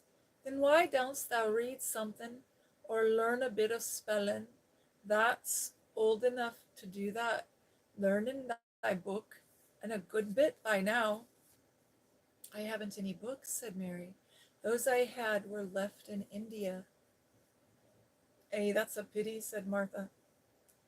If Mrs. Medlock let thee go out and the library, there's thousands of books there. Martha did not ask where the library was, because she was suddenly inspired by a new idea. She made up her mind to go and find it herself. She was not troubled about Mrs. Medlock. Mrs. Medlock seemed always to be in her comfortable housekeeper's sitting room, downstairs. In this queer place one scarcely ever saw anyone at all. In fact, there was no one to see but the servants, and when the master was away they lived a luxurious life below the stairs, where there was a huge kitchen hung about with shining brass and pewter pots, and a large servants' hall, and there were 4 or 5 abundant meals eaten every day, and where a great deal of lively romping went on when Mrs. Medlock was out of the way. Can you imagine? Sounds like when the cat's away, the mice will play, right? Those servants are having free reign of the house. 4 or 5 abundant meals they're eating. Wow. Mary's meals were served regularly, and Martha waited on her. But no one troubled themselves about her in the least. Mrs. Medlock came and looked at her every day or two, but no one inquired what she did or told her what to do. She supposed that perhaps this was the English way with children. Maybe this was the English way of treating children. In India she had always been attended to by Anya, her nanny, who had followed her about and waited on her hand and foot. She had often been tired of her company. Now she was followed about by nobody, and was learning to dress herself, because Martha looked as though she thought she was silly and stupid when she wanted to have things handed to her and put on. Hasn't that got good sense? She said once when Mary had stood there waiting for her with her arms up to put her gloves on for her. Our Susan Ann is twice as sharp as thee, and she is only 4 years old. Sometimes thou looks fair soft in the head. What a thing to say. Mary had worn her contrary scowl for an hour after that, but it made her think several entirely new things. She stood at the window for about 10 minutes this morning, after Martha had swept up the hearth for the last time and gone downstairs. She was thinking over the new idea which had come to her when she heard of the library. She did not care very much about the library itself, because she had read very few books, but to hear of it brought back to her mind the 100 rooms with closed doors, and she wondered if they were all really locked, and what she would find if she could get into any of them. Were there really 100? Why shouldn't she go and see how many doors she could count? It would be something to do on this morning when she could not go outside. She had never been taught to ask permission to do things, and she knew nothing at all about authority. So She would not have thought it necessary to ask Mrs. Medlock if she might walk about the house, even if she had seen her. Mary opened the door of the room and went into the corridor. And then she began her wanderings. It was a long corridor, and it branched into another corridor, and another, and it led her up short flights of steps, which mounted to others again. There were doors and doors and doors. There were pictures on the walls. Sometimes they were pictures of dark, curious landscapes, but oftenest they were portraits of men and women in queer, grand costumes made of satin and velvet. She found herself in one long gallery whose walls were covered with those portraits. She had never thought there could be so many portraits in any house. She walked slowly down the place and stared at the faces, which also seemed to stare at her. She felt as if they were wondering what a little girl from India was doing in their house. Some were pictures of children, little girls in thick satin frocks, which reached to their feet and stood out about them, and little boys with puffed sleeves and lace collars and long hair, or with big ruffles around their necks. Mary always stopped to look at the children and wonder what their names were, and where they had gone, and why they wore such old clothes. There was a stiff, plain little girl, rather like herself. She wore a green brocade dress and held a green parrot on her finger. Her eyes had a sharp, curious look about them. "Where do you live now?" said Mary aloud to her. "I wish you were here." Surely no other little girl ever spent such a queer morning. It seemed as if there was no one at all, the huge rambling house, but her own small self, wandering about upstairs and down, through narrow passages and wide passages, where it seemed to her that no one but herself had ever walked. Since so many rooms had been built, people must have lived in them, but it all seemed so empty that she could not quite believe it true. It was not until she climbed to the second floor that she thought of turning the handle of a door. All the doors were shut, as Mrs. Medlock had said they were, but at last she put her hand on the handle of one of them and turned it. She was almost frightened for a moment when she felt that it turned without difficulty, and that when she pushed upon the door itself, it slowly and heavily opened. It was a massive door, and it opened into a big bedroom. There were embroidered hangings on the walls, and inlaid furniture such as she had seen in India stood about the room. A broad window with leaded window panes looked out upon the moor, and over the mantel was another portrait of that stiff, plain little girl, who seemed to stare at her more curiously than ever. "Perhaps she slept here once," said Mary. "She stares at me so that she makes me feel queer." After that she opened another door, and more. She saw so many rooms that she became quite tired and began to think that there must be 100, though she had not counted them. In all of them there were old pictures and old tapestries with strange scenes worked on them. They were curious pictures of furniture and curious pieces of furniture and curious ornaments in nearly all of the rooms.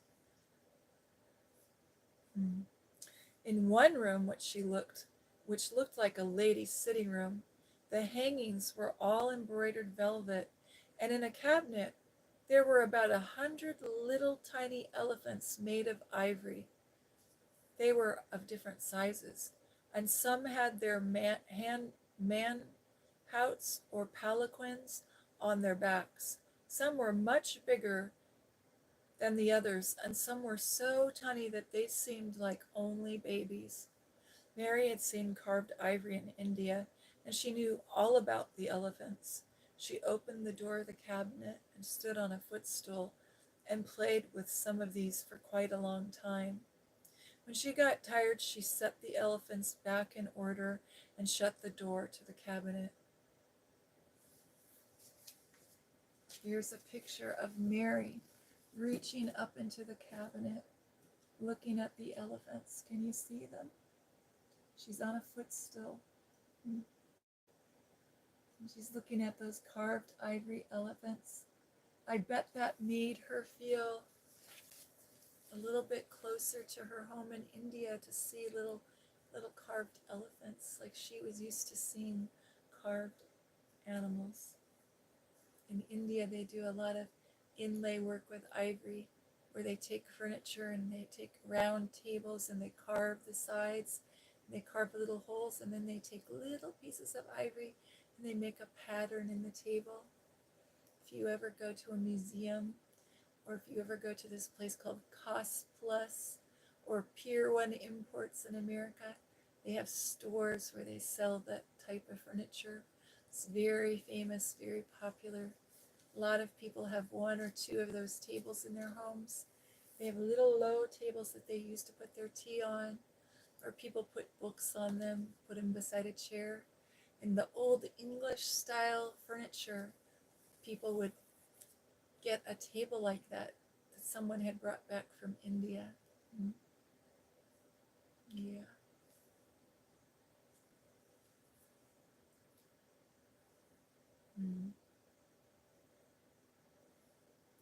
When she got tired, she set the elephants in order and shut the door of the cabinet. In all her wanderings through the long corridors and the empty rooms, she had seen nothing alive. But in this room she saw something. Just after she had closed the cabinet door, she heard a tiny rustling sound. It made her jump and look around at the sofa by the fireplace, from which it seemed to come. In the corner of the sofa there was a cushion, and in the velvet which covered it there was a hole, and out of the hole peeped a tiny head and a pair of frightened eyes in it. Mary crept softly across the room to look. She looked closer. The bright eyes belonged to a little gray mouse, and the mouse had eaten a hole into the cushion and made a comfortable little nest there. 6 baby mice were cuddled up, alive, near her. If there was no one else alive in the 100 rooms there were 7 mice who did not look lonely at all. They looked all cozy. Are you all cozy? Are you all cozy? Can you get your pillow all cozy? Get your comfy blankie. Me all cozy. I'm so happy you're here. I'm so happy you're here.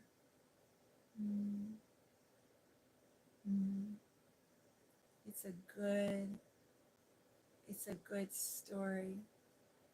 Yeah. I know I was worried about Mary falling off the step stool too. Isn't that funny though? They keep that house with all those rooms, and they're all beautiful and decorated, and they keep it empty. Nobody's living in any of the rooms. And the servants are probably going in to dust, and here the little mouse makes a little hole in the velvet pillow and lays her babies in with the stuffing. She had a little secret cozy nest. Well, if they wouldn't be so frightened, I would take them back with me, said Mary. She had wandered about long enough to feel too tired to wander any further, and so she turned back. 2 or 3 times she lost her way by turning down the wrong corridor, and was obliged to ramble up and down until she found the right one. But at last she reached her own floor, and again, though she was some distance from her own room and did not know exactly where she was. "Oh dear, I believe I've taken a wrong turn again," she said, standing still at what seemed to be the end of a short passageway with tapestries on the wall. "I don't know which way to go. How still everything is. Have you ever been in a big house that has lots and lots of rooms?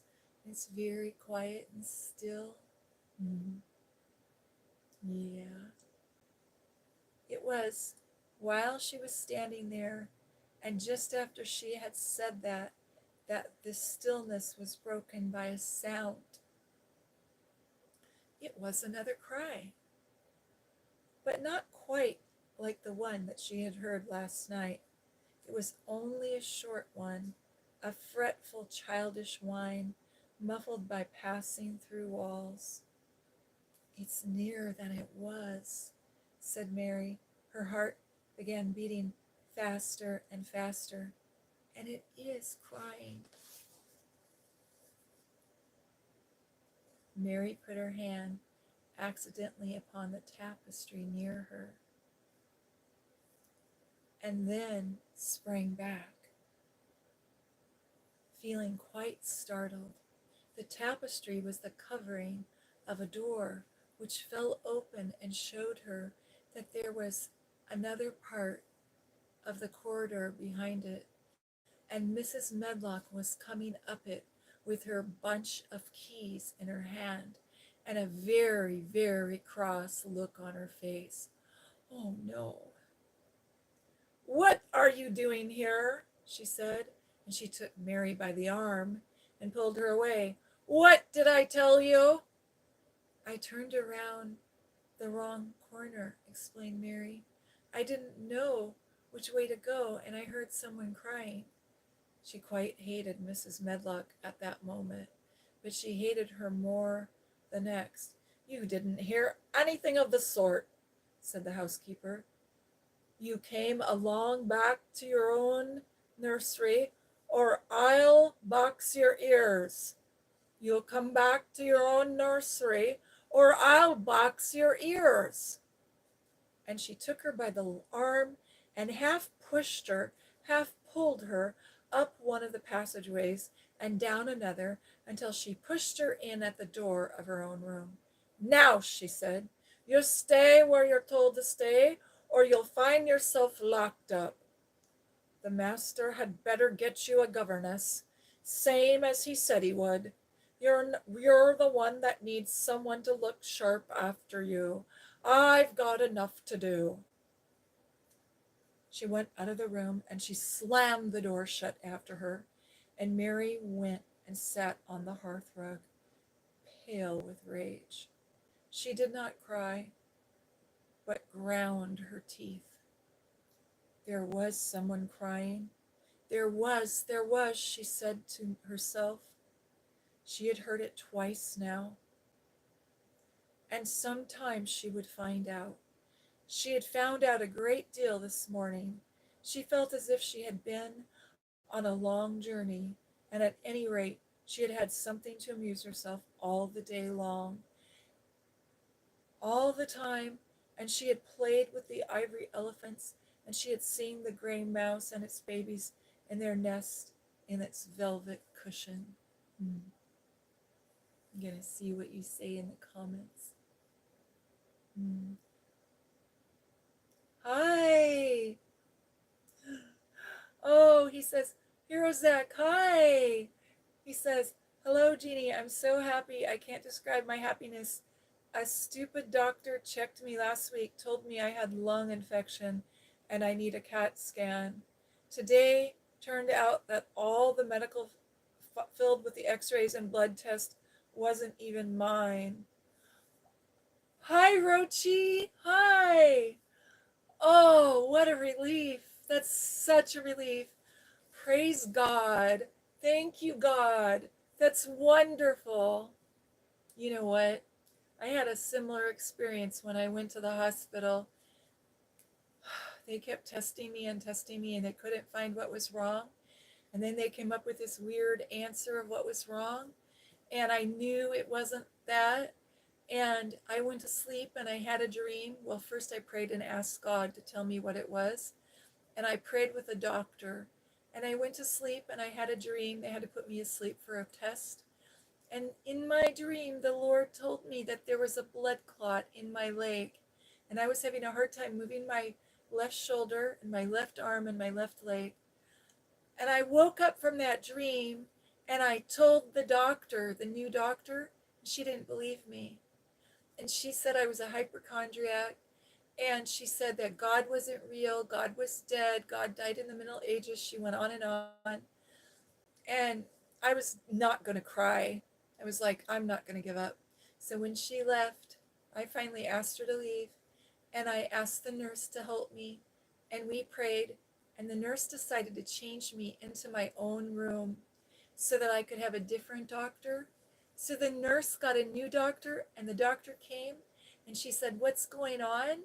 And I said, "I had a dream that there was a big blood clot in my leg," and I took a picture, a paper, and I took a pencil, and I drew a picture of what I saw in my dream. And it was about the size of an egg. It was really big. And she looked at that. She said, "Oh, well, let's go do a test." And she loved God too, so she believed me. And so right away, she had them do a thoracic ultrasound. So this man came with this big long bed, and I had to get on it. And he wheeled me over to the other side of the hospital. And they did a thoracic ultrasound. And before they did it, I pointed to my leg and showed the doctor and the man who did the test, the tech, where the blood clot was. And you know what happened? I showed him the picture, and they couldn't believe it. When he did the test, he goes, "Oh!" When he saw it, and he turned the screen to show me, and it looked just like the picture that I drew from my dream. God is so good. And then they started me on medicine and an IV drip. I already had an IV in my arm, so it was okay. They started medicine to make the blood clot get smaller and smaller. Isn't that wonderful? I'm so happy that they made a mistake and it wasn't you that are sick. It's really good. God is so good. It's a big relief. I couldn't run or anything. It got to me mentally. I know. Isn't that true? When they tell you bad news, it gets to you mentally. That happened to me too. You have to not pay attention to it. Even when they give you bad news, even if it's true, you have to focus on God and believe God will heal you. And tell your body that God's healing you, and He will. And people get upset about that. Doctors get all upset when I do that, but it always works. Mm-hmm. Hi, Rochi. Mwah. I'm gonna blow you kisses too. Hi. I'm so glad you're here. You know what? I'm reading The Secret Garden, and this is an exciting part. If you want, I can read it to you. You could get all cozy and with a blanket, and I could read to you. Mm. Mm. You see, Jeannie, how God is great. All praise to Him. It's really true. God is so good. That Mino doctor, I call her Dr. Mino. I pray for her every day. Every day I pray, "Dear God, please bless and keep Mino doctor far away from me." But I do pray for her every day. She said a lot of mean things to me. It wasn't fun. I had a good time in the hospital, actually. It was funny. I made so many friends. I get like 30 emails from all the people that I met at the hospital. My son said, I was writing thank you notes to everybody, and my son, and everybody asked me, I was going to do a video when I was in the hospital, but then I thought, probably not a good idea because I was on pain medication, and I don't ever take pain medication, and I was kind of loopy, if you know what I mean. And so my son says, "Give me your phone." He goes, "No videos, don't make any videos." So it was really funny. Everybody said, "Oh, you have a YouTube channel?" And I'd say yes, and then they'd say, "What is it?" And then they'd tell me their YouTube channel if they had one, or I would tell them and they'd say, "Write it down." And so they'd give me a piece of paper and I'd write it down. And then when I was in isolation, they can't take any paper out, so they'd have to memorize it. So a whole bunch of people sent me emails saying they hope I'm better and they've been watching my video. And I was like, wow, that's really great. So I made all these friends when I was in the hospital. How are you doing, Rochi?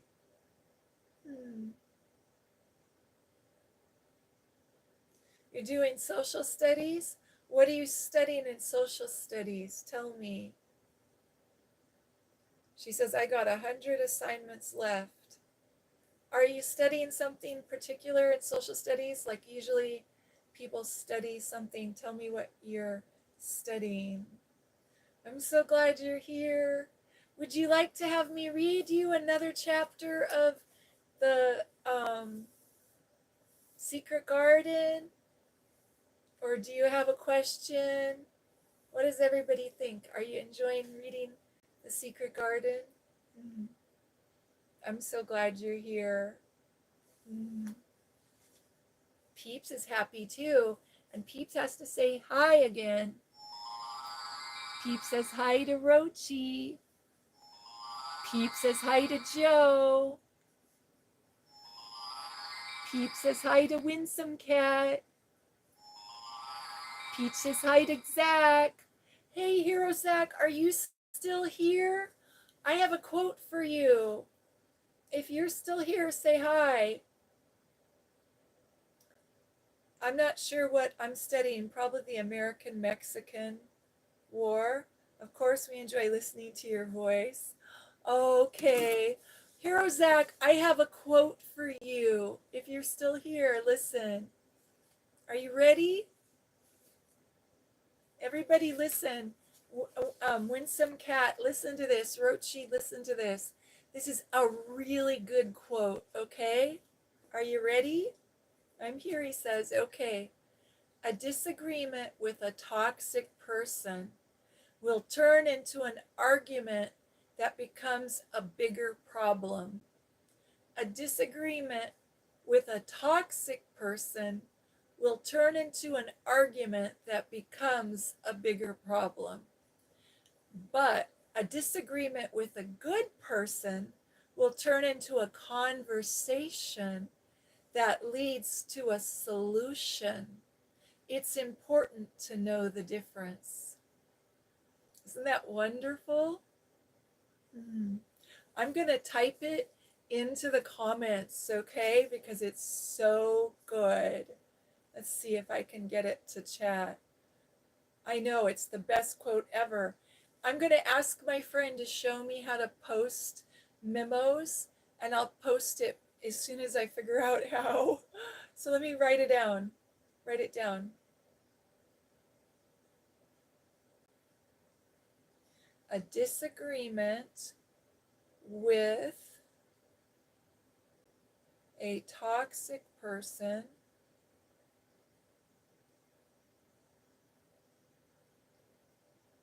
will turn into an argument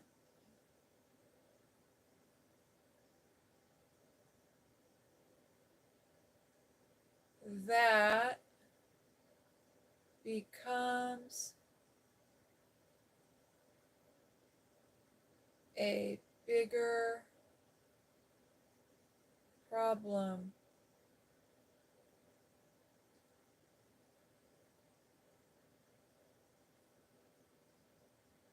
Okay, a disagreement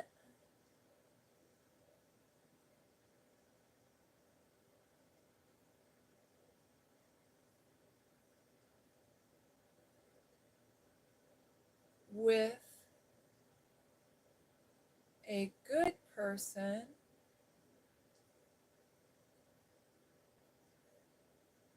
will turn into a conversation that leads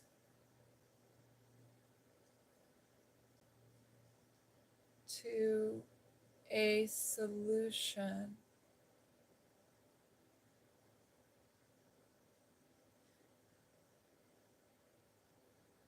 It's important to know the difference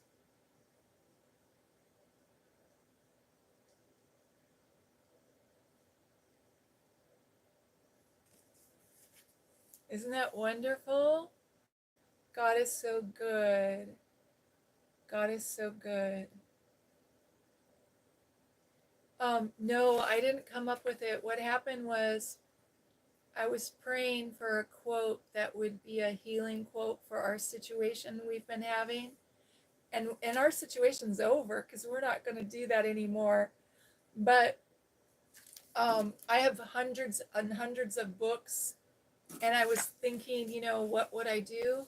And I prayed about it and I went to sleep last night. And when I woke up, in my feed for YouTube Shorts, I have like, I don't even know, maybe 2,000 people I follow. And one of the ladies sent me a text, and she said this in her text. She said, a disagreement with a toxic person will turn into an argument that becomes a bigger problem. A disagreement with a good person will turn into a conversation that leads to a solution. It's important to know the difference. And we were talking about, specifically, her and I were texting, and we were talking about this passage that I read yesterday. And I'll see, it's 2 Timothy chapter 3, where it says, but realize this, in the last days, difficult times will come.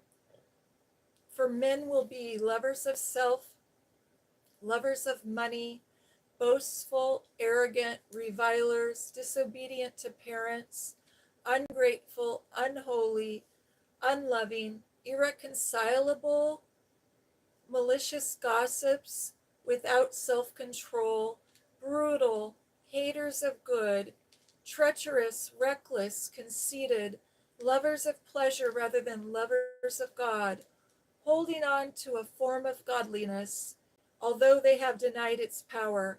Avoid such men as these. And that's 2 Timothy chapter 3, 1 through 5. And in that list of traits, it's not just talking about men. When you look at the word in Greek, it's people or humans. Humans will become this way. And when we look right now in society, you can look on Instagram and see that there are many women that are lovers of self. There are many men and women who have a love of money, that are boastful and they're arrogant and they're proud. But we were experiencing reviling and irreconcilable. So in other words, there's nothing you can do to reconcile with that person. We try and try and try to reconcile.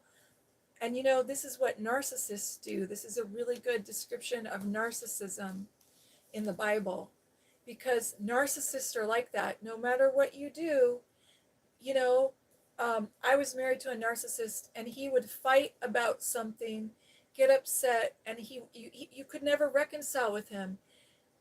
And he would bring up something that happened 15 years ago.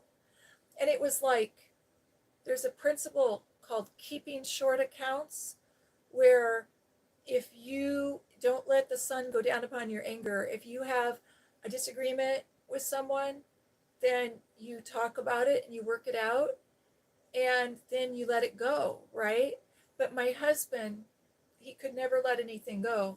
And here he was, still upset about that I had stuck up for this waitress. We had went out to it's silly. We were engaged, and we had went out to dinner, and the waitress had made, they bring you orders, and it was a very, very expensive French restaurant. And normally they have garçons or male waiters, but for some reason they had this beautiful woman who was the waitress, and she was new. And so I think it was a family restaurant. And I think that her brother or her father or whoever was the regular garçon was taking a break, and they sent her out there, right? And so brought the wrong meal. She brought the man over there's meal to me. I was not at all phased. Was sitting back from the table, so it wasn't contaminated, and she could just take it over to him and then bring my meal to me. And instead of being kind and just, I'm just kind and everything, and my husband ripped her a new one. He was yelling at her, screaming at her, like, why are you doing this, kind of a thing, and you call yourself a waitress, you're no waitress. And I said, okay, you need to stop. It's not that big of a deal. It'll be okay. And I was really kind to her. But I made an excuse in my mind for my husband. In my mind, I hadn't married him yet, and I thought, he's a really good person. He must be having a really bad day. You see what I mean? But years later, he would say, you don't even stick up for me. And I'd say, what do you mean I don't stick up for you? I'm 100% behind you. I support you in everything you do.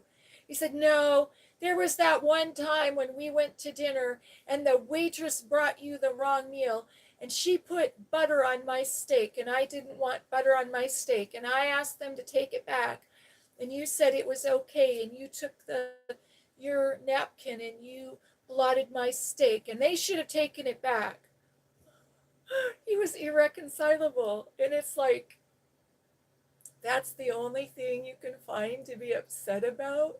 Like, we went to marriage counseling, and the marriage counselor kind of looked at him and went, you're kidding, right? He was like, are you serious? And I went, yep, he's serious. God's so good. So yeah, there's things that people just don't get. They don't, I don't know how to say it. You know what I mean? Irreconcilable. So you're doing the Mexican American War? Huh. The war, right? The Mexican American War. So you're like doing United States history right now, huh? Hmm. Best quote ever. I know. Hmm. 100 assignments left. That's wonderful. Hmm. Yeah. Hi, Juanita. We love you. Uh-oh. What? Okay.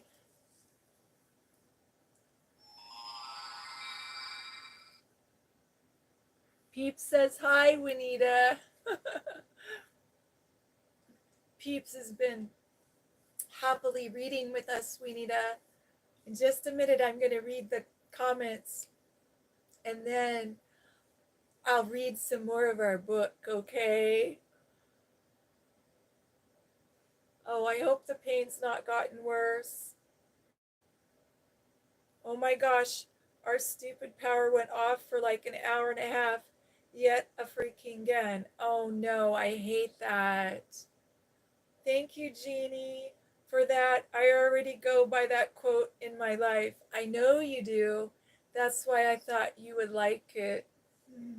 I thought it was perfect for you. Today's a good day. I'm so happy. We're going to celebrate. I'm going to make, whenever I'm done, I'm going to have strawberry ice cream celebrating that Zach is 100% healthy. Juanita, can you give everybody some ice cream? And Rochi, can you give us some ice cream in the chat? We got to celebrate Hero Zach's doing good. It's a very wise quote, is right. God's so good. He always helps me find good quotes. Oh, Hero Zach says, Jeannie, I'm going to pray for you too, because you pray for me. Thank you. I appreciate it. Pray that my leg, that the blood clot would get really small and go away. And there's another thing that I'm not ready to talk about that I need pray for. So it's a secret prayer request. And God knows what it is. Oh, she says, I'm so sorry for disappearing. We understand. We love you. I just figured you'd fallen asleep or were getting cozy, but I didn't know your power was out. That happens where I'm at too. You are blessed. When you know that, Zach, you're so blessed. We're all so blessed. I'm blessed with so many good friends, with Joe Edwards and with Hero Zach and with Winita and Rochi and Winsome Cat. I'm so happy. And Helen. I think Helen is teaching a ukulele class. Oh, I'm so glad. Juanita says the pain is almost completely gone now. That's good. And remember, when you take Tylenol, you have to write it down and space it out because you don't want to take too much Tylenol. I'm glad you're feeling good. We're so blessed to have you. Juanita says, God has blessed me so much. He gave me amazing and kind friends, which is all of you guys. Aw, we love you, Juanita. I'm so happy you're here, Juanita. And she's got all the little emojis. Just listening to Jeannie's voice is a blessing. You're so sweet. Oh, I love it when you do the little hearts that are two-tone. They're so pretty. How are you feeling, Rochi? I'm hoping you're doing good. I've been thinking about you and praying for you. And you know, you can always email me. I love you, and my email's in my description for my channel. It's Jeanne Standley-Kinata at gmail.com. And then Peeps, did you say hi to everybody? Yeah. Gotta go back and wave a little bit. Peeps can wave. Yeah. Okay, Peeps, you want to make your magical sound again? Okay. Now you come get cozy, Peeps, because we're going to read some more. But first I have to finish the comments. Hi! Hi, IGT Lucifer. How are you? I'm so happy you're here. We're having such a great time. It's been wonderful. Oh, everybody. Okay, you got to say hi to Lucy. Okay.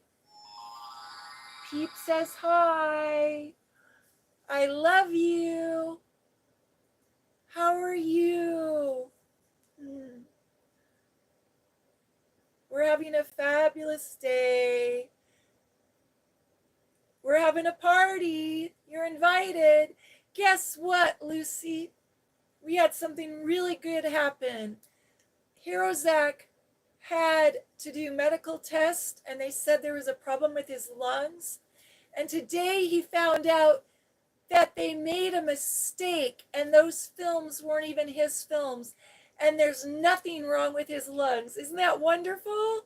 So we're having a party. We're having ice cream in the comments. Yep, it's pretty cool.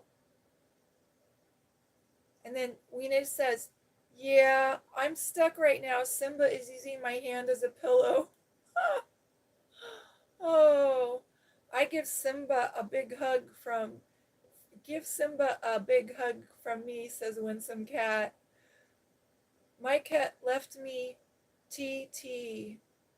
I don't know what TT means. I just gave Simba a hug for you, and he's purring. Aww. Oh, Rochi, I love you. Aww. Let's see.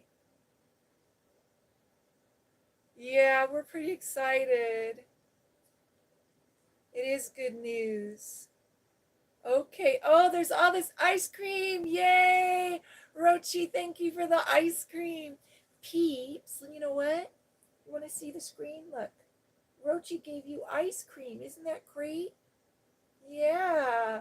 You want to eat? Oh, you're going to have some. He's eating his ice cream now. Oh, that was good. Oh, Rochi, thank you for the ice cream. That's wonderful. God is so good. TT means it's a sad face. Okay.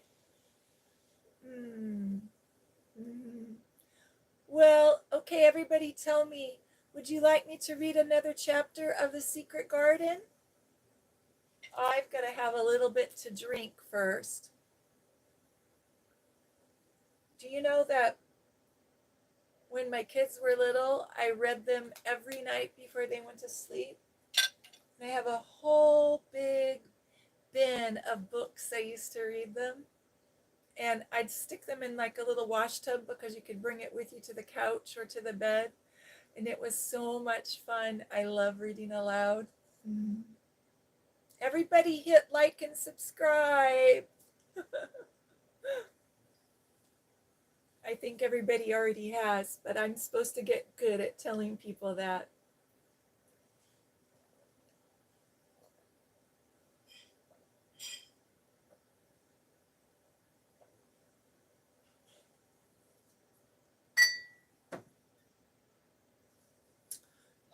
I was thirsty. Everybody tell Winsome Cat that I'm drinking. Everybody says yes. Is the yes to, can we read some more? Oh, Juanita says, now there is fur all over my clothes because, oh, that's funny. Simba.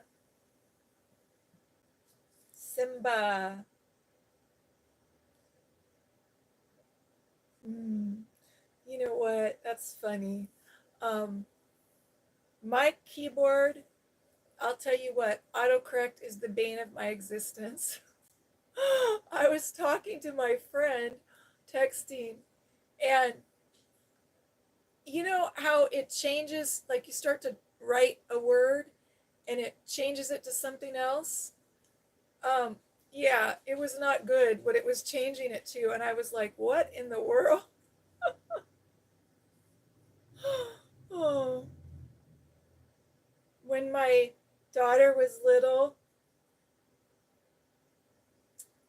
when she was little, one of my favorite stories about her, she was 6 years old, and we went to the thrift store, and there was a gentleman who worked at the thrift store, and he was an older gentleman.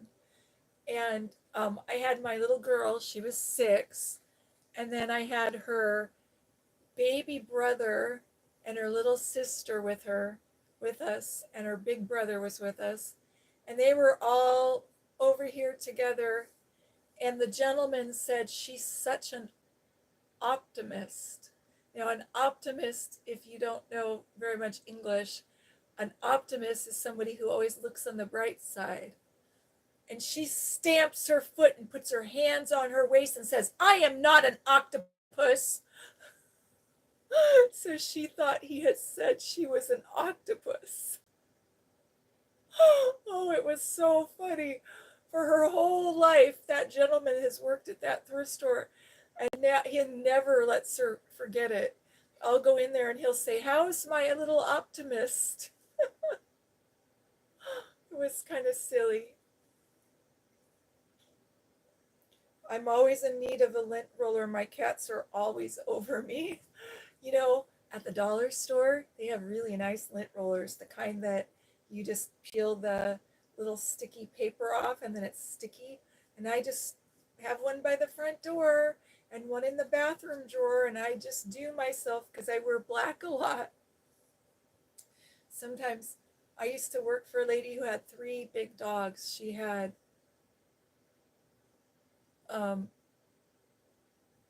I know what they're called, golden labs, that was it. And so I would always wear black, and they had bright cream hair, And so there would be like dog hair on me. So I'd have a lint roller at my desk, and a lint roller at the front door, and a lint roller in the bathroom so I could lint roll myself. And every time I would go to the dollar store, I'd have to buy a new lint roller. I'd go through them so much, and they would just be covered. And you know, in the spring when the dog sheds its fur coat, its winter coat, yeah. Okay, I'm gonna move around for a second. Let's see what we could do. Put this over there. I'm kind of sliding down, so I have to scoot up, doing the mommy turtle thing. There you go. Peeps, did you fall over? Gotta get all cozy. Okay, we gotta make sure we're all cozy. I'll show you some of the books that I used to read to my kids. Here's one of them, it's really fun. The Runaway Bunny. So sometime I'll read you this, but we'll have to sneak it and do it in the middle of the YouTube video so that AI doesn't see that I'm reading you children's stories. I don't know why, but they get upset about that. Breaking the rules, breaking the rules. Okay. We got everything all cozy. Oh, I'm going to put that over there. I'm so glad you came back, Zach.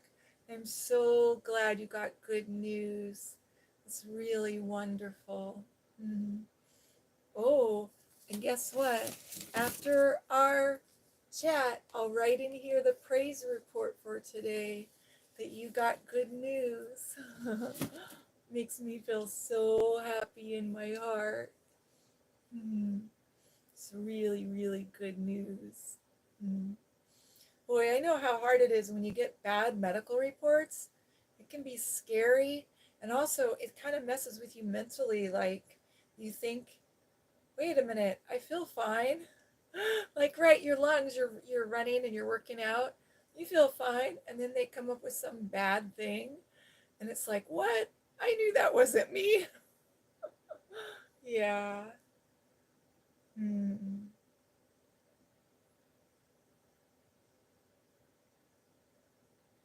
then let me see what she says. She says, I'm always in need of a lint roller. My cats are all over me.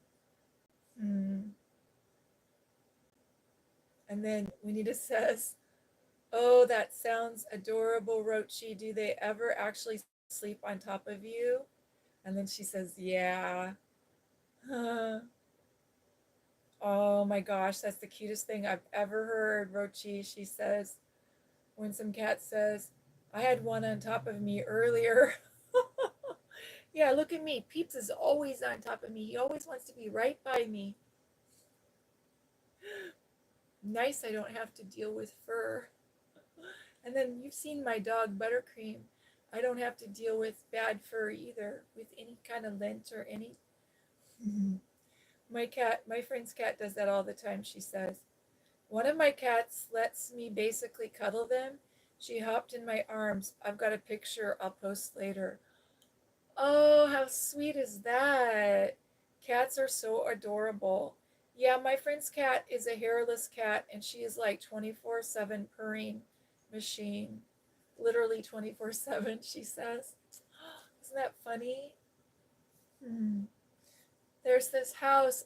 When I go, I miss my walks. I can hardly wait till I can go on walks again. There's this house that I walk past. Most of the houses are up in the forest, but there's one or two houses by the road when I walk down the road.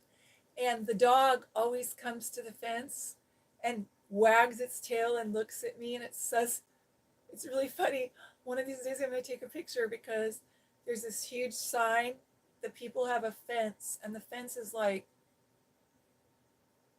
I think it's like 5 feet high, but the dog climbs up the fence, but on the fence is a sign that says, warning, killer attack dog. And it's like in really serious black and white letters. And then another sign says, no trespassing. And then another sign says, trespassers will be eaten. And then another sign says, killer attack dog, beware. So in Washington State, if you have a dog that's vicious, you have to like have a sign and tell people. And so that's what they're doing, right? And so I'm walking by. When I first moved here, I was like, oh no, when I was walking past it. And all of a sudden, this dog comes up to the fence and sticks its head over and goes, and he's like wagging his tail and he's all happy to see me. He's not a killer attack vicious dog at all. So it's kind of funny, like they're discouraging robberies by having those signs, but the dog's just like, yeah, yeah, yeah, yeah, yeah, yeah, yeah, yeah, yeah, yeah. You can come by my fence. You can say hi to me. Yeah, yeah, yeah, yeah. You know what I mean? So that's what I thought of when I thought of your cat. Mm. Yeah, they're silly. Okay, I think I'm going to grab my, let's see if I hang on to this, grab my pitcher and pour some more water and get the water and drink it. And then I'm going to read us another chapter.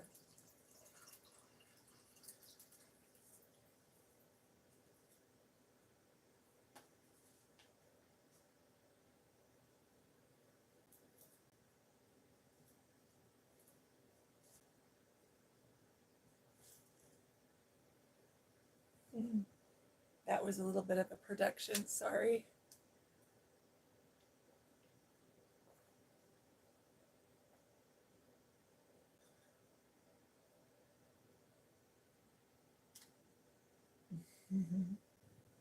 Okay.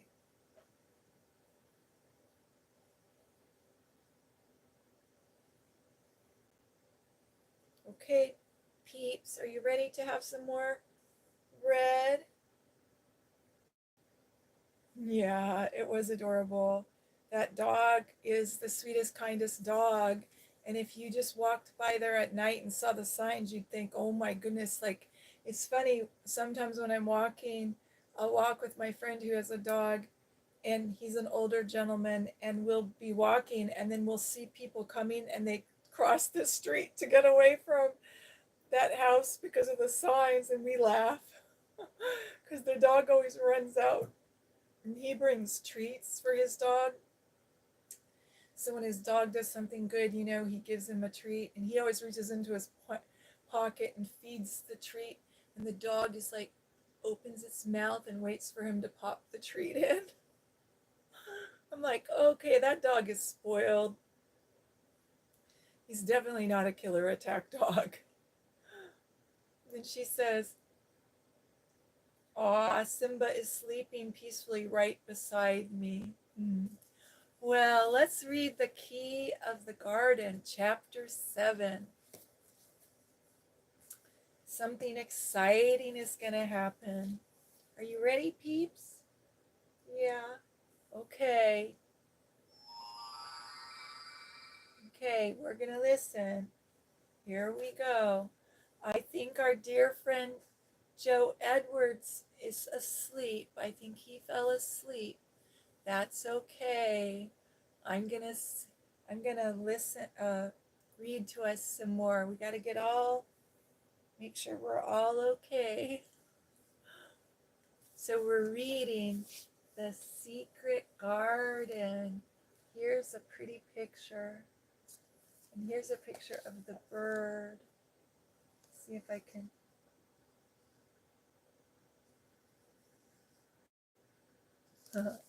Sometimes when you try to show people pictures on a camera, you know, on a YouTube video, sometimes the light catches some of the picture and it's harder to see.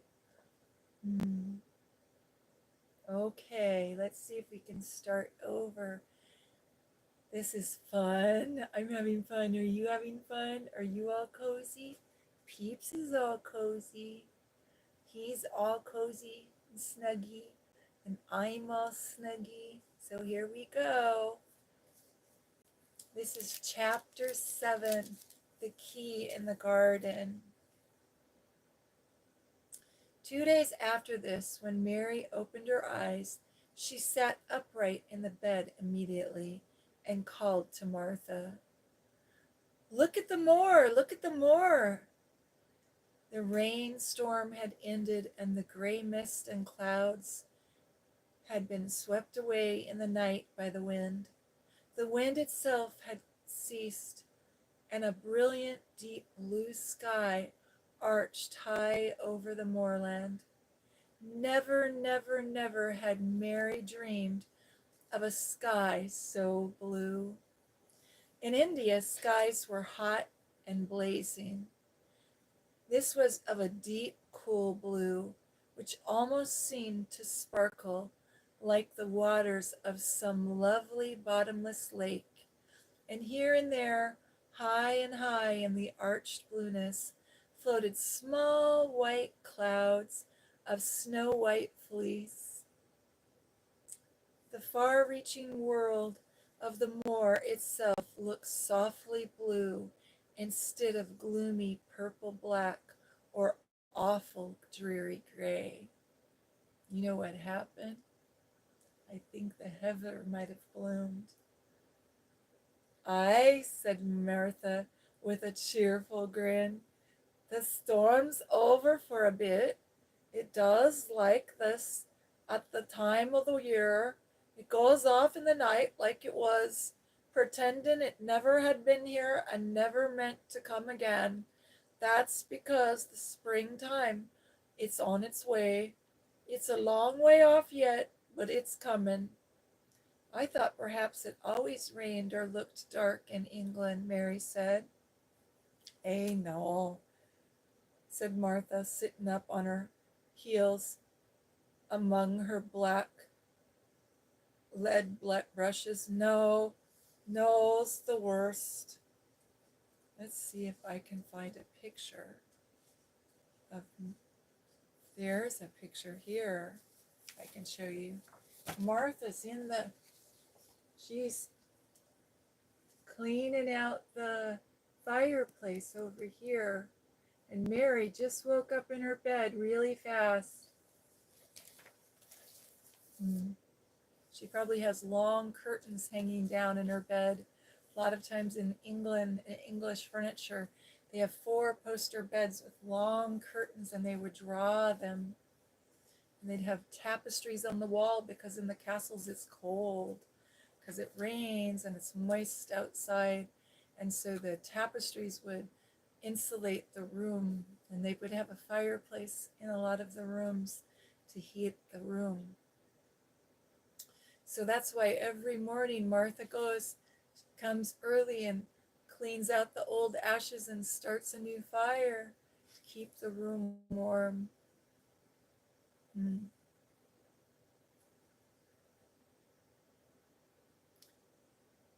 "I thought perhaps it always rained or was dark in England," Mary said. No," said Martha, sitting up on her heels among her black lead brushes. "Now's of the sort." "What does that mean?" said Mary.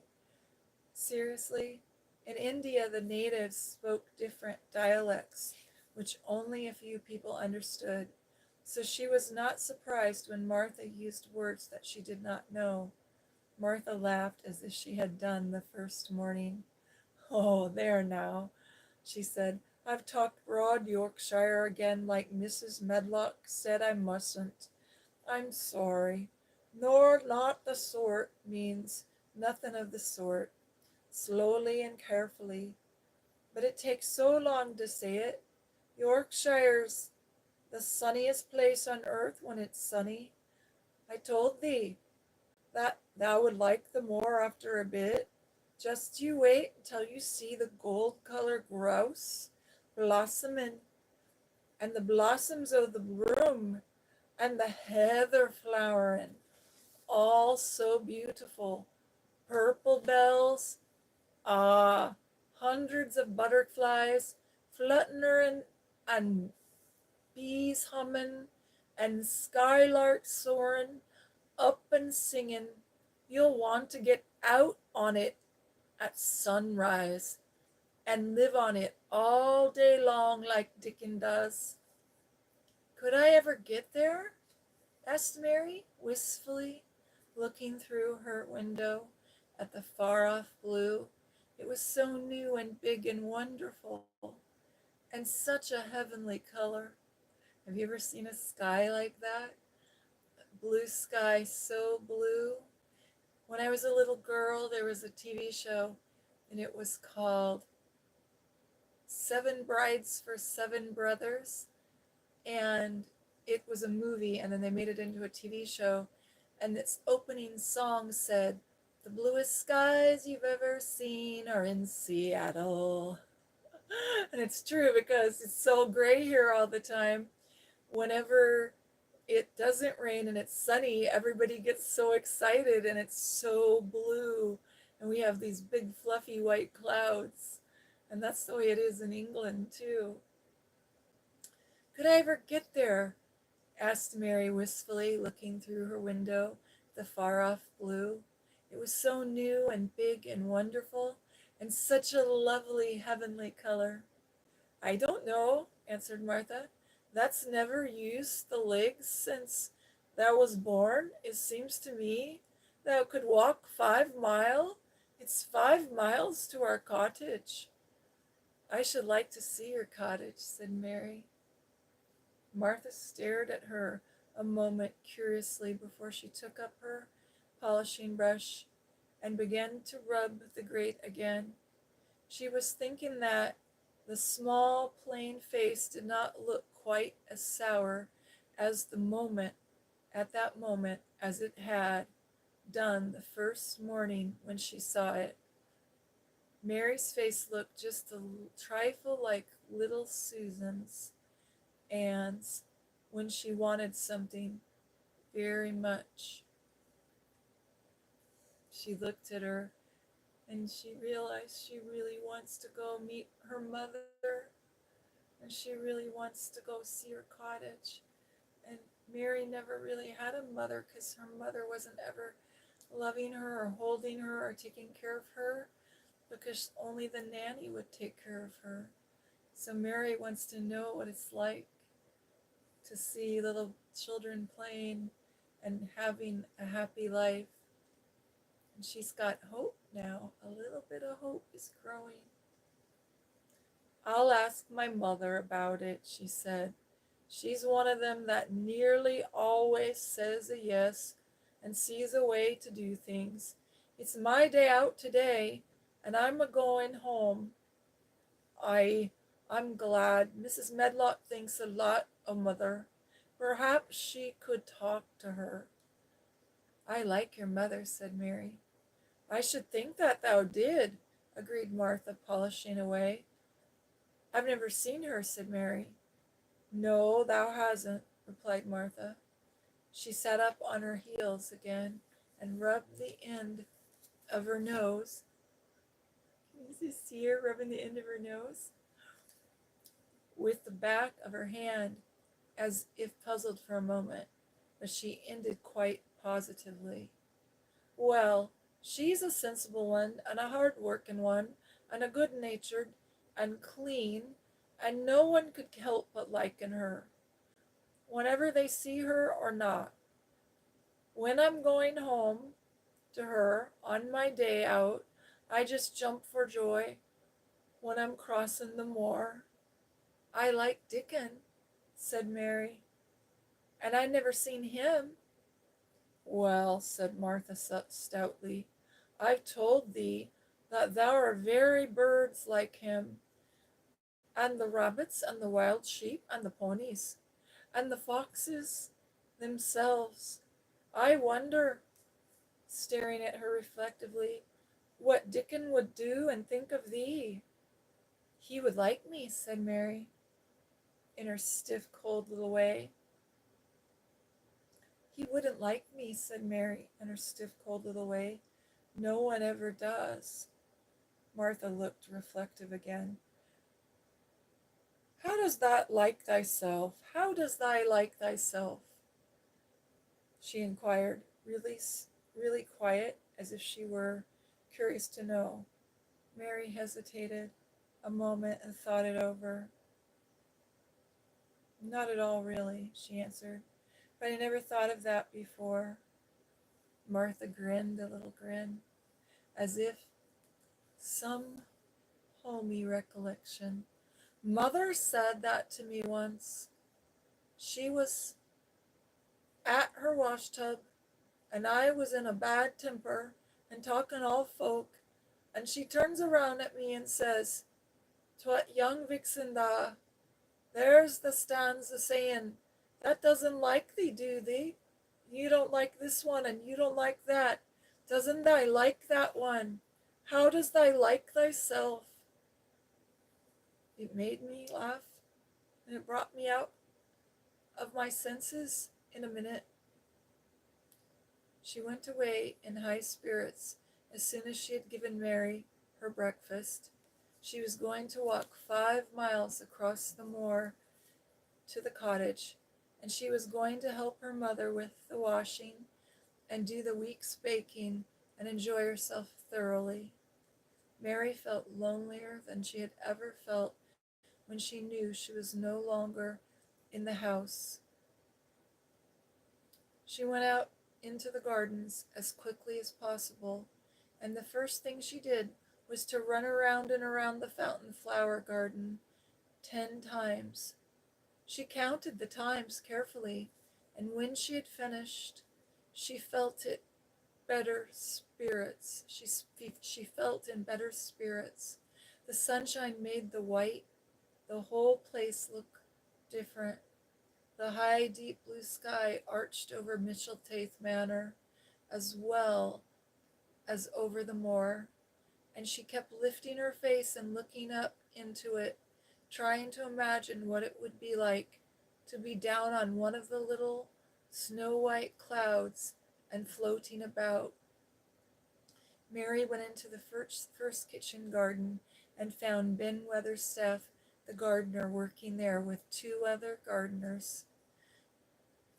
The change in the weather seemed to have done him good. He spoke to her on his own accord. "Springtime's coming," he said. "Canst thou smell it?" Mary sniffed the air and thought she could. "I smell something nice and fresh and damp," she said. "That's the good rich earth," he answered, digging away. "It's in a good humor, making ready to grow things. I'm glad when planting time comes. It's dull in the winter when it's got naught to do.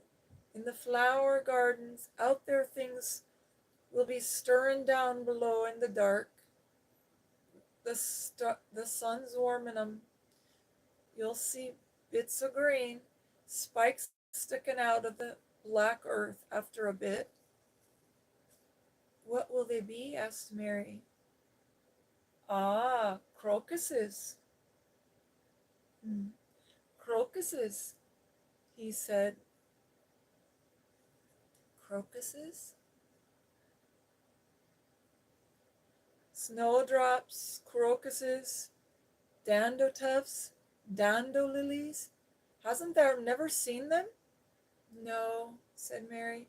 "Everything is hot and wet and green after the rains in India. And I think things grow up in a night." "Well, they won't grow up in a night here," said Mr. Weatherstaff. "They'll have to wait for 'em. They'll poke up a bit higher here and push out a bit spike more there and uncurl a leaf this day and another that. You watch 'em close." "I'm going to," said Mary. Very soon she heard the soft rustling flight of wings again, and she knew at once that the little robin had come again. He was very pert and very lively and hopped about so close to her feet, and he put his head on one side and looked at her so shyly, and she asked Ben Weatherstaff a question. "Do you think he remembers me?" she said. "Remembers thee?" said Mr. Weatherstaff indignantly. "He knows every cabbage stump in the gardens, let alone the people. He's never seen a little wench here before, and he's been on finding out all about thee. That's no need to try to hide anything from him." Are things stirring down below in the dark in that garden where he lives? Mary inquired. What garden? Grunted Mr. Weatherstaff, becoming surly again. The one where the old rose trees are? She could not help asking, because she wanted so much to know. Are all the flowers dead? Or do some of them come again in the summer? Are there still roses? Are there ever any roses? Ask him, said Ben Weatherstaff, hunching his shoulders toward the robin. He's the only one as knows. No one else has ever seen inside it for 10 years. 10 years is a very long time, Mary thought. She had been born 10 years ago. She walked away, slowly thinking. She'd begun to like the garden, just as she had begun to like the robin and Dickon and Martha's mother. She was beginning to like Martha, too. That seemed a good many people to like, especially when you were not used to liking. She thought of the robin as one of the people. She went to her walk outside the long, ivy-colored wall, over which she could see the treetops, and the second time she walked up and down, the most interesting and exciting thing happened to her, and it was all through Ben Weatherstaff's robin. She heard a little chirp, chirp, chirp, chirp, and a little twitter, tweet, tweet, tweet. And then she looked at her bare flower bed at her left-hand side. He was hopping about and pretending to peck things out of the earth, to persuade her that he had not followed her, but she knew he had followed her. And the surprise so filled her with delight that she almost trembled a little bit in her heart. Do you remember me? She cried. You do remember me. You are prettier than anything else in the whole world. She chirped and talked and coaxed, and he hopped and flittered his tail and twittered. It was as if he were talking. His red waistcoat was like satin, and he puffed his tiny breast out, and he was so fine and so grand and so pretty that it was really as if he were showing her how important and how like a human person a little robin could be. Mistress Mary forgot that she had ever been contrary in her whole life. When he allowed her to draw closer and closer to him and bow down and talk and try to make something like robin sounds. Can you imagine? She's in the garden trying to talk to him. Oh, to think of it, to think that he should actually let her come as near to him as that. He knew nothing in the world would make her put out her hand towards him or startle him in the least tiniest way. He knew it because he was a real person, only nicer than any other person in the whole world. She was so happy that she scarcely dared to breathe. The flower bed was not quite bare. It was bare of flowers because the perennial plants had never been cut down for their winter rest. But there were tall shrubs and low ones, which grew together at the back of the bed, and as the robin hopped about under them, she saw him hop, hop, hop over a small pile of freshly turned up earth. He stopped on it to look for a worm. Then the earth had been turned up because a dog had been trying to dig up a mole, and he had snatched quite a deep hole. He had scratched quite a deep hole. Mary looked at it, not really knowing why the hole was there, and as she looked at it, she saw something almost buried in the newly turned over soil.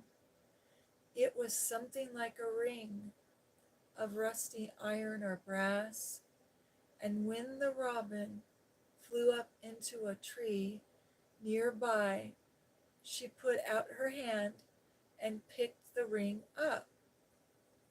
It was more than a ring. It was an old key, which looked as if it had been buried a long, long time. Mistress Mary stood up and looked at it with almost frightened face as it hung from her finger. Perhaps it has been buried for 10 years, she said in a whisper. Perhaps it is the key to the garden. Here's a picture. There's Mary holding the key. She's so happy. She can hardly breathe. Isn't that wonderful? Let's see what happens next. I'm going to say hi in the comments.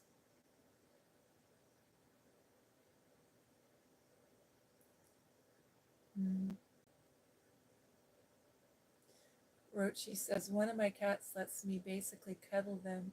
She hopped in my arms. I've got a picture I'll post later. Cats are so adorable. Juanita says, yeah, my friend's cat is a hairless cat, and she's a 24/7 purring machine. Literally 24/7. Laugh out loud. Ah, that sounds so adorable. Ah, Simba's sleeping peacefully right beside me. I was wearing white lipstick yesterday, says Juanita. Oh, Juanita, that's brave. Ah, you look gorgeous in every color lipstick. Yes, you do. Thank you so much. I figured it out.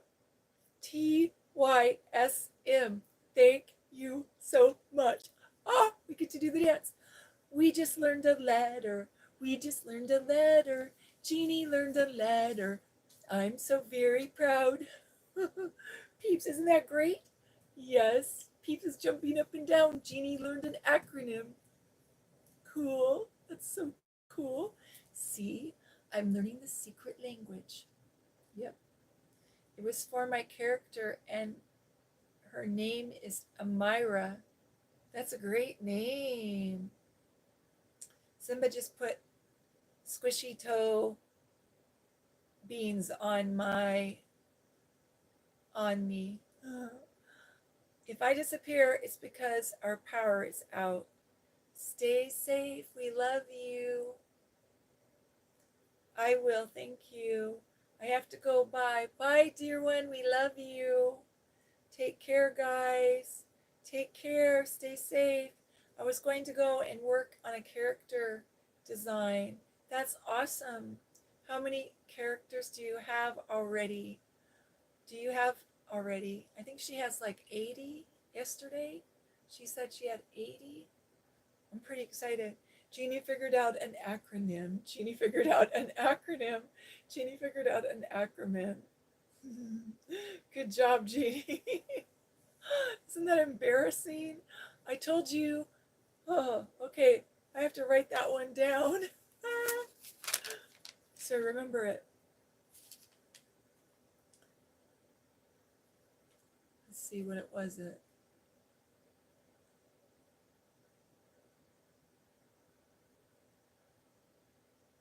I think it was TYSM.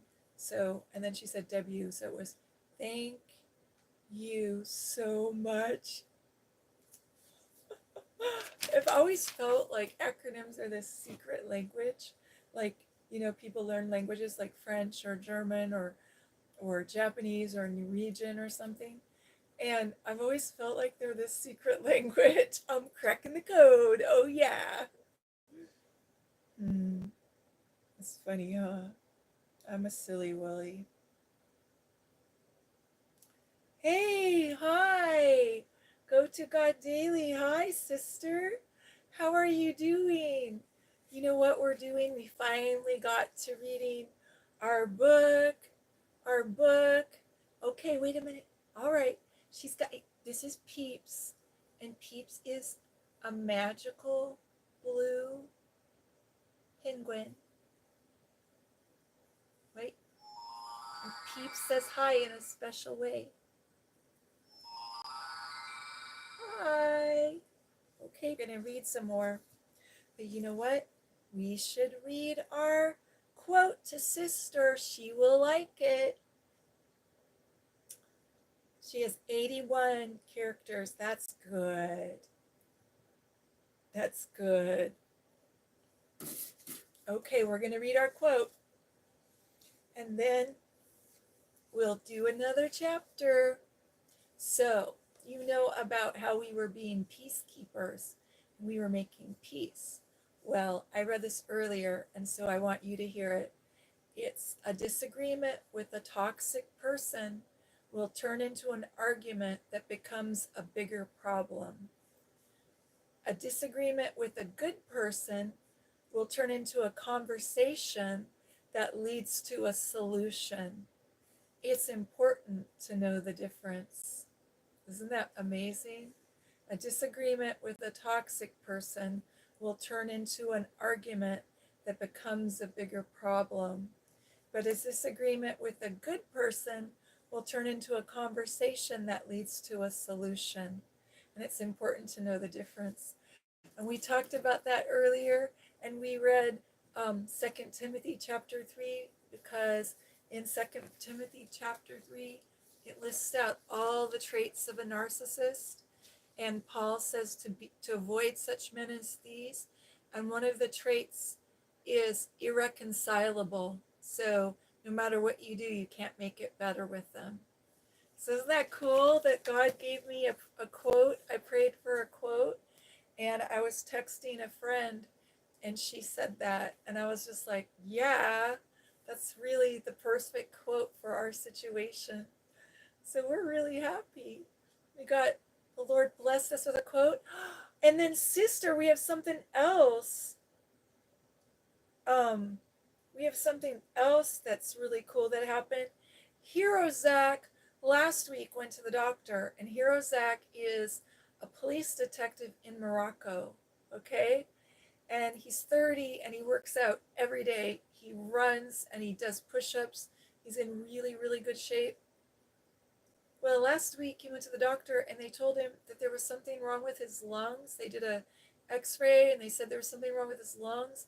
And then he started to feel really bad, like worried and concerned, and we were been praying. Guess what? Today he came to the feed and he said, the doctor said they made a mistake. It wasn't his films they were looking at. He's 100% healthy and there's nothing wrong with him. And then he said it even made him like mentally think, like worry that there might be something wrong with his lungs, when in his heart he knew there was nothing wrong. Isn't that great? God answered our prayers, so we are so happy. Earlier we were having ice cream, virtual ice cream for a party to celebrate. Winsome Cat, this is my good friend. This is my good friend. Go to God Daily is the sister that does the other live stream that I go to. And I always greet everybody in her live stream. It's just really good. We're really happy. And then he even came back. I wrote this out last night so I wouldn't forget it. And then he even came back and got to hear the quote. And he said, yes, Jeannie, that's how I live my life. I live my life by that quote. So it made me feel really happy. Yep. So how is your day going? What have you been doing today? Tell us in the comments.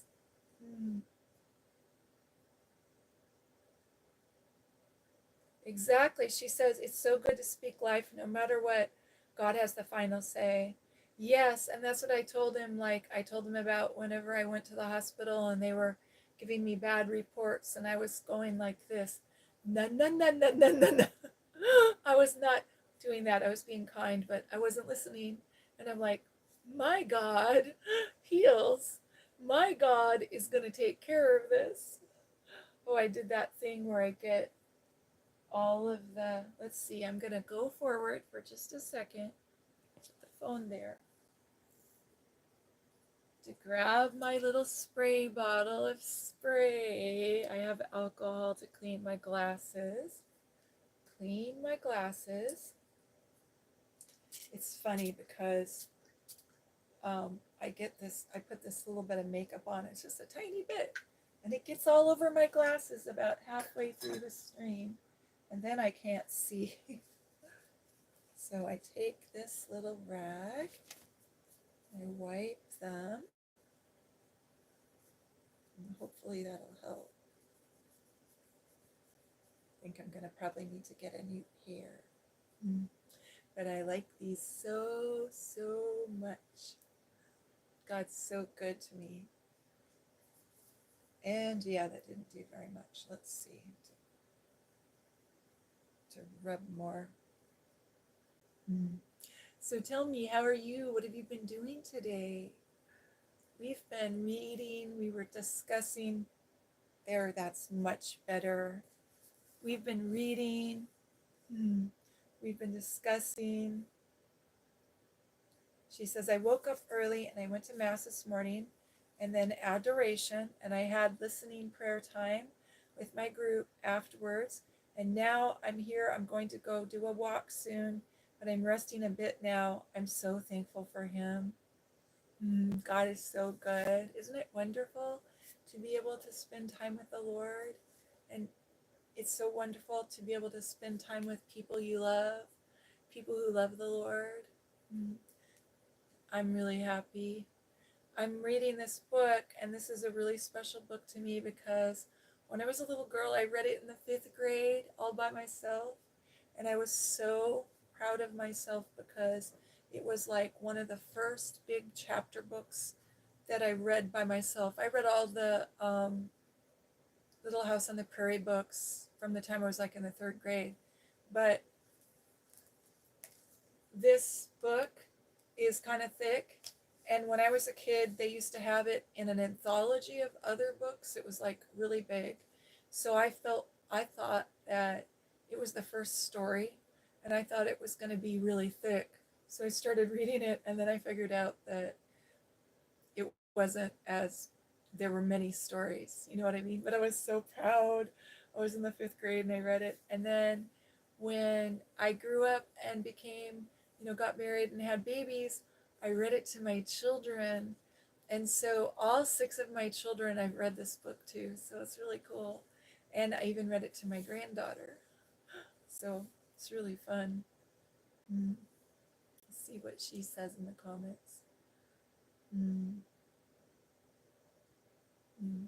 God's so good. We're so glad you're here.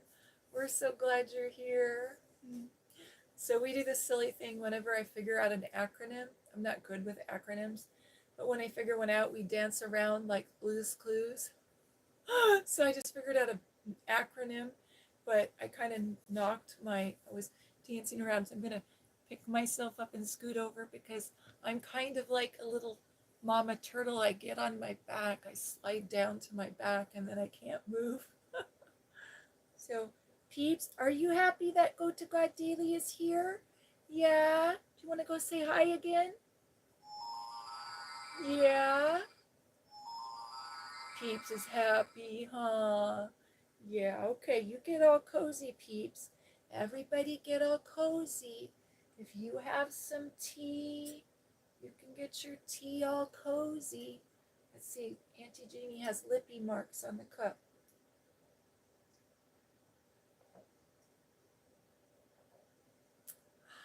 I have chamomile tea. It's very, very cozy. And it smells so good. Do you have a cozy tea you like? I like chamomile. I have a whole cupboard of teas, but for some reason right now, I'm really enjoying the chamomile. Okay, peeps, you get all cozy. Got your little paws out. I guess birds have wings. You have little wings, your wings out, and you're all cozy.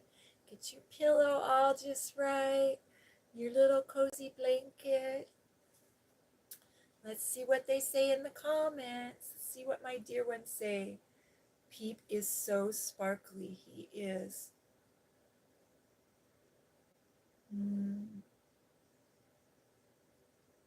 She says, I pray I meet more people who love the Lord. I can't wait to hear more from this book. That's lovely. Go to God daily. Peeps is so sparkly. He is. I'll tell you the story about Peeps because a lot of people don't know. But part of the story we have to cover Peeps' ears for. Okay, Peeps, I'm going to cover your ears. Okay. So I can tell you the first part. Peeps belonged to my daughter. And when she was a little girl, we got him for her, and he was new, and he came with a little tag, and she loved him very much, and she had him for many, many years. Yeah. And then one day we decided to move. And here's the part Peeps can't hear. And one day she decided that she was all grown up. And sometimes when kids get to be about 9 or 10 or 11 and 12, they have that moment. Well, we were moving and I went into her bedroom, and in the garbage can was Peeps. So I scooped him up, and then Peeps came to stay with me. So Peeps has been with me ever since. Yeah. So all during the pandemic, the only person I saw besides the lady that I took care of and my 4 children, and sometimes the husband and wife that hired me to take care of the lady, those people and Peeps for 3 years. So I always sleep with Peeps like this, so that when I wake up, there's eyes that I see. Peeps is my friend, huh? Yep. And Peeps was on Quora. Somebody asked me if it was okay to have a stuffed animal. It was during the pandemic, and they said, is it okay to talk to a stuffed animal, or am I going crazy? And I said, oh yes, it's very much okay. We talked about Castaway and Wilson. You know, in the movie Castaway, he gets stranded on a desert island, and he worked for one of those delivery companies, Federal Express. And finally, at the end, he starts opening up the packages, and one of them is a tether ball, and it says Wilson on it. So he goes and gets some charcoal from the fire and makes big eyes. And then he goes and gets some coconut fibers and makes hair. And he takes an outfit and puts a shirt on him and stuffs coconut fibers in the shirt and a pair of pants and sets him up and starts talking to him because he's so lonely. And a lot of people did that during the pandemic. Yeah. But Peeps is just my special friend. So Peeps and I have a lot of fun being silly. We have tea parties with my little friends. There's a little girl who lives down the street, and sometimes she brings her cat. She has a stuffed kitty and a stuffed teddy bear, and we put them around the table, and we set Peeps up, and I put a book behind him. We have a tea party. So we have a lot of fun. And then she says, I'm so glad you saved him. Yeah. I really enjoy Avita tea. I haven't had it in a long time, but I remember it being so soothing. Oh, there's lots of different kinds of teas I like. I've never tried the Avita tea, but I like the one I'm drinking right now that is so good is Celestial Seasoning, and they have one called Honey Chamomile. And I don't know how they do it. I think they must freeze dry honey and put little teeny bits of honey in it because it really tastes like there's honey. Like you don't even have to put honey in your cup. When you pour the hot water over the tea bag, you smell honey. It's amazing. I think they must freeze dry it. And then I really like that. And then the same company has sleepy time tea, and that is mint and hibiscus flower and lemongrass and some chamomile and some other things, hops and passion flower. Oh my gosh, my whole life, like since I was like 14, I've drank that. And the thing is, I can't drink it during the day because if I have one sip of it, I automatically go to sleep. Because I used it during college to put myself to sleep. I would like have this routine of always having a cup of tea before I was going to go to sleep. So that flavor is so wired in my mind that I just start falling asleep. It's kind of funny. And then I really like um, chai tea, and Celestial Seasoning has this one called Bengal Spice, and it's caffeine free. And I really like it. Like you can take the tea bag and put it in the cup and or put it in a pitcher and boil it and make it like really strong, and then I pour it into a blender with some ice and some ice cream and some sugar, and I whirl it, and it's like a frappuccino, but it's all caffeine free, and I love it. It's so yummy. It's very yummy. So I have lots of different kinds of tea that I like. And people always give me tea. I don't know why, but like all my friends, when I get have a birthday or Christmas or something, like last year I got like 20 boxes of tea. And I don't know, like my friend was like, we were opening presents, and she opened hers and I opened mine, and she goes, "Oh, it's tea."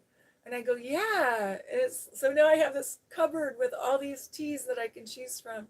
So when people come over, I have them choose a tea.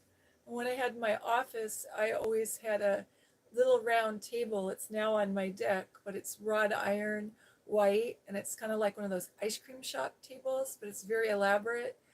But the top is glass.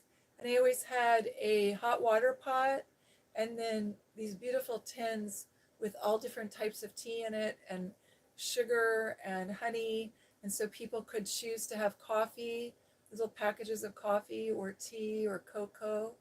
And so I would always make cookies. And so the first thing the client would do when they came, they'd be in the waiting room, and I would come out, and then I would make them make a pot of tea, whatever they chose. And then we take the pot of tea back, and we have tea and cookies, and they talk to me. So it was really fun. Yeah. So I kind of keep that tradition. And people always say, "Oh, you're not doing the traditional English tea, you know?" So if I have a friend who's from England, I have to let them make the tea because they have a special way. They like heat the teapot up, and then they dump the water out, and then they pour another kettle of water in, and then they put the tea in loose, or they put it in one of these little tea holders. And it's like everybody that I know that's from England has their own special routine that they do, and if you do it different than them, then they don't like the tea. They think it tastes different. So I kind of let my friends from England make tea in my house, but the rest of the time I do it. It's kind of fun.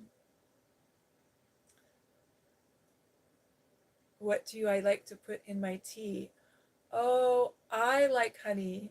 And right now I was trying to keep my blood sugar stable, like not have a glucose spike. And so if I'm eating food, I'll put honey in my tea. But if I'm not eating food, I won't. And that's why I was so excited to find this Celestial Seasoning honey chamomile, because I can't tell. I think it tastes like there's honey in it. But I'm one of those people that like the only things I really drink every day, I drink a cherry lemonade, a homemade cherry lemonade. And some people drink coffee. I drink cherry lemonade. So in the winter, I have tea, herbal tea, no caffeine. But every day, I take a handful of cherries and a lemon and water and some honey, and I whirl it in the blender. And so I'm doing that because cherries reduce inflammation, and I love sour. So I'm really big on sour. So lemonade does it for me. So like if we were to go out to a restaurant and I could have anything, I would order a lemonade. But sometimes now I don't do that because not very many people can make lemonade as good as I do. Like, you know how you have a drink and you like the way you make it, and then you go someplace else and it's not as good, right? So, yeah, so I have lemonade every day, even in the winter. I have a great big mason jar. Let's see, it's over here. Let me see if I can get it. Probably looks all funny right now, but it's because I haven't stirred it. But I whirl it in the blender so it's really cold. And unfortunately, the cherries kind of clog up the straw.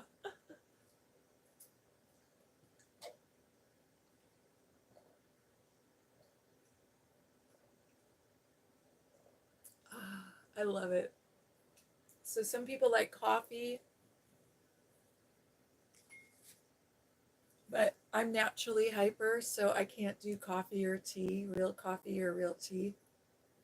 The only way I like coffee is if it's in a coffee milkshake. So like there's this ice cream that's coffee flavored, and I'll like take um, coffee flavored ice cream and like vanilla ice cream or vanilla yogurt. And I'm lactose intolerant, so I can have the yogurt or the ice cream, but I can't have milk. So I don't make it with milk, I make it with water, and I whirl it, and tons of sugar. I'm just like, if I'm gonna have coffee, it's gotta have tons of sugar. So it's just the ice cream though, so it's really a milkshake, right? So I like that. And then once in a while, I'll make a chocolate cake and I'll put a little bit of my son or my daughter, they like coffee, so I'll take a little bit of their coffee crystals and mix it with water and then put it in the chocolate icing and it makes kind of a mocha. And that's it for me with coffee. But then if I have that coffee milkshake, I'm hyper. They say there's no, there's only a little bit of caffeine in it, but if I have caffeine, boy, I have to sit down and write for 12 hours straight, or I have to go for a walk for 2 hours, or go, do something because I just have a lot of energy. So if I have coffee, oh my gosh, it always makes my heart go really fast. Everybody in my family, when I was growing up, drank coffee and smoked cigarettes. My mom and my dad were always smoking, and they always had a pot of coffee going all day long, and that's what they would live on, was nicotine and caffeine.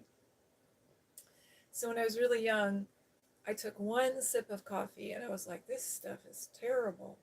And then I live in Seattle for a lot of my life. I've lived in Seattle, so there's like a Starbucks on every corner. So people always meet at the coffee shop. They always meet at Starbucks. And so I had to figure out something to order. So I'd get an iced latte, how do you say, a chai tea. So chai tea that was decaf. So that's what I would usually get, a decaf chai tea. Like it's like a frappuccino. So then I just gave up and started making my own, little milkshakey things. It was really good. Yeah, that's a good idea. The bobo straws. You know what the problem is? My daughter makes for the lunch. She's like a gourmet chef. Okay, since she's been like 12, she's tried all these different recipes, and we homeschooled her, and she was like really, really creative. And we went someplace and had a bobo tea, a bubble tea, and she came home, Googled it, and she asked me for all these ingredients. And she's like, Mom, can you get me rice flour? Mom, can you get me this? And it was like gluten free. And she, made the dough and then rolled them out and then cut them and then laid them out on the counter. And she makes bobo tea, and she does it a lot. So I was at the dollar store, and this is like when she was younger. And she's like 24 now, almost 25. And I was at the dollar store, and there was this big package like this, like almost 100 bobo tea straws, the big ones. And I was like, dang, and it was like $1.25. So if you go to the restaurant supply store, they're like $10. And so I was like, oh, okay. So I bought two of those. And I was going to use one, for my cherry, but she took both of them. I gave her both because she makes it for her kids. Um, she married a man with 4 children, well, 5 children. And so they got married a couple years back. And so she makes boba tea from scratch for the kids. And it's really cool. But it tastes so good when you make it from scratch. Like, I had it from scratch, and now, like, once in a while I'll go somewhere and you need to order something. So I'll meet somebody at a coffee shop, and so I order a boba tea and it doesn't taste the same. It's like, I can't explain it, it's different. And then I went to Grocery Outlet, which is, I don't know if they have them on the East Coast, but here they used to have this place called Winco, and it's like your bargain basement grocery store. Everything's like a third of the price of anywhere else, but you have to travel really far to get there, so you only go like once a month or once every 3 months. So anyway, I went there and they had these boba tea kits, and when you go there, it's like you go there and then they're not going to have that the next time you go back, right? So I bought a boba tea kit for my daughter. There were like 6 boba straws and 6 little packages, and it was like all different flavors. And she really liked it. My younger daughter did. But it was kind of fun. So I don't know. You're right. I need to get the boba straws. Yeah, it was fun. Nicotine and caffeine was my dad for so many years. I'm so glad it isn't anymore. Yeah, it was really hard. I love my parents so much. They were both very creative people and they had a lot of gifts, and my dad was very wise. My mother's very wise. But the one thing that was really, really difficult about living with them was, first off, it rains all the time in Seattle. So we lived in Seattle and we moved a lot. We moved up and down the coast, but they never opened the windows. Like in the summer, you have screens on the windows, maybe you'll open them. But for the rest, that's like 1 month, 2 months of the year. But the rest of the time, you keep your windows shut. So we're inside, it's raining outside, so your house is sealed really tight. And my mom's smoking 2 packs of cigarettes a day, and my dad's smoking 2 packs of cigarettes a day. And so it was just like, I would get this kind of a hyper buzz, and I didn't know what it was. And now as an adult, I know that it was secondhand smoke, you know? And then I always had like sinus infections, bronchitis, pneumonia every year. I mean, I would be like going to the doctor with really severe sinus infections. And so the smell of cigarette smoke, oh, it just, instantly it takes me back. And I always had this headache here and a weird headache at the base of my neck. And I was like, I don't want to say I was a sickly child, but I was. But as soon as I moved out, I figured it out. Like, if you're with somebody who smokes all the time, your clothes smell like cigarette smoke. And I'll never forget, I got my own apartment and I was going to nursing school and I washed my clothes, all my clothes. And it was like they were still smelling like smoke. So I just went, threw everything away, and I went to the thrift store and I bought like 3 or 4 outfits. And then every time I would get my check, I'd buy an outfit. And I couldn't believe it. It was like I could smell things. And I have a really strong sense of smell. A lot of times when women are pregnant or when they're menstruating, they get a really strong sense of smell. But I have like a super nose. Like, people will give me something and have me smell it, and I can give them the 20 ingredients that are in it. Okay? And so to be able to have a really good sense of smell, it's like, I remember taking my first shower in my apartment and taking a washcloth and washing out my nose and being able to walk down the street and I could actually smell like the jasmine, like the neighbor had jasmine and it was in bloom. And I was like, what is that? And my friend tells this story. when she was a little girl, um, she needed glasses for like her whole life. Like, and her sister tells the story about how they went to the eye doctor when she was 10 and they got glasses for her. Now, I need to tell you that the little girl is adopted. So they didn't get her until she was 10 years old.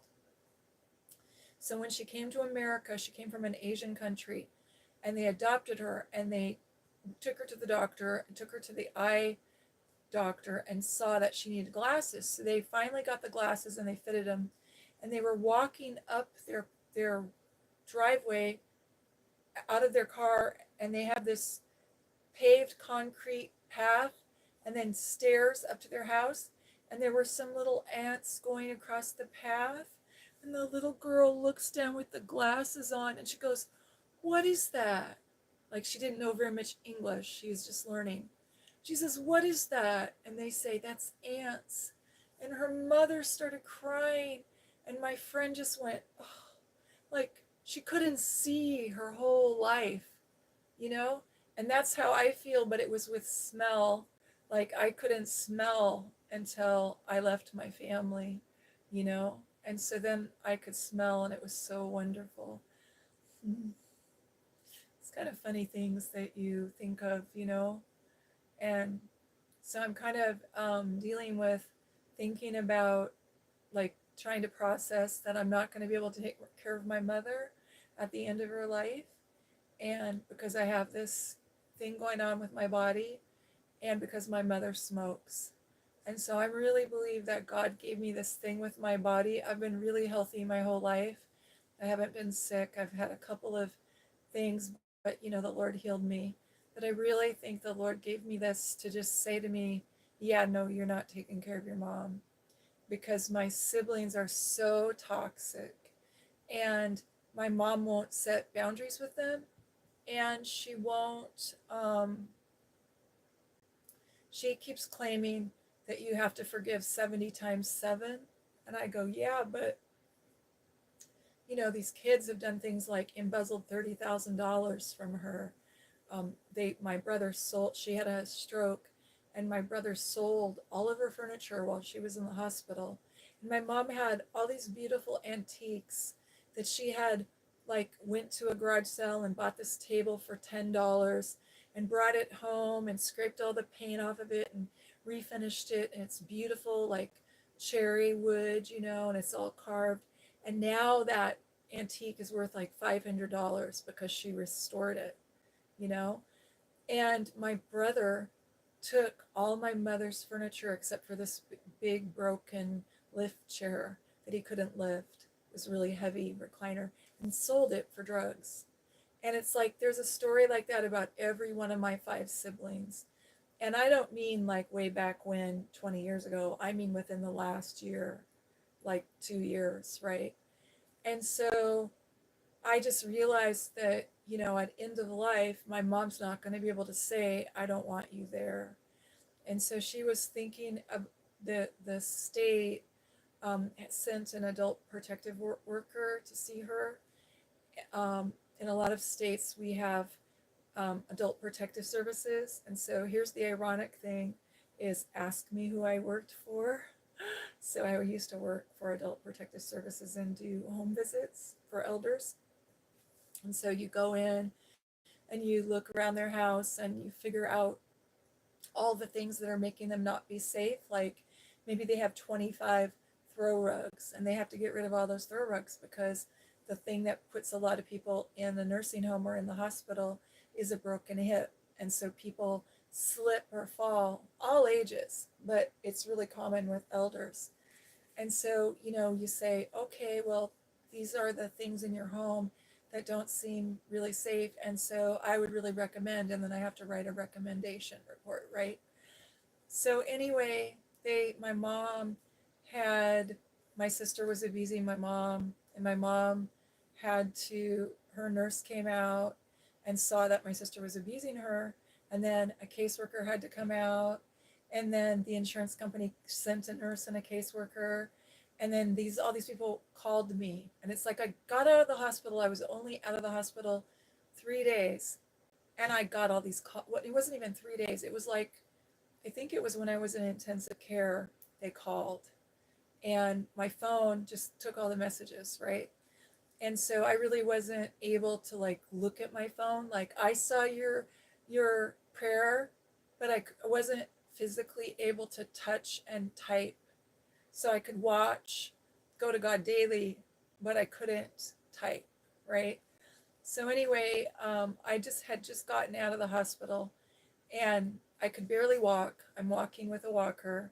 I couldn't even move my arm. I'm able to move my arm now and my leg, and I'm walking. But at the time, my whole left side was paralyzed. And so here I get this call, and there were all these calls, and the first thing I did was listen to the message from my mother, because my mother had called me a whole bunch of times. And my mother said she wanted to come live with me. And I've been trying to get my mother to move to my island for 20 years. My dad died in 2006, and I've been trying to get her to move here. They had a earthquake where she lives. They had our tornado went through, and it took out the barn. So she had to get rid of a whole bunch of the animals, like overnight, because there was no place to put them because of the barn. So all the Amish people in the community came, and she had a lot of animals. She had prize swimming turkeys and chickens and all sorts of ducks and geese, and she just had this menagerie, and she was like running an impromptu animal shelter. And anytime any of the state patrol would find an animal, they would bring it to my mom, and my mom would nurse it back to health. So this tornado went through, and praise God, it missed the house. And I know it was because of prayer, but it took out the barn. So when that happened, I said, Mom, you can come here. And I even built a house with we even rented a house that had a built, how do you say this? Like a mother-in-law cottage, with a separate sink and a separate kitchen and everything, and two little rooms, two little bedrooms, really nice. She wouldn't come. And then the next house I rented had another cottage, and she wouldn't come. And so it was so frustrating, because I could see she's very, very independent, but I could see that physically she wasn't really able to take care of herself.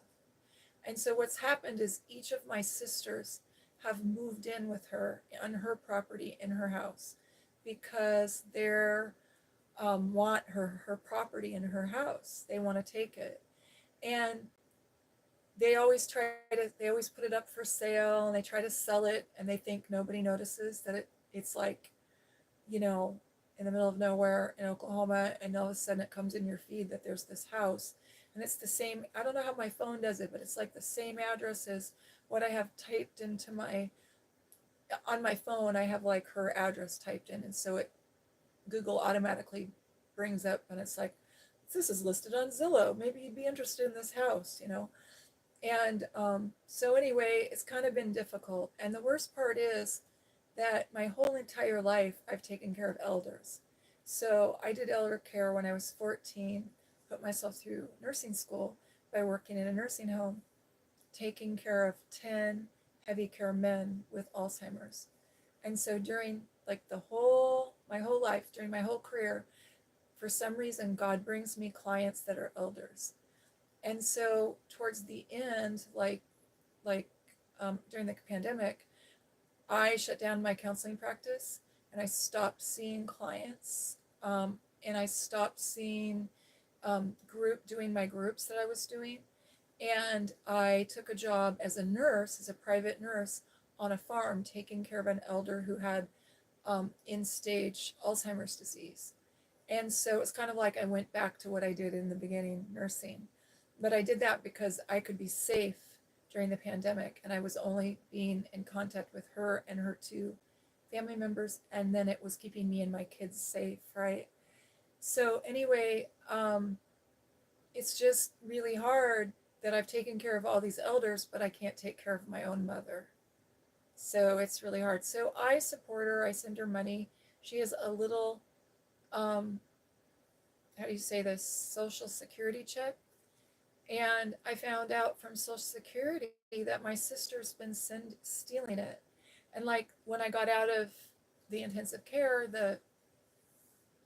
there was all these calls on my phone, and I thought that's really weird because nobody ever calls me. Like I do things by text or email, and I have another phone for my business. So this is like my private phone, right?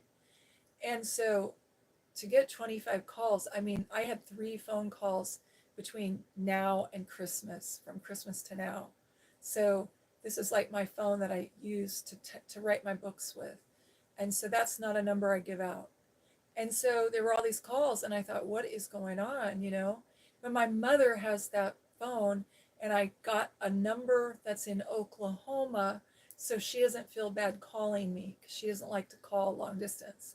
So anyway, there were all these calls, and it was the sheriff's department, the dispatch, the social worker, the how do you say, the nurse, the insurance company nurse, you know, my mother a bunch of times, my sister a bunch of times. And so basically, I can look at my phone and make it go text to from voice to text. So I don't have to listen to voicemails if I don't want to. I can just read them. And so I just scrolled through and read all the messages. And this social worker who's been watching my mother once a month, she comes for like a 2-hour visit for the last 2 years, because 2 years ago my mom had a stroke. And so she had a stroke. She couldn't walk, she couldn't talk, and she had to go to the hospital. And then she spent 2 or 3 months in stroke rehab. And she went from not being able to walk and talk to being able to walk and talk. And when she came out of stroke rehab, they let her go home. And they, you know, they don't let you go home if you can't handle it. So she went home, and her house was cleared out except for this lift chair. So my mom's been sleeping in a lift chair. So I find out this, you know, that my brother did this. So it's like there's me and then all my siblings, and every one of them have done something abusive to her.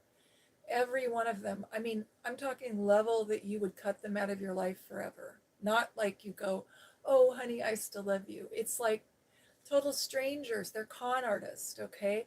These are not people that you could invite over for a tea party. They would steal you blind. So the social worker calls me up, and she tells me that she thinks that my mom should move in with my aunt, that my aunt would really like to have her. And these are stepsisters. They talk to each other once every 10 years or so. Okay, I've only met my aunt once, so I didn't know her. So I did the, you know, have the sheriff run her background, go look on Facebook and read every one of her posts for the last 3 years or 5 years, you know.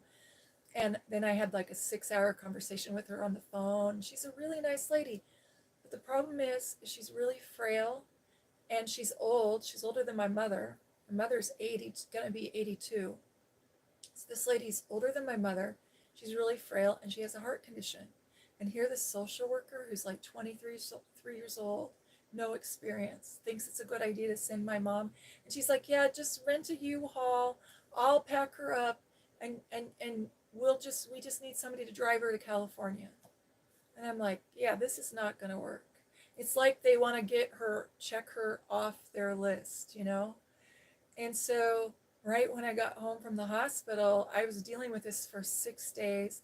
And I think I asked you all to pray, right? Um, yeah, and she says,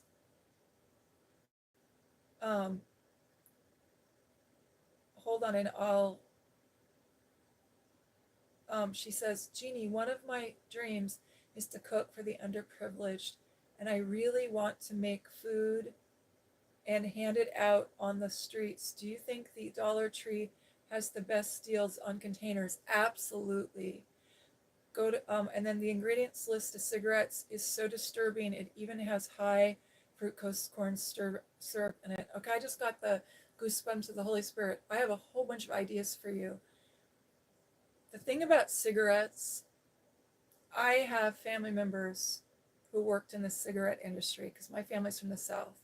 You don't even want to know. The rabbit hole goes so deep. Thank God we have Robert Kennedy Jr. He's going to come in, and I'm hoping he'll deal with big pharma and big cigarettes and big vaccine and all these people, but they add, there's this concept when you do restaurant work or food service or food synthesizing, because it's not even food, it's like fake food products. But when people make a product that they're going to sell to the masses, they're looking for what's called the bliss point. So what the bliss point is when you have, like, think of popcorn. Have you ever seen at movie theaters, sometimes people will have a thing of popcorn and it's salty and buttery, right? And then they take like their M&Ms and they add some. And it's like, think of making that as a product. Let's say we were going to sell that. Then what we would do is we would give bags of M&Ms to people and things of popcorn, and we would go in a test kitchen and we'd mix up different levels, different amounts of M&Ms until we found the exact bliss point, the exact point that made people want to have more. It's like, you don't want them to be satiated. You don't want them to be full. You want them to eat that product and go, I want more, because the whole job is to get them to buy another bag, okay? So Doritos, Fruit Loops, any product that you can imagine that's a fake food product that's synthesized in a lab, right? It's a food-like product. It's not really food. They come up with the bliss point. So the thing about cigarettes is they have all this research, all these years of research, and they add things like high fructose corn syrup, they add mint, they add menthol, they have like all these different flavors. And it gets even worse when you think about vaping, and they're adding things to it to make it addictive. And this has been very well known because Native American people used to grow tobacco and they would sell tobacco and roll it, you know. And I'm not kidding you. There are people that I have met in the South who smoke. They smoke just the leaves. They'll go out to the field and pick it and smoke it. And they're not addicted and they can quit anytime. But people who buy these packaged cigarettes, they get addicted. And they get addicted really quickly. And what I learned, I have a friend who used to work in advertising. He works in advertising. He's very famous. And he told me so many stories about the advertising. Like, he would go sit in board meetings and learn, and the internal memos in the company. Like, the president sends a memo to the lawyer, or the vice president sends a memo to the board and directors, and they're doing internal direction, you know what I mean? Like internal memos, communication that nobody else sees. And it's really coming out that they've known that cigarettes cause cancer for years and years and years, and that they knew the ingredients that cause cancer, and they don't care. And they're making all this money off of it. And not only that, but cigarettes are more addictive now than they were 10 years ago. And they make them more and more and more addictive. So that's really sad. Yeah. But when I was a kid, in the 70s, paneling was really, really famous. Like, I don't know why it's so ugly and dark, but people would take a house, and when they were going to remodel it, they would walk in and there'd be these beautiful white walls, and they'd go to the hardware store and get these great big pieces of wood, fake wood paneling, and they had these black lines down them, and it'd be like, it'd come in different colors, but the dark cherry was really famous. And they take a staple gun and they staple it up on the bottom, and then they take molding and put up. And my parents loved that look, and they had paneling. And I can remember being a girl having to wash the walls because they smoked so much. And in those days, you didn't wear gloves, and I would get high from it, from the nicotine. But you could like wipe the wall. You could, if it was where we lived, it's rains all the time. So the moisture in the air would condense on the walls, and then it would bleed yellow nicotine. That's how much they smoked. So my health, I was like so healthy as soon as I left home. I started getting healthy again, didn't have any more sinus infections, didn't have any more pneumonia, no bronchitis. And it was all because of being exposed to cigarette smoke. So thinking about that, I have a really good friend who's a nurse, and she died, and she died from lung cancer. And she doesn't smoke, but she was taking care of her mother who smoked. And she took care of her mother for 3 years, and that's all it took. And I'm just like, I'm sorry, but I'm not willing to die for taking care of someone. And so when that happened, I said, I'm not going to take care of any more clients who smoke. So if you smoke, then that means we meet outside at the park for your counseling section. You know, if you vape, you can't vape in my office because I'm not going to let you contaminate um, my safe place that I made, right? It's not fair. But a lot of people don't understand, it's like, um, this is like, I have important things to do. And if I go take care of my mom, or if I have my mom come here, then it's going to be all the drama of all my sisters and brothers. My mom won't set limits. She won't set boundaries. And she'll let them abuse her. My sister's over there right now abusing her. And she'll get mad and be mad for a day or 2 days, but she's not mad consistently enough to take any action. And there's a sheriff, couple of sheriff officers, the dispatch people, the neighbor, 2 nurses, a social worker, a caseworker, a physical therapist. Gosh, I forget the other 2 people, but a couple other people that all want to help her. But elders have free will and agency. And so she's still cognitively aware, so she can still make her choices. So she said, called me up and said, I want you to come get me. And I said, Mom, I just got out of the ICU.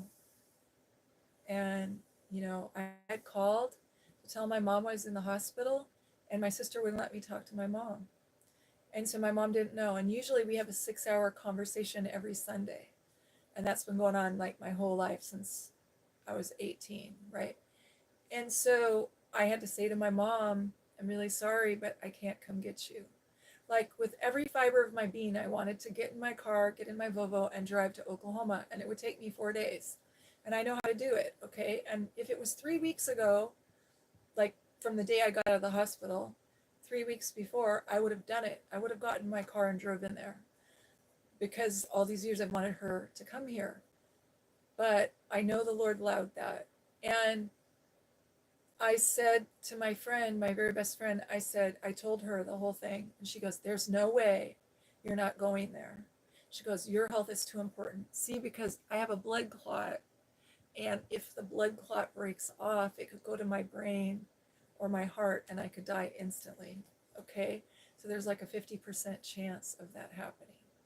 So the doctor's like, you can't fly, you can't drive, very strict. Like, I'm sitting here talking to you doing point and flex exercises. I'm doing my videos sitting on a daybed with my legs supported, doing point and flex exercises. I'm taking massive amount of blood thinners, and I've never taken a drug in my life.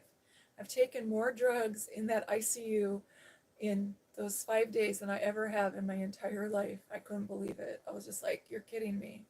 All the drugs they were giving me. So anyway, so it's really hard. But now I'm kind of processing it, and I'm realizing, like, the social worker came up with this plan for my mom to go live with her sister, and my mom was all excited, and she's going, oh yes, I'm going to go live with my sister. And I talked with the sister on the phone, and I realized my mom never told the aunt, excuse me, it's her stepsister and she's adopted. And so my mom never told her anything negative about any of the kids. And I'm like, this lady has a heart condition, and she's going to be not able to lift my mom. She's not going to be able to do transfers. Like, I'm thinking like a nurse, okay?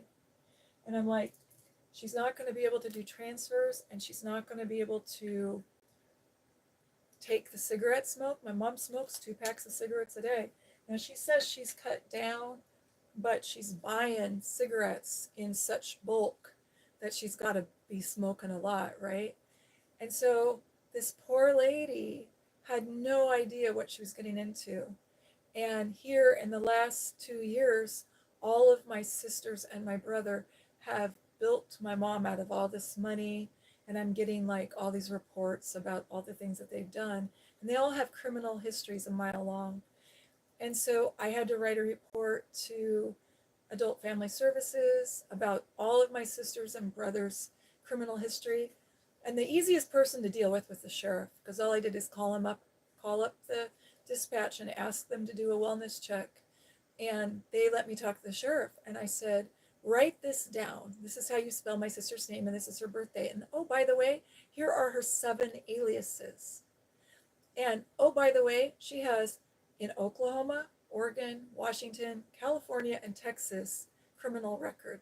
And read what it is. Just type her name into the computer. And he goes, "Oh my Lord," really loud on the phone.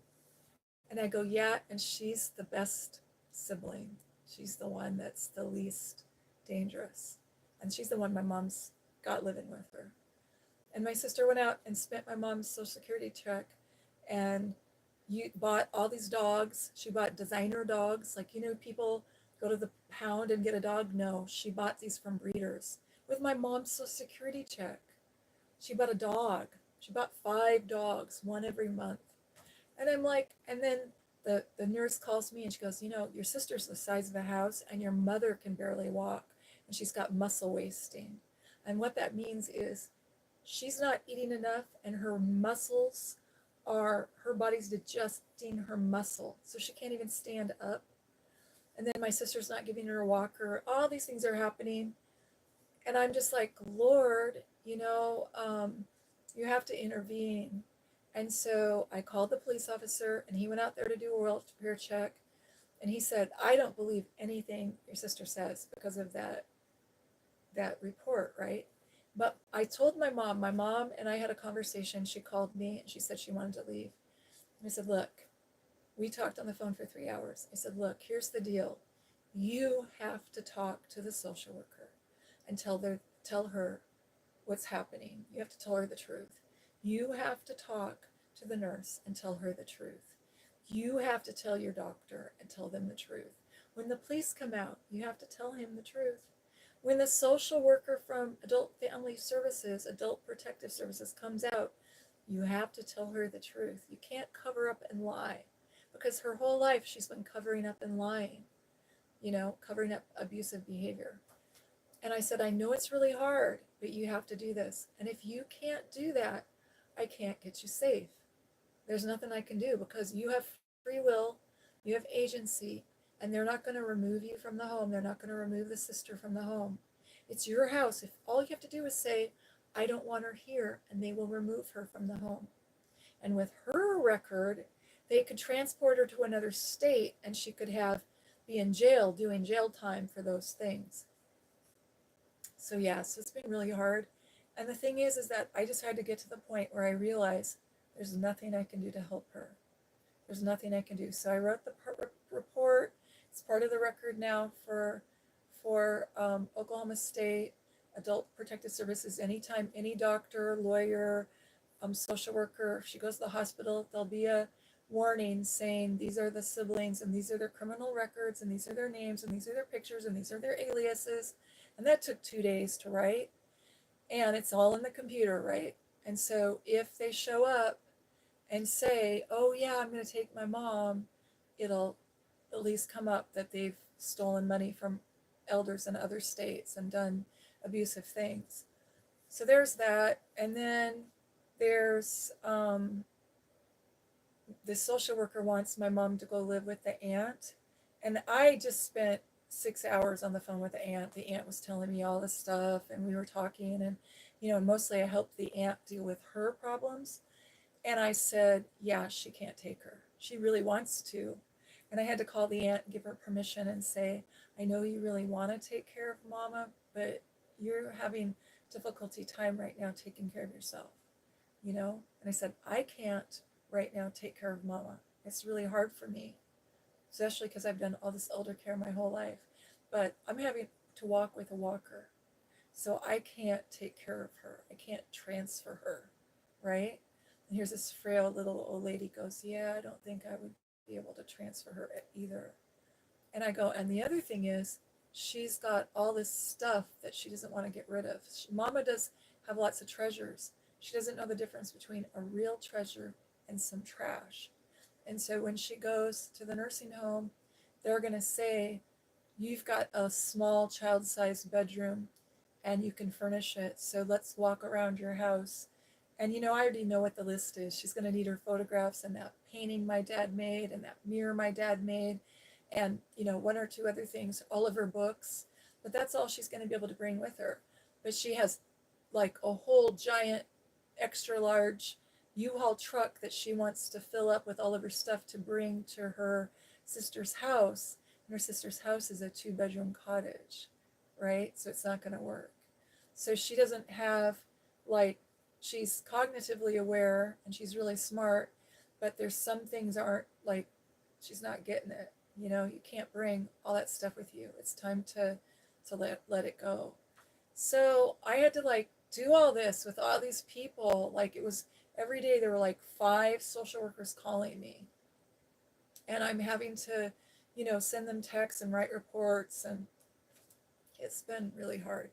So finally a few days ago I just said, this lady called me and she said, okay, well, then we found an apartment for your mom or a nursing home. And the nursing home was really nice. She was there during rehab and she really liked it. And they're really good people. Everybody there's a Christian. I mean, pretty much everybody. It's the Bible Belt. It's really weird. They have Bible studies. They have a chaplain. I sent my mom this jump rope and these little clips, and I wrote all these verses out in calligraphy for her room.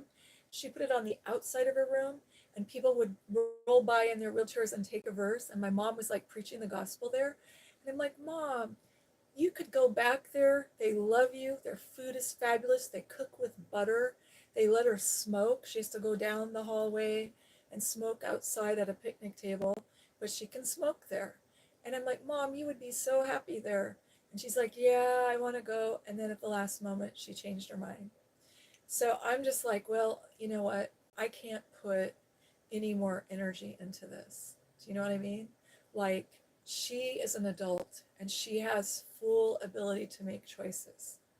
And so unless you deem somebody incompetent and they have to have like Alzheimer's disease or be really far gone, even people with Alzheimer's disease still are competent to make their own choices.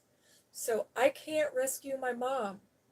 So a couple days before the first of, my mom stopped answering her phone, and my sister won't answer the phone. So I had the police go out there, and she said, and the adult services, protective services lady went out there, and she says, everything is fine. I'm fine. I want to stay here. And I'm just like, Mom, do you know how much work these people have put in to get you safe? Like, my mom doesn't even have a lock on her door. She doesn't have a door that hangs all the way. Okay? The house is going to be condemned. She doesn't have a stove that works. The pipes freeze in the winter. Okay? She hasn't fixed anything.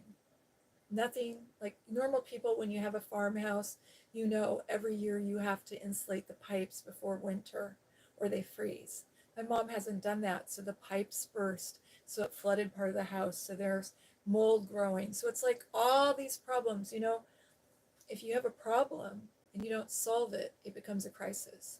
So what I had to come to terms with was, this isn't really a crisis, it's a lifestyle choice. That she's lived her entire life, one crisis to another. And so that's why I'm really good at managing crises, because I've been doing it my whole life. And so I had to really look at it and say, maybe this is something that Satan's bringing into my life to try to interrupt my life and my ministry and what I'm doing. Because it's been like this my whole life. All my siblings having drama, I cut them all out of my life. And I just said, I choose to live in peace, And so, I can pray for them, but I can't have them like my sister was a prostitute and she was really involved in sex crimes, and she had children, and she got her children permanently taken away for human trafficking. Okay? And that was a whole big thing where I had to relocate my family to be safe because my sister kidnapped my baby. She came to my house and I did not know she was in drugs. I didn't know anything about drugs then. And she held my baby and went running down the road with my baby, and she was high on coke. And went running after my baby, tackled her, trying to tackle her. I had my phone and called 911, and where I lived, they sent the police out right away, and they sent a dog, and the dog grabbed her, and then they gave me my baby back. And I never saw my sister since. I've spoken with her on the phone a couple of times, and she called me and apologized to me. She became a Christian, and she said, "I'm really sorry. It was my fault. I was high on crack, cocaine, you know?" And so this is the kind of things that happen. So I had to move my family to an island so that they have to pay $35 to take a ferry to get here. And so they're not going to waste their money, right? And now I work with law enforcement, so everybody knows, don't answer the door if any of Jeannie's siblings come to the door. If somebody calls you and says their aunt so-and-so, don't answer the door, you know? And so that's how bad it is. And people don't realize we're talking real criminal behavior. Okay, her children were being sex trafficked and they were removed from her. And so when that sheriff's officer got the teletype or the computer screen, whatever it was, typed out and looked at that, he just went, "Oh my God." And he just goes, "This really sweet man."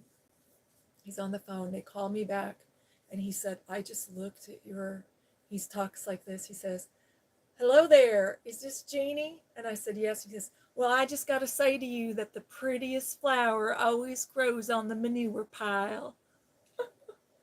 He was like flirting with me.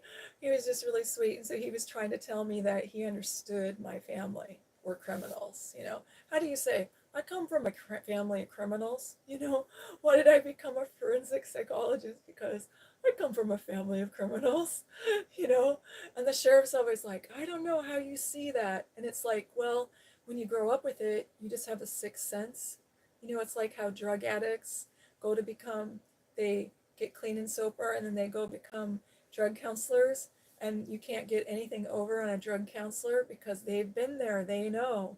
They know you're hiding the balloon full of pee in your sock inside your pants, and it's your neighbor's pee, and you're really still using, and you're pretending at the pee test to pee in the cup. They know. That's why they have you take your clothes off and watch you pee in the cup, and they know all these tricks because they've been there. And that's like with me. I had to say to the social worker, 23-year-old social worker, very sweet, very well-meaning, just got out of school, and I had to say, "Look, here's the deal. You don't take, these siblings are criminals." And so my sister took $30,000 check away from my mother, went and got fake ID and signed her name, and went to the bank and cashed that just a few days after my father died. So if you let this vulnerable adult live with another vulnerable adult, what's going to happen is all the chicken hawks are going to circle. They're in Oklahoma, so they know farm. All the vultures are going to circle, and they're going to all come in. And she goes, "Oh, well, they wouldn't do that at end of life." And I'm like, "Honey, my daddy died, and 7 days later, my sister had emptied my mother's bank account." Yeah, they will. They wait till you're vulnerable. So these aren't people you have tea and crumpets with. You don't invite them at end of life. Okay? They would totally manipulate and they would just have another mark, would just be another person to abuse. That's all this lady would be. And so I had to explain this to this naive, sweet social worker. And so, maybe God let me go through all this so that I could help that social worker think this through better. And maybe that was part of her training. I don't know. I'm hoping so. I keep looking for a reason for this to happen. You know what I mean? But what ended up is I had to come to the point of just saying, you know what? Sometimes I have to say to clients, "Call me when you're serious." Like they don't really want to get well. They just want to talk about it. And I'm not the kind of counselor who sits there and does 32 sessions listening to the problem. I solve problems. I empower people to solve problems. There are counselors that you can go to that will sit and listen to your problem 32 sessions. But I'm like, I take action. You know, there's this affirmation I wrote for somebody. It says, um, here it is. I just wrote this affirmation for somebody. Um, I solve problems. I take action, and I solve my challenges and move on with life. And so that's the goal. It's not to stay stuck in abuse. It's like, let's call a spade, say you're being abused, and let's make you an exit strategy. And sometimes I have to say to people, you know, you can call me when you're serious. Or you can, here's the name of a Rogerian therapist. And they'll sit there and smile sweetly and say, how did that make you feel? Oh, okay. Well, what do you think you should do? Oh, okay. Oh, it's almost time for our session to be over. That'll be $180. And next week you can come back and we'll do the same thing. And in 32 weeks you get nothing solved, but that therapist has a big pocketbook or a big nest egg. You know what I'm saying? And so I don't work that way. I say to people when they first see me, if you're not willing to do homework, I'm not your therapist. Because I can't sit by and see all these problems and not start solving them. And I want to empower you to solve your problems and move on with life. And, you know, another one I wrote was, I have a right to set boundaries and protect my self-esteem. No, protect myself from drama. Let me say it again. I have a right to set boundaries and protect myself from drama.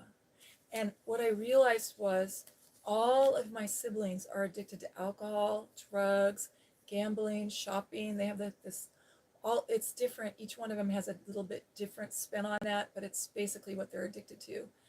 But the major thing that they're addicted to is the drama. They like the drama. They create drama.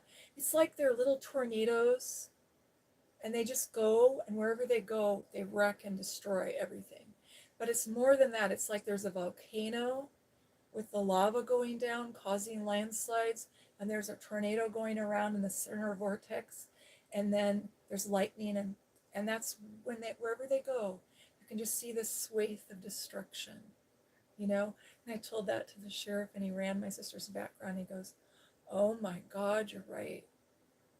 And she has this swathe of crime that just goes from everywhere she goes. And so, yeah, that's why I work with law enforcement. So God's good, and I'm going to put these back really quick so I don't forget that I have a right to set boundaries and protect myself from drama. So it's been really hard though, because my vision in my head was I was going to take care of my mama. And so now I know best way I could take care of my mama was write something for her and write up the history of the family and give it to law enforcement, give it to the adult protective services. Now it's in the computer. So if my mom goes to their doctor and she's got bruises, they are going to look on her medical chart and they're going to see that and they're going to go, oh, who are you living with, right? And most people do nowadays. If you go to the hospital, I was kind of amazed how many times they asked me if I was being abused or if I was suicidal. Most doctors, most healthcare nurses and professionals now know how to ask questions, but very few people admit it, you know? Very few people will admit that someone's abusing them. But I did my very best, and so I know that God let me do my very best. So in a week, she could decide she wants to go to the nursing home. And I really think the nursing home is the best place for her because they have security. It's a lovely place. My mom felt welcome there. She was happy there. She was joyous there. Even the insurance company, their nurse, even who has to come and visit her once a month, she even said that she was so much happier when she was at the nursing home. And so what'll happen is they'll have security. So when my brother comes, tries to get her social security check, won't happen. They won't let that happen. When my sister comes and tries to empty out her bank account, it won't happen. When somebody comes and tries to steal her house, it's not going to happen, you know? So everything, she's going to be safe, she'll be warm, she'll be dry. Where she's at, she's cold, she doesn't have enough food. You know, that was the worst part, is I was buying food for them, and I found out that my sister, from the police officer, he said, my sister was eating this huge big plate of food. He says, your sister's the size of a house, and your mother is this little thin thing, and my mom was eating soda crackers. You know, so I said to the insurance company, you got to get a home health aide over there who's feeding my mom, bringing her food, you know, so it was very frustrating. So anyway, God's good, and I just bless them all. You know, they say, Jesus says in the Bible, bless them that persecute you, that the Heavenly Father, God, He rains His rain down on the just and the unjust, the wicked and the good. And so we're supposed to be like Him. So I pray for my siblings. I bless them all in Jesus' name. And I know by faith that I can do that, and I've forgiven them.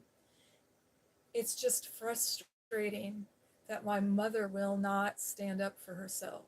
It's very frustrating because my mom is not a weak person. She's very strong-willed. So at this point, I just had to say, okay, I'm not doing this anymore. I don't have any more time for this. And I told her, my mom, that the other day. I said, Mama, I love you, but I need to finish my book. Okay? I need to get well. And I can't get well if it's continual drama.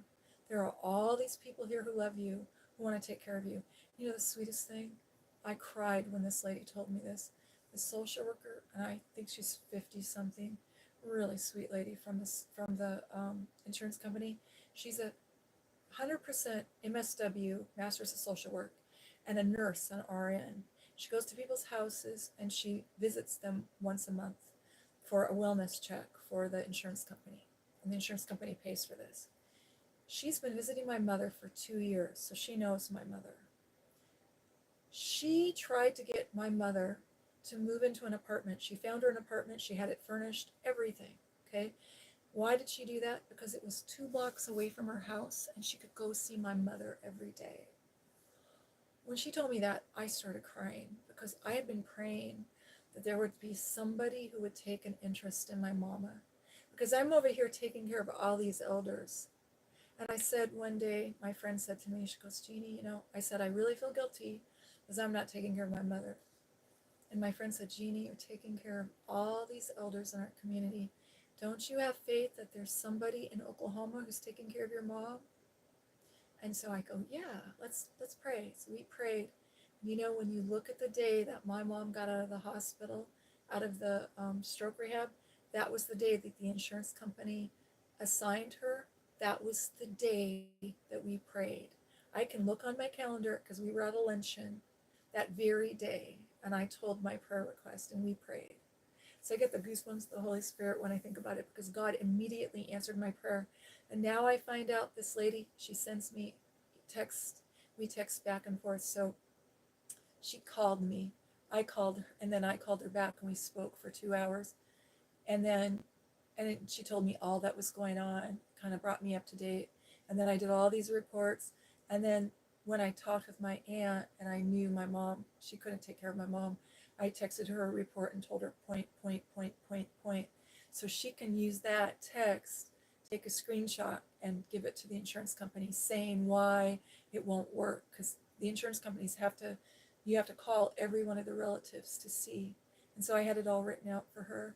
She's so sweet. You know, she calls me up. She goes, you know, I enjoy visiting your mama. She said, my mama died in January. And she said, my mama wouldn't come and live with me either. And she goes, and there's a lady in Florida who's a social worker who visited my mama. And I couldn't believe it. And then she goes, would you like to do a group call with her? And I said, okay. She goes, I'm going to do a call in 20 minutes. I go, I could do that. So we did a video call, 3 of us, all nurses, all social workers or counselors. We all have a mama who wouldn't let us take care of her for whatever reason. So it's like a little support group. So God blessed me with somebody who's over there watching over my mama, and he blessed me with a support group to deal with my feelings. So I had to finally say, you know, I can't do this, Mom. I'm sorry. And it was really hard for me to tell her, but I don't mean tell her, it was really hard for me to get to this pace in those 3 days after getting home from the hospital that I admitted to myself, you know, I can't do it. So God's got a plan. So I'm going to read what you say. And um, and she says, nicotine and caffeine was my diet for so many years. I'm so glad it isn't anymore. Praise God. I'm praising God.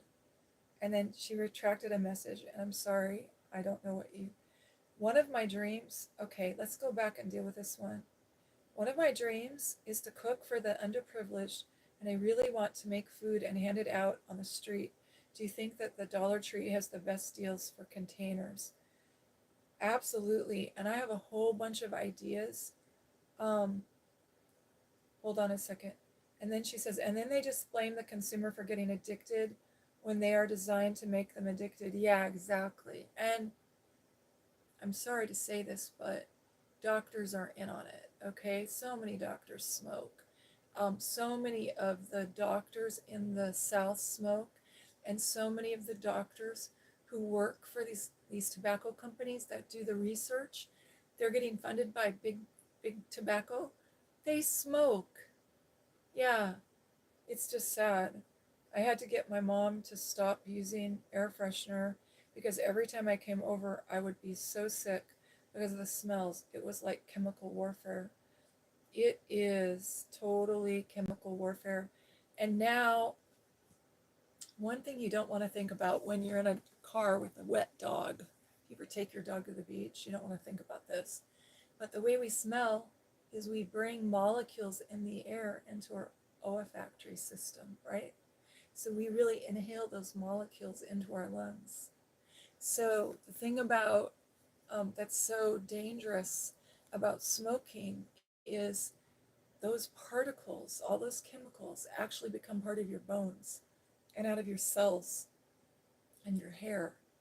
So like they can go like, forensics when they find a body and it's partly decomposed or it's just a skeleton, they can do a test and they can tell if the person was a smoker or not. Even when they just have a skeleton, they can tell because that smoking is becoming part of your cells and it ages people. I'm so glad you quit. I'm so proud of you that you quit. One of the ways when I talk about cigarettes, I always tell people there's a drug called Wellbutrin, and I'm not big on drugs, okay? I think if you have to take psychiatric medicine then you keep taking it. So I would never tell anybody to stop taking a medication. But there is a medication called Wellbutrin, and it is an SSRI, a serotonin reuptake inhibitor. And you can get a prescription from your doctor for like 2 months. They usually make a prescription for a year at a time, but you can take it for 2 months and stop smoking. And I have a 97% success rate with clients who smoke that I've told this to, and they go in and they get it and they quit. And you can also, a lot of public health departments through the state will pay for people taking nicotine patches, or you go to the pharmacist and they have these kits and it's like nicotine patches. And what you do, there's like these big patches, right? Is you cut them into strips and it's like you titrate, you do less and less and less. And so I have a lot of clients who stop that way too. And here in Washington State, the public health department will pay for it. They'll give you the kit, the nicotine kit. It's like $120. You go to the pharmacy, but they'll give it to you for free to get you to quit smoking. So I'm really glad when people stop smoking because it's really hard doing end of life care with people who are smokers, and it's just the suffering that they go through. And it's very hard. Hi, Juanita. Welcome back. I'm so glad you're here. So let's answer your question. Let's go back to one of my dreams is to cook for the underprivileged, and you really want to make food and hand it out on the street. Do you think Dollar Tree has the best deals for containers? Okay, I have so many ideas about this. The thing about Dollar Tree, I love Dollar Tree. We have, in the South, they have Dollar General, and the thing that I was always mad about is that they charge $3 for items instead of $1.50 or $1.25. But for years and years until 2020, everything was $1 at the dollar store, and we had like 3 different dollar stores in Seattle. I mean, how do you say that? Corporations, like, you know how McDonald's is a fast food restaurant, and Burger King is a fast food restaurant, and Jack in the Box is a fast food restaurant, but they're different corporations that own them. It's like that. It's like saying one is a Dollar Tree, one is a Dollar General, one is a Zappa, or I forget the name of it, but it's Suko or something. It's Japanese. But we have all these different dollar stores here, so sometimes what I'll do is I'll go to the mainland just to shop at the dollar stores. Okay, we have a dollar store here, but it doesn't have everything, right? But I love going to dollar stores, and I always have, like, my whole life. And it used to be always $1, right? And you used to be able to get 2 things for 50 cents at the dollar store. Now, and then 2020 happened, and it's $1.25. And so they did that because it was so incredibly expensive to do shipping, trucking, and gas prices went up. So when you go to the dollar store and you see something for $1.25, they're buying that for 50 cents. It's costing them 50 cents. Like if it's a private dollar store. If it's a big corporation, they have so many stores that it's way less than that. It's like 10. But here's the thing. You were asking about containers.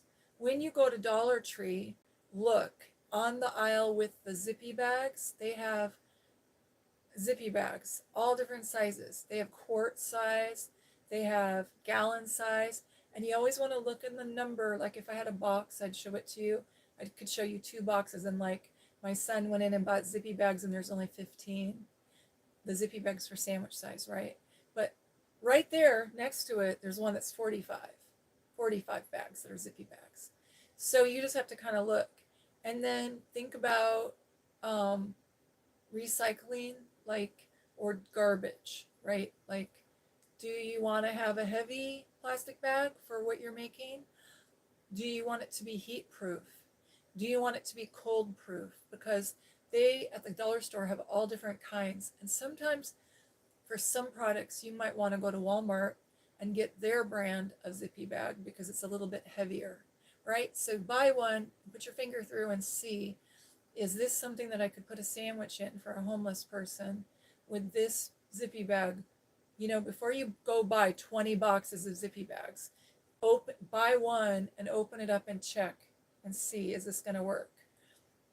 So another thing is sometimes some of the cheaper brands at the Dollar Tree, they don't, when they're made in a machine, and you'll open up the bag, and at the bottom the zippy bags won't be sealed.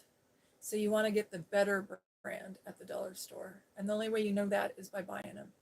So then go on the aisle. There's usually an aisle where they have silverware and plates.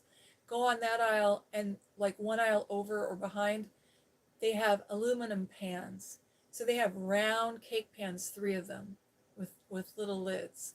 They have great big turkey pans. They have 3,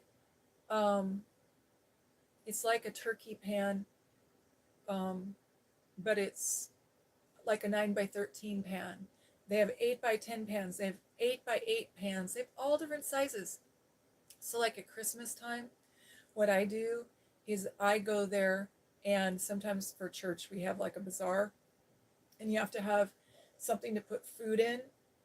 And sometimes people make casseroles to take when people have a baby or somebody dies, and we'll make like a whole bunch of lasagnas, and we'll get those 9x13 pans, and there's like 3 of them in one thing. So it's 33 cents for an aluminum pan. But I always line the aluminum pans with, can I ever think of what's this called?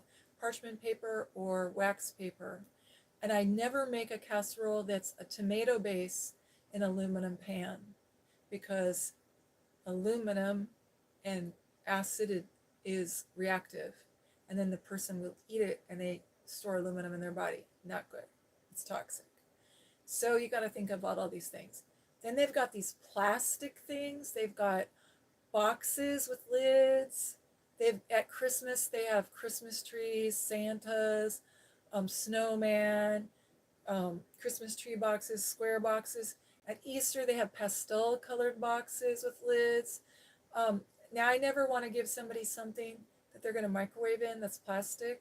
So I always, when I deliver food to somebody, I always say, we want to take this out of, this is just a storage container. You want to take that food product out and microwave it in glass, right? You don't want to microwave in plastic. That's really toxic. So they have all different, you wouldn't believe it. Let's see if I can reach this. In baskets, I gotta move something out of this so you don't see my, okay, this is a little basket that they have at the Dollar Tree. Can you see it? And I use it to put the baby books in, the board books that I read, stories to my grandkids. Okay, but these are great. You know what these are great for? They're little totes. You can carry it. They're great for, you could make a gift basket for people who are homeless, like put toiletries, or like what I did at during the pandemic. There were lots of elders on my block that I lived, and so remember when we were in lockdown and nobody was going out anywhere, nobody was visiting.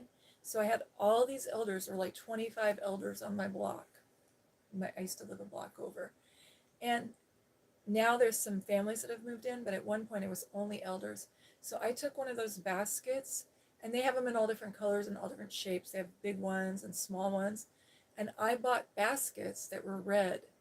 And they were all these single women that were widows.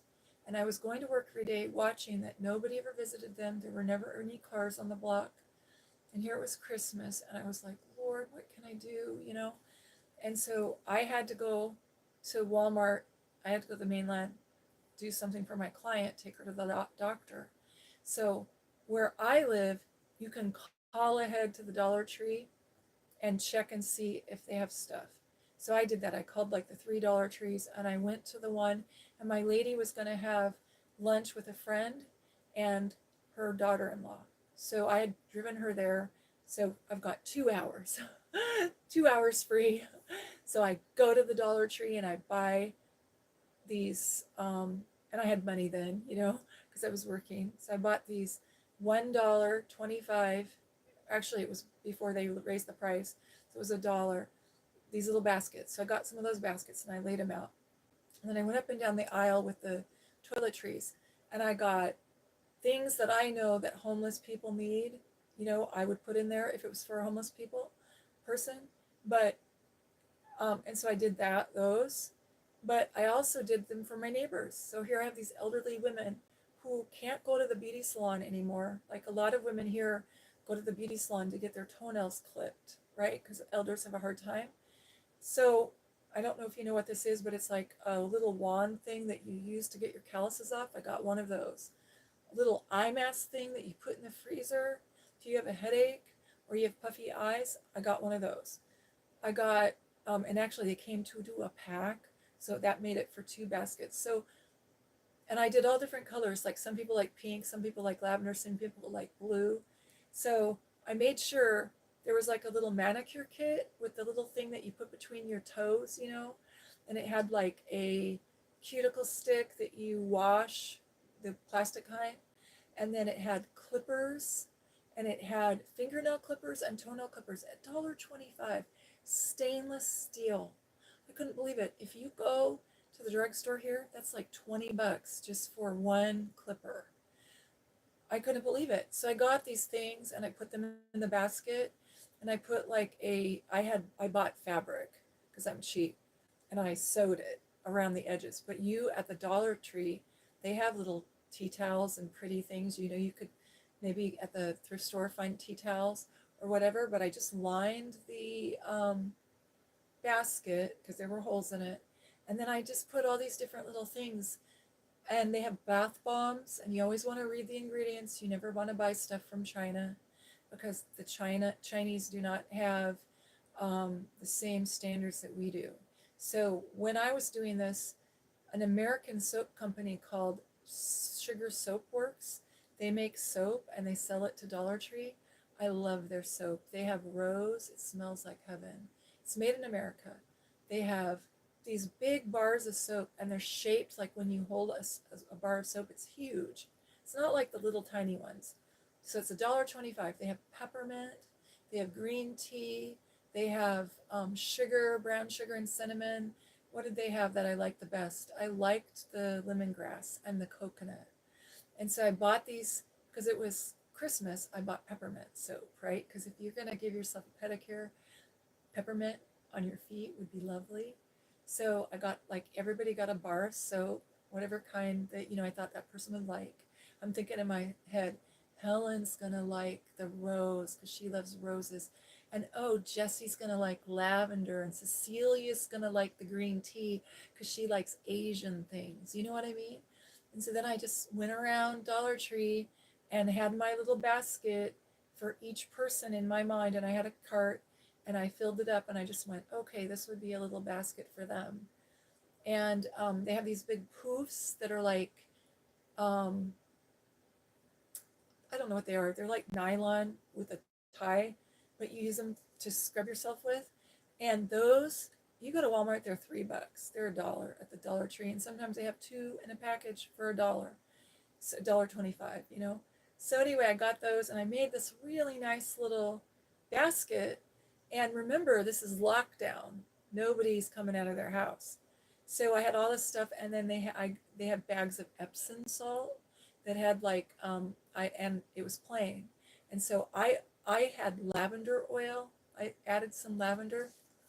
Oh my goodness, I have to plug my phone in. Hold on. Gotta plug in. Let's see how we do this.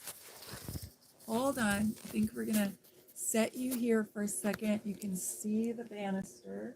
I'm gonna plug this in, so I have to.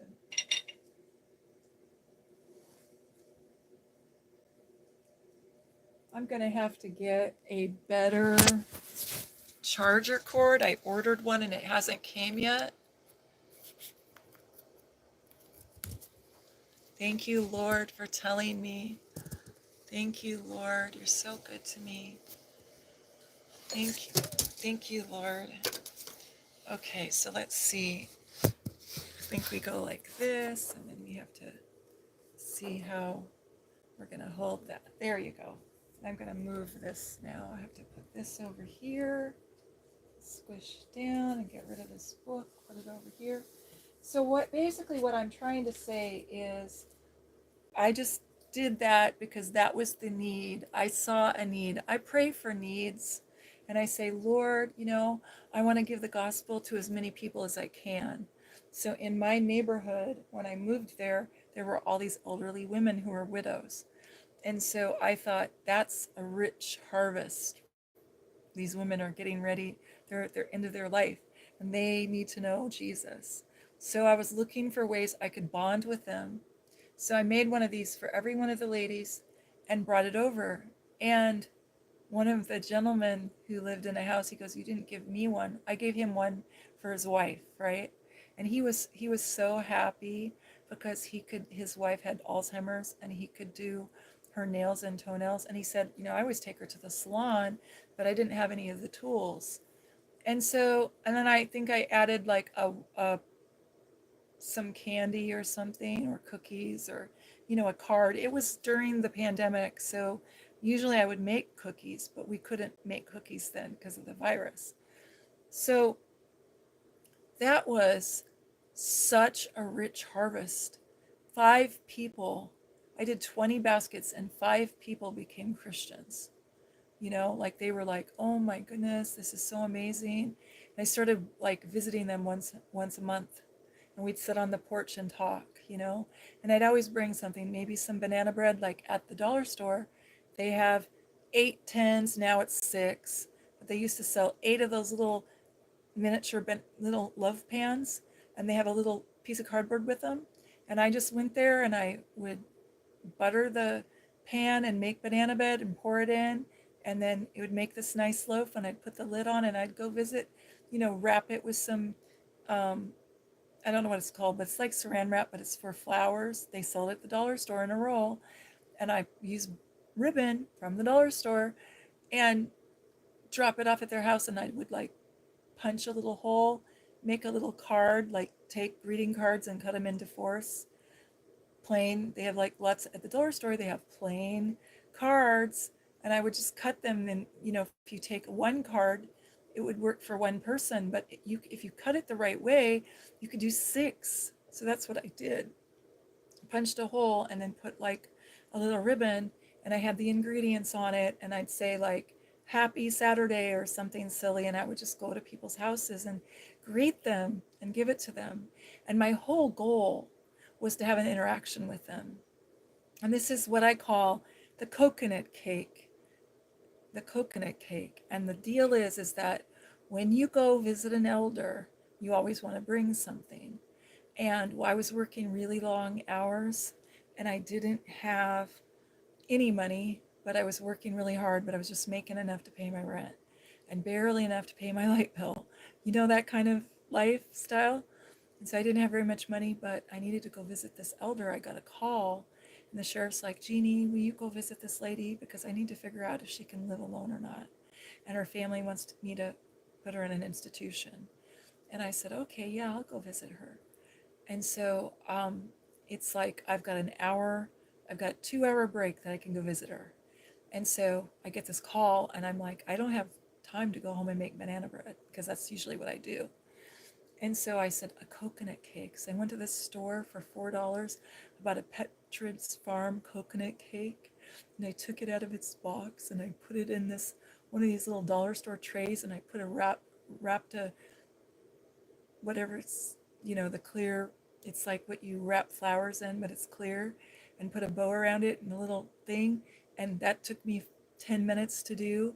And I got in my car and drove to her house, and knocked on her door and showed up, and hi, I'm your neighbor, because I am her neighbor. I live on the same island. And brought her a coconut cake, and she let me right in, and we sat down and we had tea, and she told me all the things that were going on with her family and how her son was harassing her and wanted to put her in a nursing home so he can have her $1 billion farm. And I said, I can help you with that. And so we went and filed some paperwork and got a restraining order against her son. And it was very serious what was going on. So it wasn't lightly that I do that. But anyway, we helped this lady, and then we found somebody in the community that needed a place to live who was a nursing student, and she would like to rent a room, and so she moved in, and she's going to school, and so now this lady has a companion. But the coconut cake is what got me in the door. So sometimes when you go help people who are homeless, or people who are, maybe they're not homeless, maybe they're just spending a lot of time on the street because they're an addict, or maybe they're an alcoholic, or maybe it's a single mom who lives in the projects, or maybe it's just a lady at your church who nobody's seen in 2 months, and you want to go say hi. Bring in a coconut cake with you, bring banana bread, or bring in a basket of little trinkets that you get at the dollar store, can get you in the door. Do you see what I mean? And God wants us to give. And so that's how I give. When people tithe, I tithe a lot of times my energy and my time, and I tithe gifts, because I've never had anybody reject a gift. And people write me thank you notes. They tell me years later, oh, I remember when my husband died and you come and visit me and you brought me that pie. That meant the world to me. Thank you so much. I'm sorry I couldn't write you a thank you note, but I was so depressed. And I'll go, oh, I understand. It's okay. You know? And I just went to the hospital, and when I got back home, my really good friend, farmer's wife, called me up, and she says, she texted me and she said, would you like to have some soup? And she brought me 2 big, huge jars of homemade soup. And it was so great. I didn't have to cook for 3 days. I could have soup. It was wonderful. And so I really believe that God wants us to give hospitality. And these days, a big way we give hospitality is visiting people. Maybe they're not going to come to our house, but we could go to their house for a visit. I'm going to see what you say. And also, the thing with the containers, it depends on what you're doing, because what I always say is price check, because a lot of times you can price check online, because sometimes you can go to Walmart at a clearance and find better containers. But sometimes you can go to the grocery outlet. Sometimes you can go to the restaurant supply store. I know for years my church went to restaurant supply, and I didn't buy them, somebody else did. I was so shocked how much they were paying for containers. When I was a little girl, I remember my dad at Christmas one time went to some store and bought like 25 different containers, little thin containers, plastic containers to put cookies in, because my mom, we always made cookies, brought them around to all of our neighbors. And so I'm used to getting things like that in bulk. But lately, Dollar Tree, I was so disappointed in December when I went there, December 24th, because lately they've started having items that are $3 or $5, and that really disappointed me. So they've actually gone through their food, and some things that were $1.25 now they're charging $3 for. So the Lord had told me that was going to happen. So I stocked up on a lot of the things that I buy there. And at 2020, the Lord told me that I saw a notice that they were going to raise their price from $1 to $1.25. And so I had a job. So I made a list of everything that I would need for 3 years, because I thought the pandemic was going to last 3 years. And so I went to the Dollar Tree with my paycheck and, cashed my paycheck and then went there and bought everything that I would need for my family for 3 years and stored it. And I figured out I saved so much money, because think about it, if that bar of soap cost $1.25, or if it cost $1, you save a quarter. So every 4 items I was saving $1. So I still have soap in my bathroom from the Dollar Tree that I got at $1 a box, and now it's $1.25 a box. But I use only that brand of soap, and I know I like it, so I don't worry. And toilet paper, they have really good toilet paper there. They have it's 4 rolls for $1.25, and my kids tease me because they just go to the grocery store and buy, the 12 rolls for an outrageous sum. And I always have it in my storage unit. I have a shed here. I always have toilet paper. So where we live, the prices are really high. So it's worth it to drive to go to the Dollar Tree to get things on sale. And some things, it just amazes me what they have. They never have the same thing every time. Some brands they do. Um, And then I wanted to tell you about my idea about your cooking too. Yeah, the air freshener thing. Oh my gosh.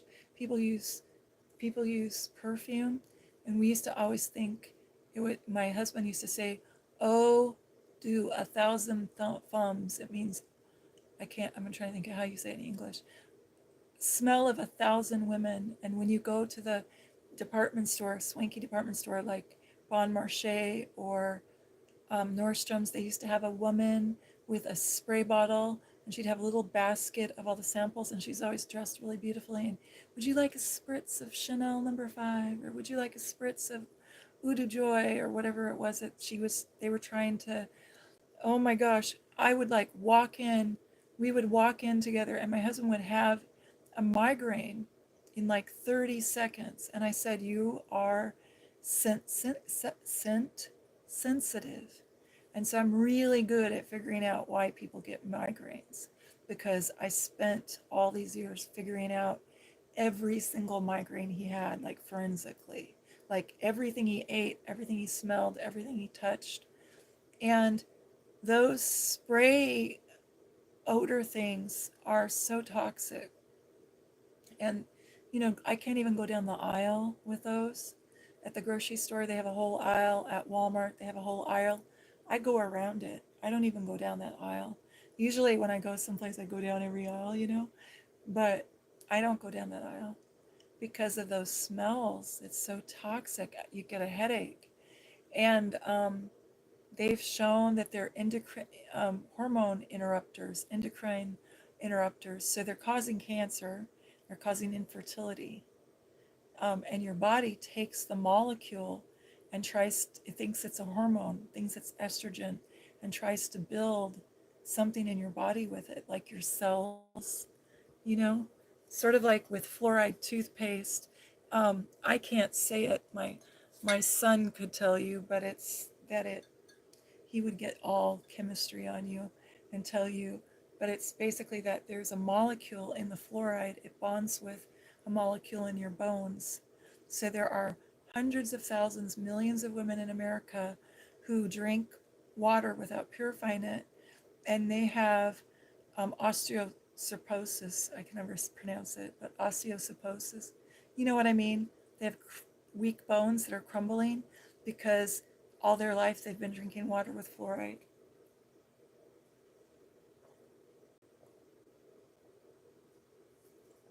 I'm going to drink water when I say that. But yeah, so the fluoride actually bonds and it replaces like the calcium in the bones. So people don't realize what you need to have good bones is boron. So if you're a woman and you want to look up a mineral supplement, you want to make sure it has boron, Boron, and that's what gives you strong bones. But the dental hygienist and the dentist are telling you fluoride's so good for you, but it's not. It'll age your skin, and you'll absorb it. And a lot of people who have arthritis really have fluoride toxicity, and we know that now. Scientists know that. So you get in trouble if you say that, though. I just don't use it. I don't use it. There's a minty, I'm out of my toothpaste, and my kids like the fluoride toothpaste, but I buy the Toms of Maine without fluoride. So I was out of my toothpaste, so I went and used my son's toothpaste quietly, and in like a week, started having pain in my hands. It was like, what is going on? And then scientist friend, and he said, are you using anything with fluoride? And I said, yeah, I've been using my son's toothpaste. And he goes, oh no, don't do that. It'll give you arthritis. And so I had to fast. I did a water fast, and I fasted for a week, and then it went away. And I didn't use any more of the fluoride toothpaste, and it hasn't come back. I haven't had any more pain. But I was having pain in my joints after brushing my teeth with the fluoride toothpaste. And I told that to one of the doctors at the hospital, and the doctor goes, oh, that's just your imagination. You're a hypochondriac. And then the lab tech was there, and he goes, it's not your imagination. He said, the fluoride binds in your bones. It'll give you pain. And so that was sort of scary. They did a bone scan, and they see how dense your bones are. And he took me over and showed me, have you ever seen where you can see x-rays? It's like a big white wall, but it's light. And he put up some examples, and he covered up the names so I couldn't see the names. And he goes, this lady has advanced degeneration in her disc. And he goes, and this is what we see with people who use fluoride. So every time you turn around, there's some chemical that they're putting in our food supply or trying to tell us is healing, and it's not, And I understand that they're doing it so that they don't have tooth decay. But you don't need to keep, when you're a child, that's different. You don't need to keep having it when you're an elder or an adult. I'm going to see what she says now. Um,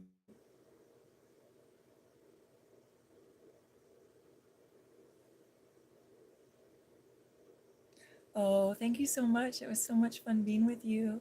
You have a lovely day. Winsome Cat, I love you, and I'll be praying for you. In fact, you want me to pray right now for your test? Let's pray for your exam, okay?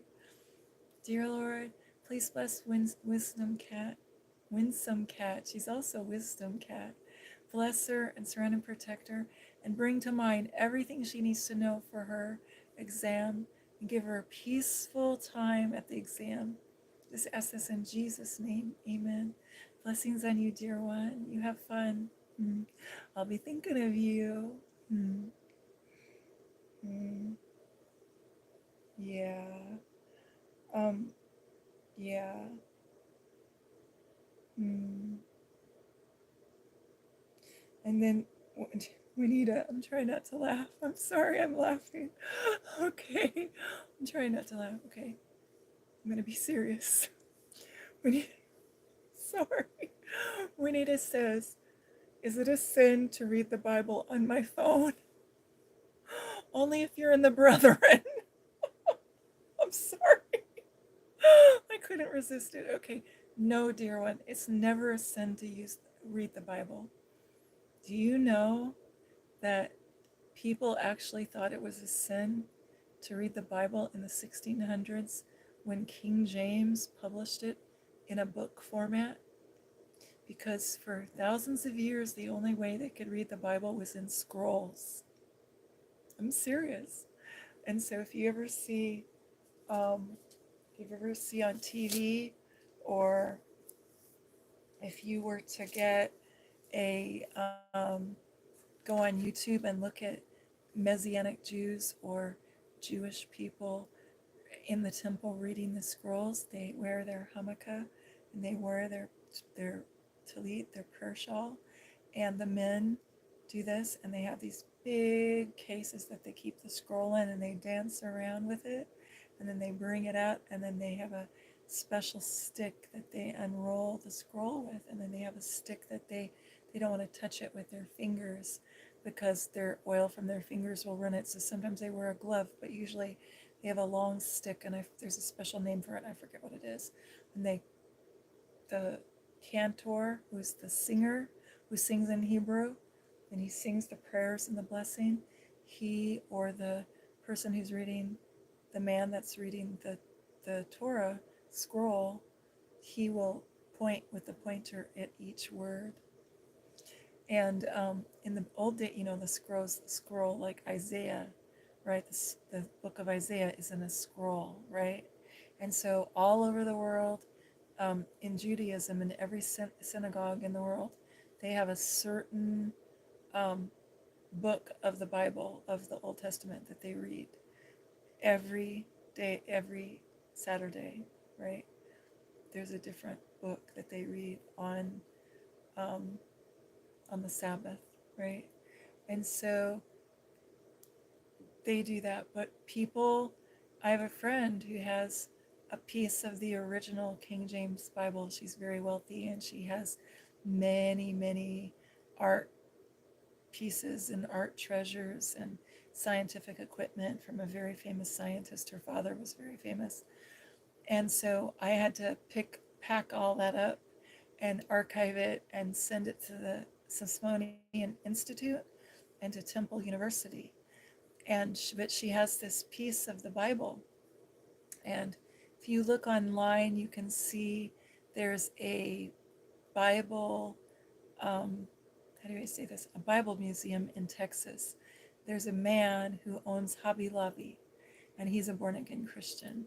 And he has been buying all of the texts and artifacts that he can that support Christianity.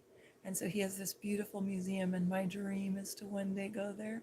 But during the pandemic, they did videos of it because they weren't letting anybody in. So they did videos of it. So there's online tours you can go and look. And you can see pieces of scrolls like the Dead Sea Scrolls.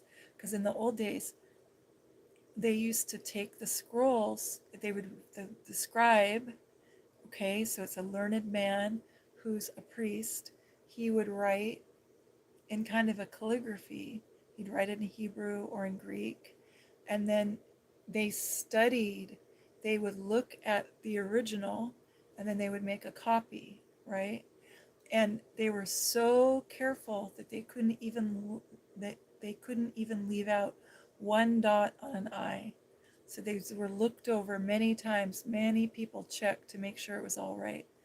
And then what they did when the Roman occupation came, the Romans were persecuting Christians. So they were feeding them to the lions, and they were torturing them. The disciples all were tortured and all were killed. But what some of the Christians did, the Essenes did, and some of the different Christians, is they hid the scrolls that they had of the Bible in clay pots, in jars. And they are catacombs. They hid some in the catacombs, which are caves underneath the cities. And some of them hid them in the Judean hills. And there's in the Middle East, over, you can look it up, you can Google it, they found the Dead Sea Scrolls. Somebody went into a cave one day and they were just looking around. They were a shepherd and his sheep or goats ran off and he went to go find them and he found his goat, but he also found a pot. And in the clay pot, he took it home and opened it up, and here were the Dead Sea Scrolls. Okay? So we have biblical archaeology as a whole study. So there was a time in the 1600s when, a little bit before that, when the printing press was made. And so, you hear about, you've probably seen pictures online or seen in school or in a book about how they do printing, where they take the reverse image, the little pieces of metal of like letters that say, like if we're going to write your name, they're going to put the J for Juanita, right? And Juanita, and they're going to get a big size print for a capital J and a small size for the U, and they write it out and they line it up on a board, right? And then when they do the newspaper or the scroll or the Bible or the book, and when it's all done, when they have that page all laid out, then they lock it in. There's a special way they can bring down a lever and lock it in so they're all tight. And then they take ink and they paint over the metal, and then they take a piece of parchment or a piece of paper and put over, and they bring the handle down, and that's what the printing press is, and it prints that newspaper or that scroll or that page of the Bible. So then they did a whole bunch of pages like that. They have to individually typeset. So in the old days, when you look at a Bible and look at any book in the old days, it would be every line in the book was individually typeset. So like in Seattle, you can go to the Seattle Times and you can see the printing press, and they still use those little metal letters. And sometimes you can go to a thrift store or an antique store or a museum and you can see printing presses, and it's really fun to see it. But people got upset when they made the transition from scrolls to the printed Bible. And there were people who thought you weren't holy unless you read on a scroll. Isn't that interesting?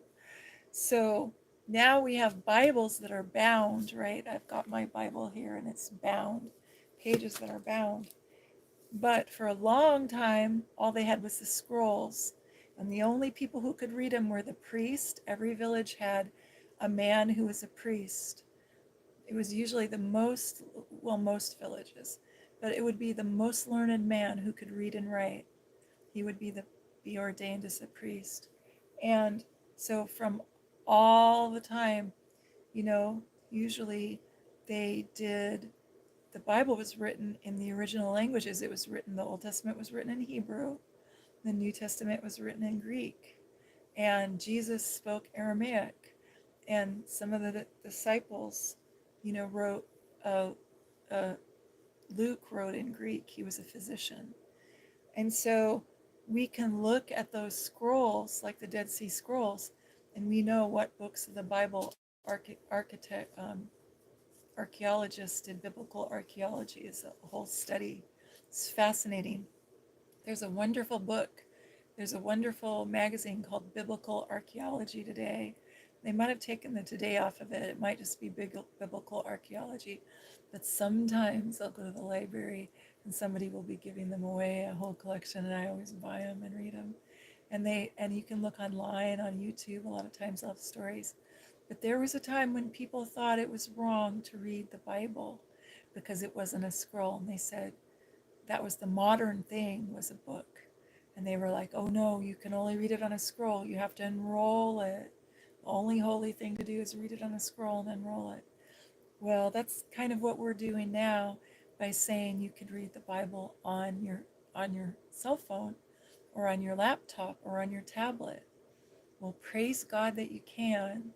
Isn't that amazing that we live in a time when people put the Bible digitally? Isn't that great? But here's what I would tell you, okay? This is what I would tell you. This is what I tell my children and all my clients. You want to get a Bible that's the one you can understand. You want to get two, and you want to hide one, okay? Like, I have a Bible. I'm not going to tell you where it is, but it's in a 5-gallon bucket with decusant, and I buried it someplace with stuff that gets some moisture, because they're going to take our Bibles away from us one day. It says so in Revelation. They're going to take the Word of God away. So right now, it would be good. It's great any way you want to read the Bible. You know how I read the Bible? Let me grab my Bible and show you. I can reach it deep in the recesses of my book pile. Here it is. My Bible's falling apart because I read it so much. I read it in bed and it's falling apart, but I love it. It's my favorite thing in the whole universe. So, and then I read it so much that Psalms falling apart, so I had to get little miniature books of Psalms to read. And now I'm reading, when I read online, I read it out by candlelight with this big, or by lantern with this big book, you know, the big one you see me reading. But no, there's nothing wrong with reading your Bible online, but I do recommend that you get a real hard copy Bible. And you can go to BibleHub.com, BIBLEHUB.com, and they have, it's the most wonderful place. There's all these little squares, and you just touch on devotion. It's a heart down on the right side. They'll say devotions, and it's inside a heart. And they have a daily devotion you can do. It's Spurgeon, morning and evening with Spurgeon, and it's free. And they also have Tyndale House Bible devotional, and they have the Bible League, and they are really good. They're really good. I go there every day and do that. And then you can, at the top, there's a line and it says, what verse are you looking for? So let's say that you remembered, for God so loved the world. You couldn't remember the rest of it. So you type in, for God so loved the world, and then it'll say, he gave his only begotten Son, that whosoever believeth in him should not perish, but have everlasting life. And you hit on it, and it'll be John 3:16. It'll tell you where it is. And then it'll show it in every translation of the Bible, like 30 translations. And it'll even have it in the Greek at the bottom. And then you can scroll down further, and there's commentaries that tell you all about it. So you could also, at Bible Hub, you can also look at every version of the Bible. And I think it's really good to look up a verse you know, or that you can understand. And so it'll have King James, New King James, New American Standard, New American Standard 1997, New American Standard 1976, New American Standard, current New American Standard, because people change their translation, because when they learn more words or they study, they think, oh, you know, when we published that, we probably, like, for example, be perfect like your Father in heaven is perfect. A lot of people translate that, and they don't realize that the word means whole, be whole. So we're supposed to be whole. It doesn't mean that you have to be perfect, like every single thing you do is 100% right. It's be perfect. And so they have it translated in all the different versions, and you can look at it and say, do I understand the King James? Then I want to get a King James. A lot of people don't understand the King James. So you go down until you find the translation that you understand the best. And then you look up verses in that. And then maybe you're going to say, oh, okay, that's New American Standard, or that's the Holman Study Bible, or that's the Living Bible, whatever it is. Then you can order online at Christian Discount Books and buy that Bible for just partial price that it would cost you to buy it at a Bible bookstore. and it comes in the mail, and there it is. But it's always nice, I think, to read the Bible. You know the ways that people are upset about reading the Bible now? Remember I told you about the scrolls? And then we had the Bible books. And then somebody thought of, when I was in the Brethren, they were worried because somebody thought of the Life of Christ in stereo, which when I was 20, I was so radical because I went and babysat and made some money. I, I had a nursing job, but as a nurse, but I also made extra money, and I bought this Bible, and it's Matthew, Mark, Luke, and John. And I don't know if you noticed, but some stories about Jesus are in one but not the other. And so this person wrote this book called The Life of Christ in Stereo that was done in the 60s, and he wrote, or the 70s, and he wrote, so if Matthew tells the story and Mark tells a story and Luke tells a story and John, it's all there. But some of them, there's a big hole for Mark because Mark condenses and leaves out this story, but the other ones have it. And so it's really nice to be able to read from all the Gospels. So I was radical because I bought that. And then somebody thought I was radical because I decided to take Greek and Hebrew and read and get a Greek interlineary, which is where the whole Bible's in Greek, the New Testament's in Greek written out, and then underneath it, it has the English translation, word for word. And you know, if you don't language, if you're studying another language, it's awkward because like they don't put the nouns and the verbs in the same way we do, or in adjectives, so in English. So anyway, that was really radical that I bought a Greek interlineary.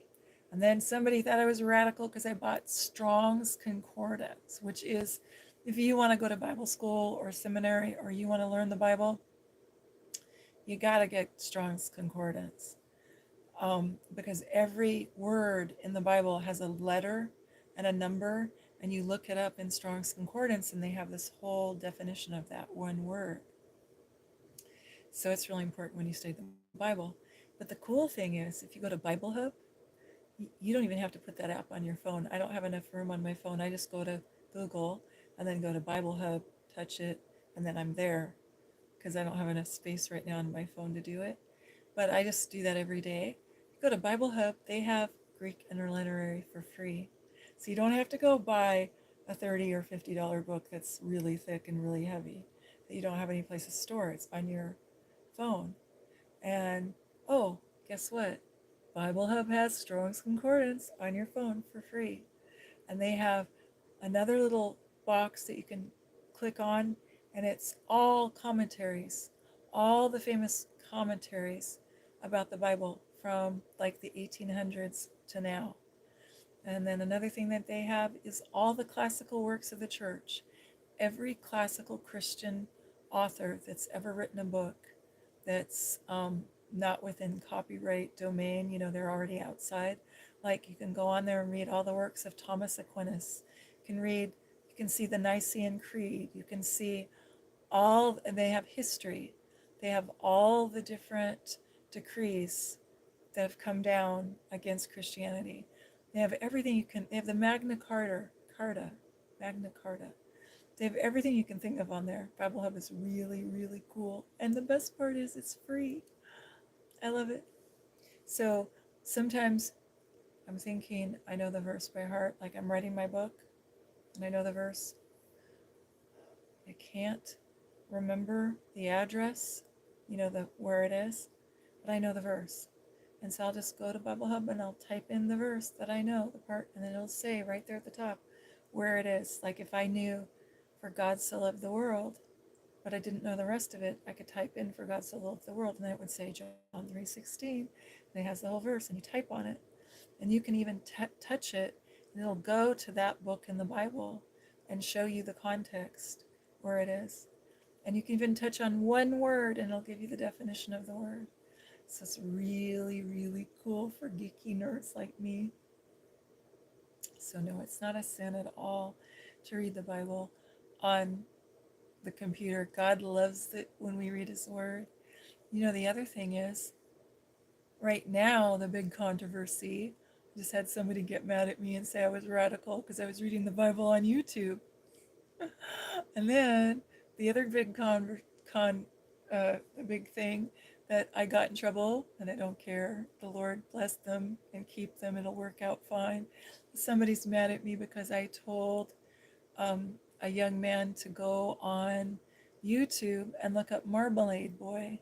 Marmalade Boy is a college student, and he's amazing. And he does 1 or 2, 3 videos, 4 or 5 videos every month. It depends on how long they are. But he takes the Bible being read aloud, and he really likes to use David Sachet. David Sachet is a famous British actor, and he's got a very distinguished voice. My son teases me and says, "Oh, I see you're listening to your boyfriend again," because he reads the Bible aloud.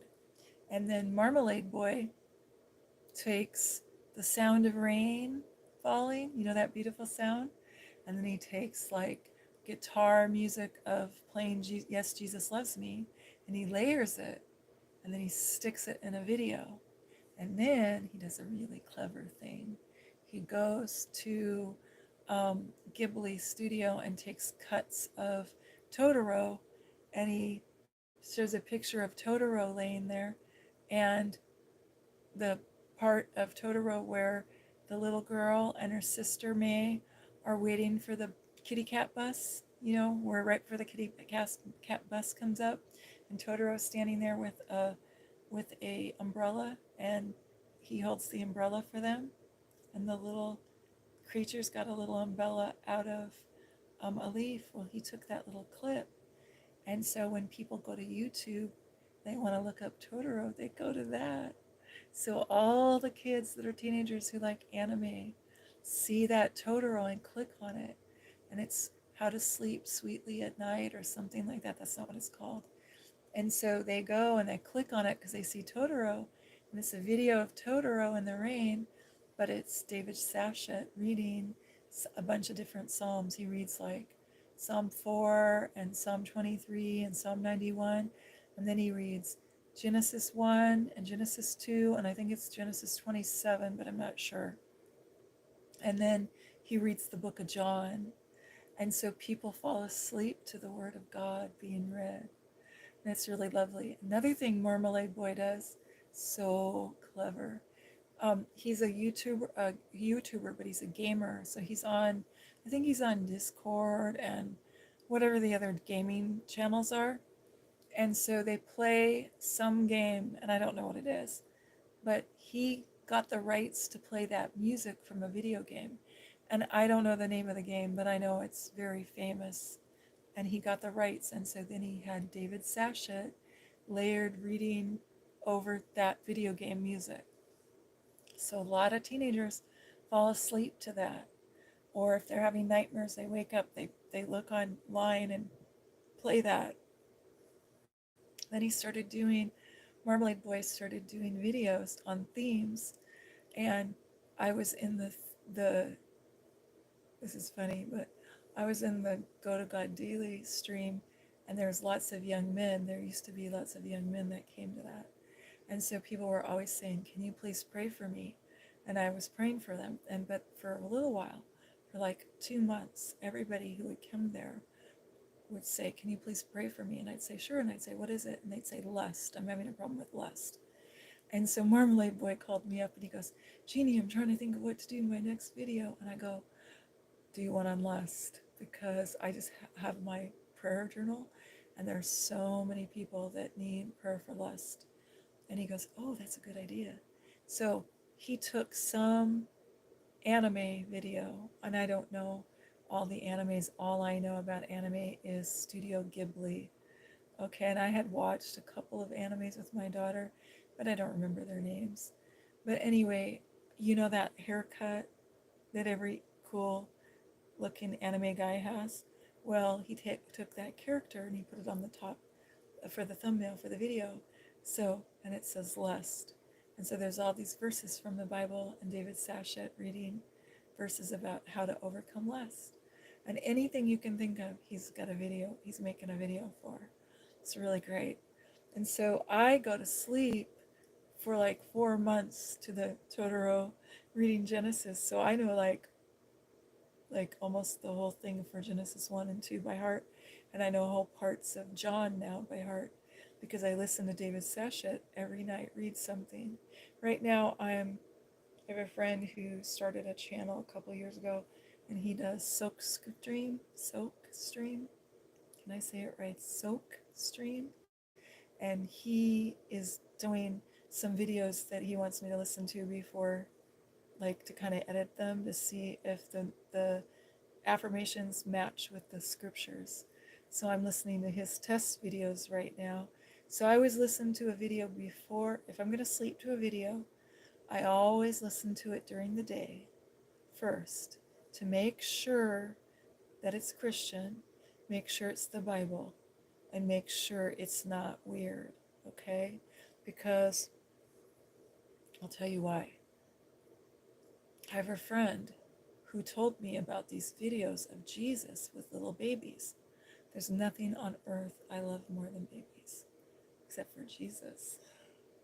And I was feeling really sad because my granddaughter was born and I couldn't see her because I was in the hospital. The day that my granddaughter was born, I was in a head-on collision. So I had to be in the hospital. So I was really sad, and she sent me this video, and it was an AI video of Jesus holding a baby. And oh, I was so happy. It was a little short.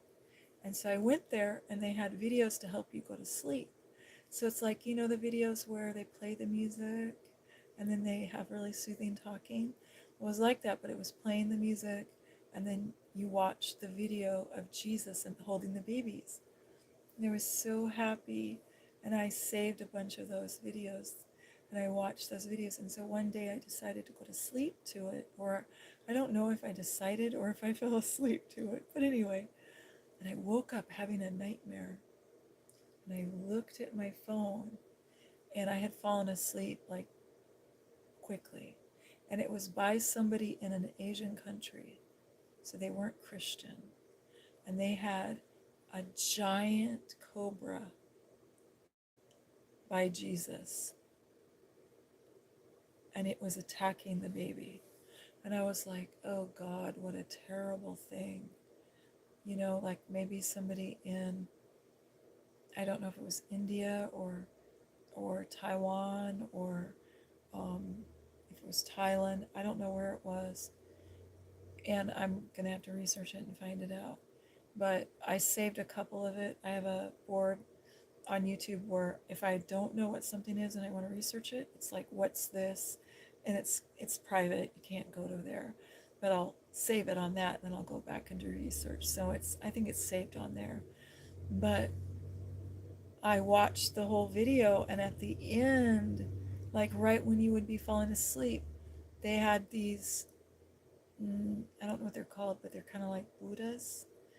In Thailand, they have, if you ever go drive around and you see a Taiwanese restaurant or a Thai restaurant, they'll have these statues that have the cone-shaped heads, and it's like a Buddha, but they might call it something else, but it's an idol, and they had that idol there, and I was just like, oh God, I'm so sorry.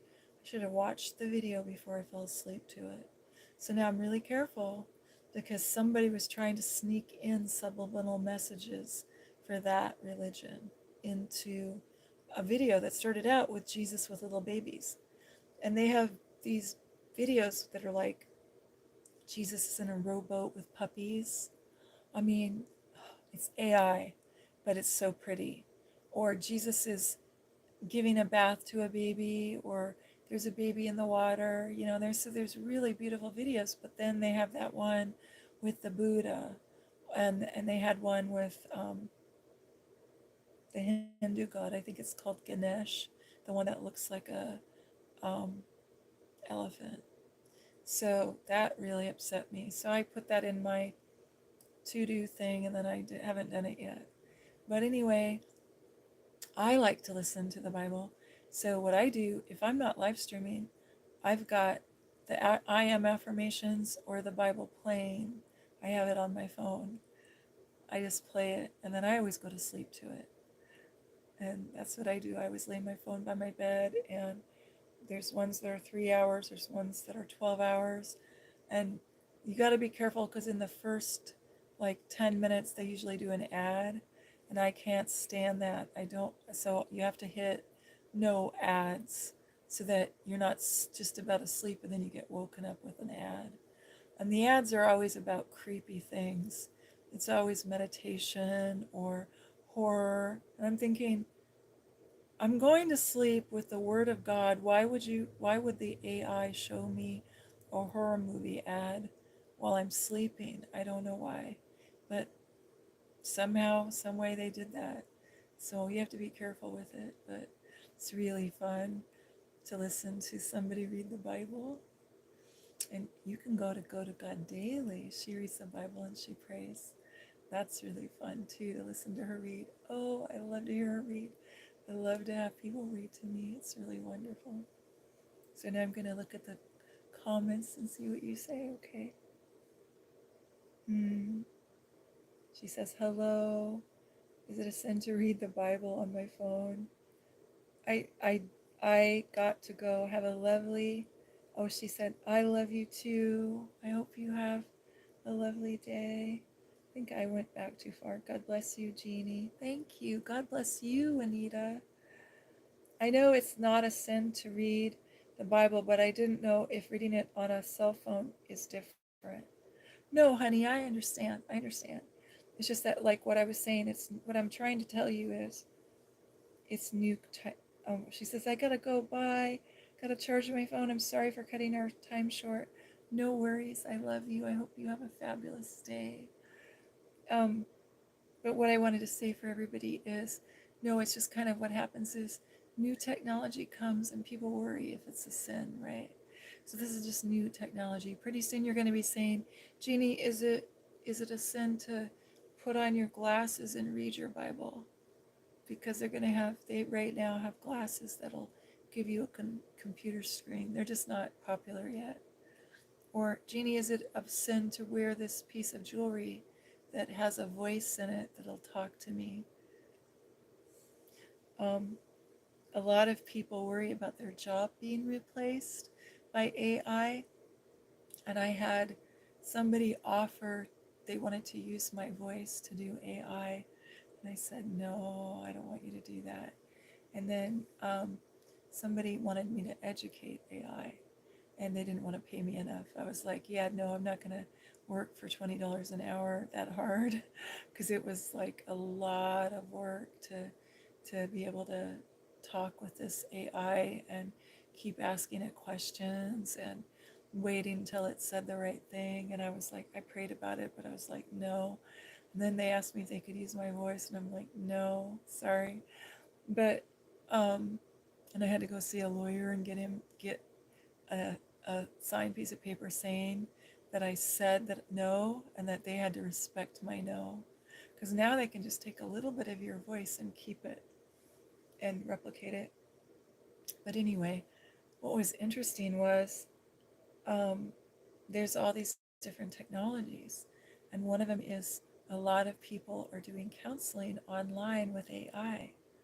So they want counselors, they're writing letters to counselors saying, will you teach the AI everything you know?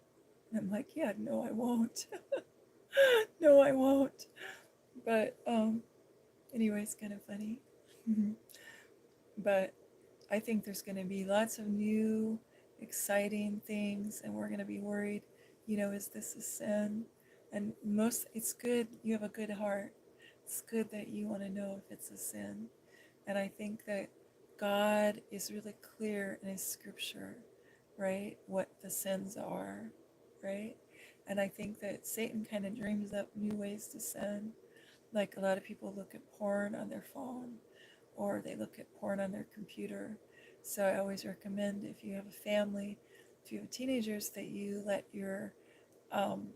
that you do oh gosh, I can't even think of what it's called now.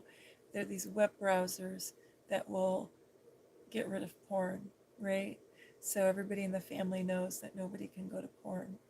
But even though that's true, it's sort of hard because they come up with new ways to sell it. So sometimes people have to decide to keep their computer in the living room or in a public place in the home, a place where everybody goes, and not have your computer in your bedroom. Sometimes people have to say, I'm going to put a browser, I forget what it's called, but there's like a screen, my mind went blank on the name, but it's like a program that makes sure you don't go to certain websites. So sometimes when people don't want to look at porn, they have to do that. They have to go to get a browser installed on their phone, or maybe they have to get a new phone or change their username so that or change their YouTube account so that the old stuff that they used to look at doesn't come back. So God is so good. I love you. I hope you have a good day. I hope your day's good. God is so good. Yeah. So if you're, hi, come say hi to me in the comments, okay? I'm so glad you're here. So I can do all things through Christ who strengthens me. That's my most favorite verse, she says. That's a nice verse. It's a good verse. I can do all things through Christ who strengthens me. Philippians 4:13. Yeah, it's a good verse. I've gotten through a lot of hard things saying that verse. Well, we've had such a lovely time together, and I'm going to go ahead and say a prayer and end our time. We can get together again tonight. Maybe we can get together again in the evening. That would be fun.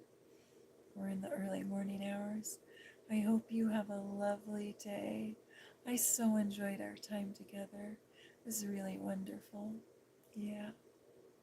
I'm thinking happy thoughts, and you're in my happy thoughts. I'll be praying for you. Let me just pray right now, okay? Dear Lord, thank you so much for our time together. Please bless us, surround and protect us. Thank you for your loving kindness and tender mercies to us, your children. And I ask that you'd surround and protect us and be with us. Thank you, Lord. Thank you, Lord. Thank you for all my dear ones. I'm so happy that you could be here, dear one. I'm so happy we could be together. I wish you joy. I wish you clarity. I wish you peace. Yeah. You hold the lantern and light the way, okay? We light the way to Jesus. You have a fabulous rest of your day. And I'll look forward to hearing from you. I'll look forward to hearing all the exciting things that happened when we were away, when we were apart from each other. And I'll be praying for you. I got your name written in my prayer journal. And I'll pray for you in the morning and in the night. You have a happy day, okay, dear one? Sweet dreams. You have sweet dreams. You have a happy day. So good to see you. Bye now. So good to see you.